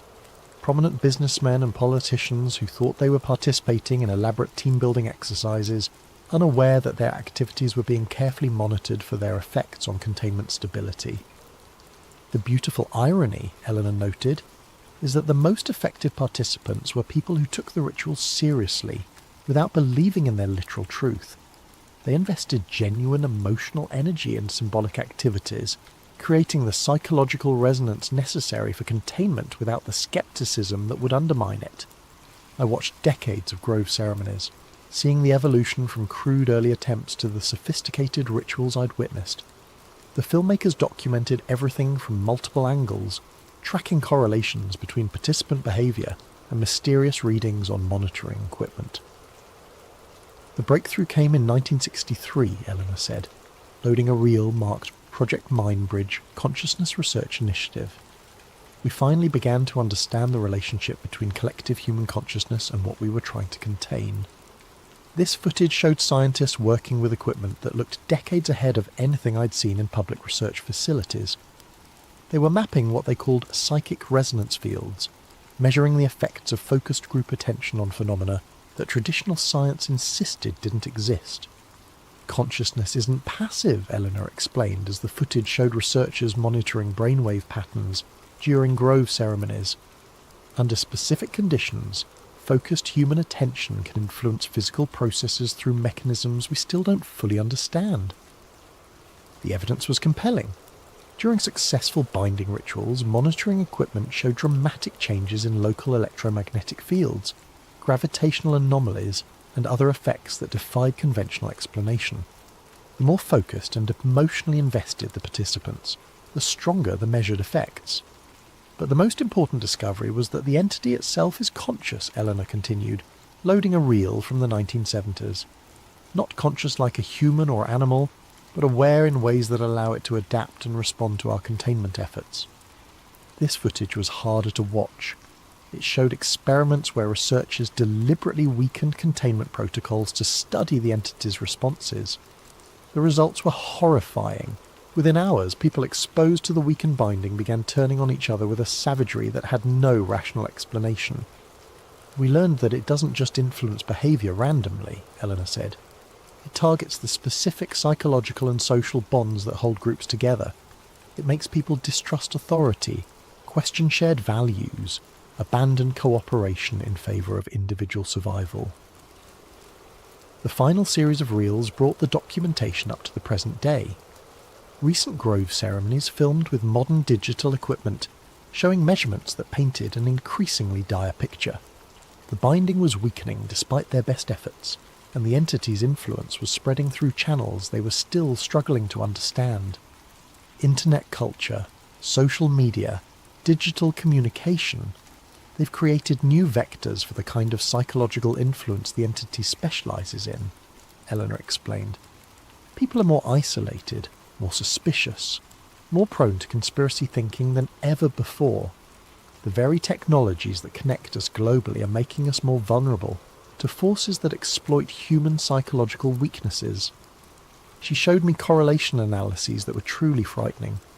Every major spike in online harassment, political extremism, and social division corresponded with measured fluctuations in containment stability. The entity wasn't just confined to the physical artifacts anymore.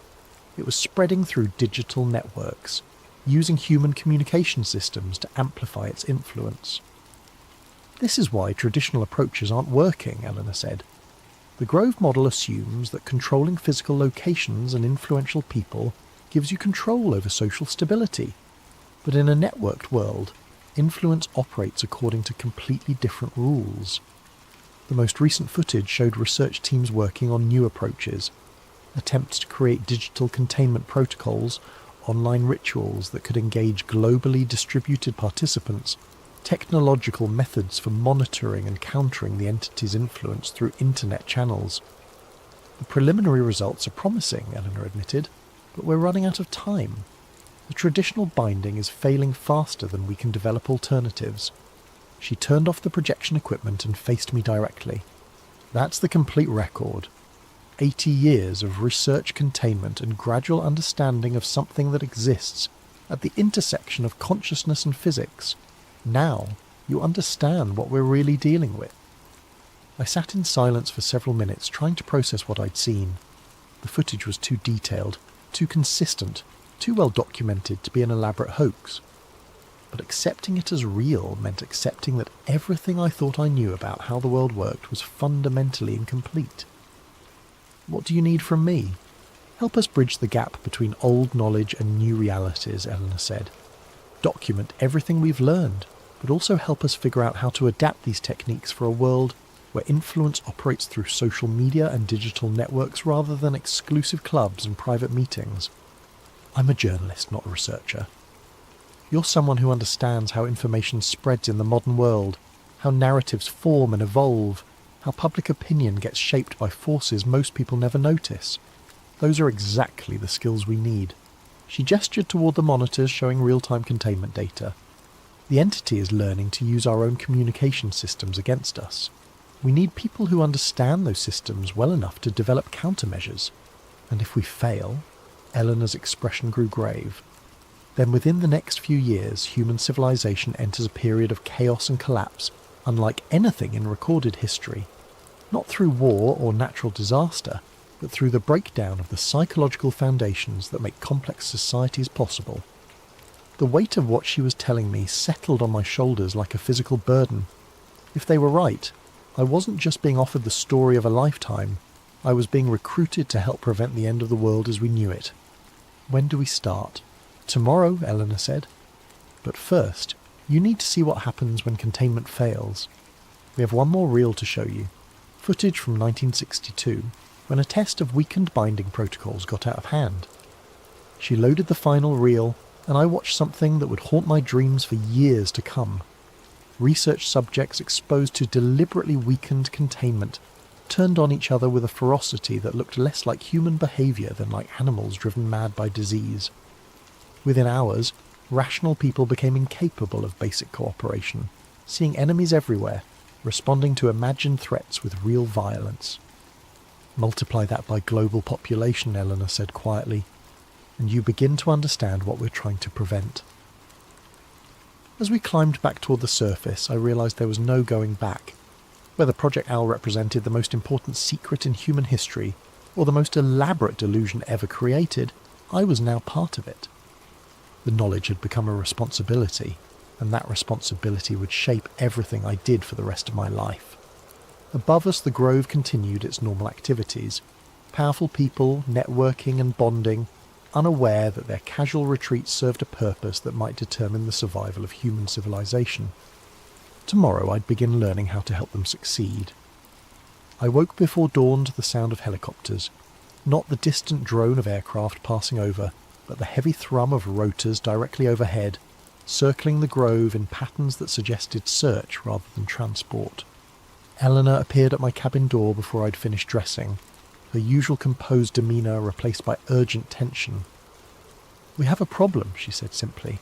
"Someone's been monitoring our activities."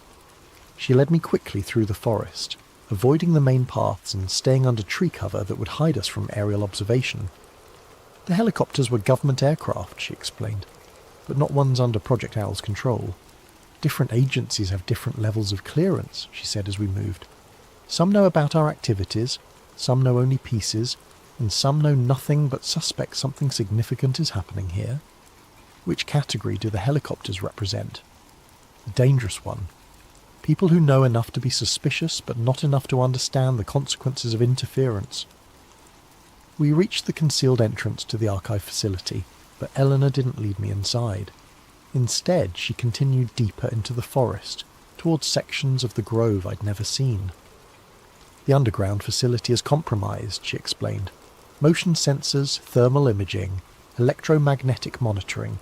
Anyone with the right equipment can detect activity below ground. We need to show you the backup systems. After 20 minutes of hiking through increasingly dense forest, we reached what appeared to be a natural clearing dominated by a single massive redwood. Eleanor approached the tree and pressed her hand against a section of bark that looked identical to every other section. A hidden panel slid aside, revealing modern electronic equipment built directly into the living wood. "Emergency monitoring station," she said, activating screens that showed the same real-time data I'd seen in the underground archive. "If the main facility's compromised, we can still track containment stability from here." The readings were worse than anything I'd seen before. Multiple indicators showed rapid deterioration, with fluctuations that spiked dramatically every time the helicopters passed overhead. "Electromagnetic interference," Eleanor explained. "The aircraft are disrupting the resonance fields that maintain the binding. They don't know what they're doing, but the effect is cumulative." As if summoned by her words, one of the helicopters passed directly overhead, and the monitoring equipment registered a spike that made Eleanor curse under her breath. "We need to evacuate the sensitive materials," she said, beginning to shut down the equipment. "The original artifacts, the most critical research data, anything that can't be replaced." "Where?" "Secondary sites." We learned decades ago never to keep everything in one location. She finished securing the monitoring station and led me back toward the main camp. "But first, we need to get you away from here. If this goes wrong, you're the only person outside the project who knows the complete truth." We were halfway back to my cabin when the shooting started. Not gunfire, something else. The sharp crack of what sounded like electrical discharges. Through the trees, I could see flashes of light that had nothing to do with the helicopters overhead. "What is that?" Eleanor grabbed my arm, pulling me behind the massive trunk of an ancient redwood. "Containment failure. The electromagnetic interference pushed the binding past critical thresholds." The flashes were coming from the direction of the sacred grove, where the official ceremonies took place. But these weren't artificial lights. They looked like lightning, but moving in patterns that defied any natural explanation. "The entity is breaking through," Eleanor said, checking her watch with obvious anxiety. "Localized manifestation, probably limited to the immediate area, but we need to implement emergency protocols immediately." "What kind of emergency protocols?" Before she could answer, a man appeared through the trees, one of the Grove members I'd seen at the dining hall, but changed in ways that made my skin crawl. His face was twisted with rage that seemed to come from nowhere, and he was carrying what appeared to be a broken tree branch like a weapon. "You?" he said, focusing on Eleanor with hatred that was obviously irrational. You're the one who's been lying to us." Eleanor stepped back, keeping the tree trunk between herself and the approaching man. "George, you need to get back to your cabin. You're not thinking clearly." "Thinking perfectly clearly for the first time in years," George replied, raising the makeshift weapon. "Seeing through all the lies, all the manipulation. You people think you can control us, think you can use us for your games." He swung the branch at Eleanor's head with murderous intent. She dodged, but barely, and I realised with growing horror that we were seeing the entity's influence in real time. George wasn't just angry. He was completely detached from normal human empathy and reason. "This is what happens when containment fails," Eleanor said quietly, pulling me deeper into the forest. "People lose the capacity for rational cooperation. They see enemies everywhere, respond to imagined threats with real violence." Behind us, George was joined by others, Grove members who transformed from networking politicians and businessmen into something that barely resembled human beings. They moved with pack mentality, communicating through gestures and sounds that suggested intelligence but not consciousness as I understood it. "How do we stop it?" "Emergency binding ritual," Eleanor said, leading me toward another concealed facility. "But it requires specific people in specific locations, and we're running out of time." The facility she brought me to was smaller than the main archive, but clearly designed for crisis situations. Emergency supplies, backup communication equipment, and most importantly, a collection of artifacts identical to the ones I'd seen in the underground chamber. "Portable containment kit," Eleanor explained, gathering materials with practiced efficiency. "The ritual can be performed anywhere, but it's less stable than the permanent installation." She handed me a metal disc covered with the same spiralling symbols I'd seen before, but this one felt warm to the touch and seemed to vibrate with energy I couldn't identify. "Hold this and think calming thoughts," she instructed. Visualize peace, cooperation, people working together toward common goals. The binding responds to consciousness, but it requires focused intention from multiple participants. I don't know how to do this. You don't need training, you need belief. The entity feeds on conflict and suspicion. The binding requires the opposite: trust, cooperation, shared purpose. As she spoke, the sounds from outside grew worse. More Grove members had joined the pack hunting us, but their behaviour was becoming less and less human. They were making sounds that reminded me of wolves or wild dogs, communicating through methods that bypassed language entirely. "They're not possessed," Eleanor explained, setting up equipment that looked like a cross between a radio and a meditation altar. "They're influenced. The entity amplifies existing psychological weaknesses, selfishness, paranoia, aggression, until rational cooperation becomes impossible. How long does it last? Without intervention? Permanent. The changes become self-reinforcing, creating a cycle of escalating conflict that spreads to anyone exposed to the affected individuals." She activated the emergency equipment, and I felt the disc in my hands grow warmer. Around us, the air seemed to thicken, taking on the quality of electrical charge that precedes thunderstorms. "Now," Eleanor said, "focus on everything that makes human civilization possible. Trust between strangers, cooperation across differences, the willingness to sacrifice individual advantage for collective benefit." I tried to do what she asked, but the sounds outside made concentration nearly impossible. The hunting pack had found our location and was circling the facility, testing for weak points with animal cunning. "It's not working," I said. "It needs more participants," Eleanor admitted. "The emergency protocol requires at least 7 people working in coordination. I was hoping we could manage with 2, but the interference is too strong."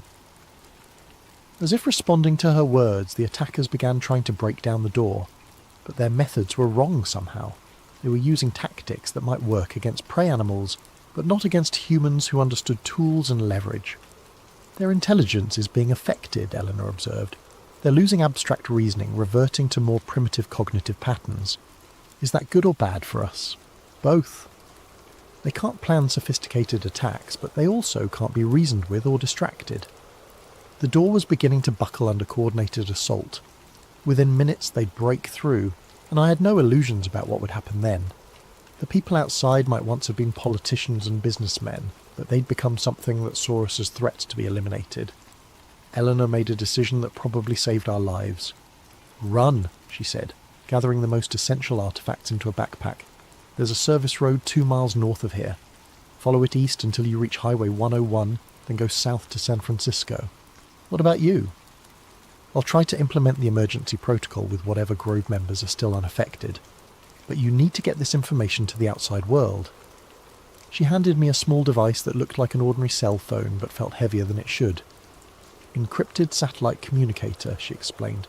"Speed dial 1 connects you to our backup facility in Colorado. Tell them what happened here and give them your location. They'll arrange extraction and debriefing." The door gave way just as we climbed out through a concealed rear exit. I heard Eleanor shouting something that sounded like Latin, saw flashes of light that suggested she was attempting some kind of emergency ritual, but I was already running through the forest as fast as the terrain would allow. Behind me the sounds of conflict grew worse, not just the pack that had been hunting us, but what sounded like warfare spreading throughout the grove. The entity's influence was expanding, affecting more and more people, creating a feedback loop of violence that would keep escalating until someone found a way to stop it. I ran for over an hour, following game trails and maintenance paths that led generally north. Twice I heard helicopters overhead, but I couldn't tell if they were still part of the problem or part of some attempted solution. The encrypted communicator remained silent. Either the backup facility was out of range, or something had happened to it as well. The service road, when I finally found it, was blocked by abandoned vehicles. Grove security guards had apparently fled their posts, leaving gates open and equipment scattered.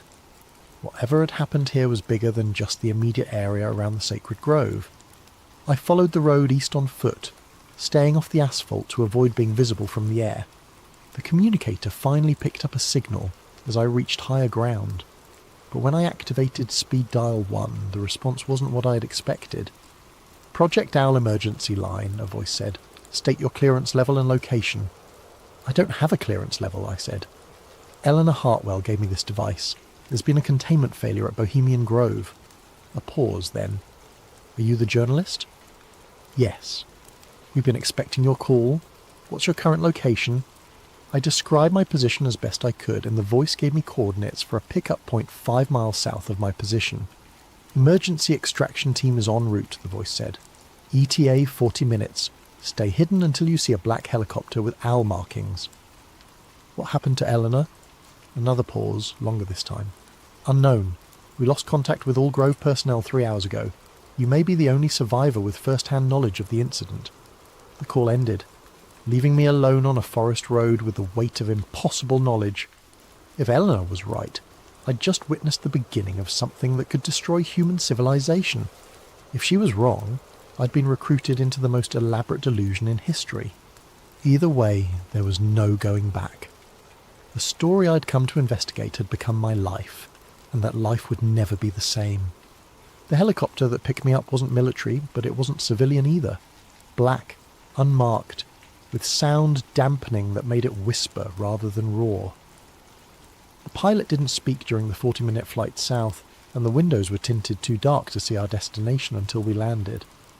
The facility looked like a corporate retreat centre, modern architecture nestled in rolling hills, solar panels and native landscaping that suggested environmental consciousness rather than government secrecy.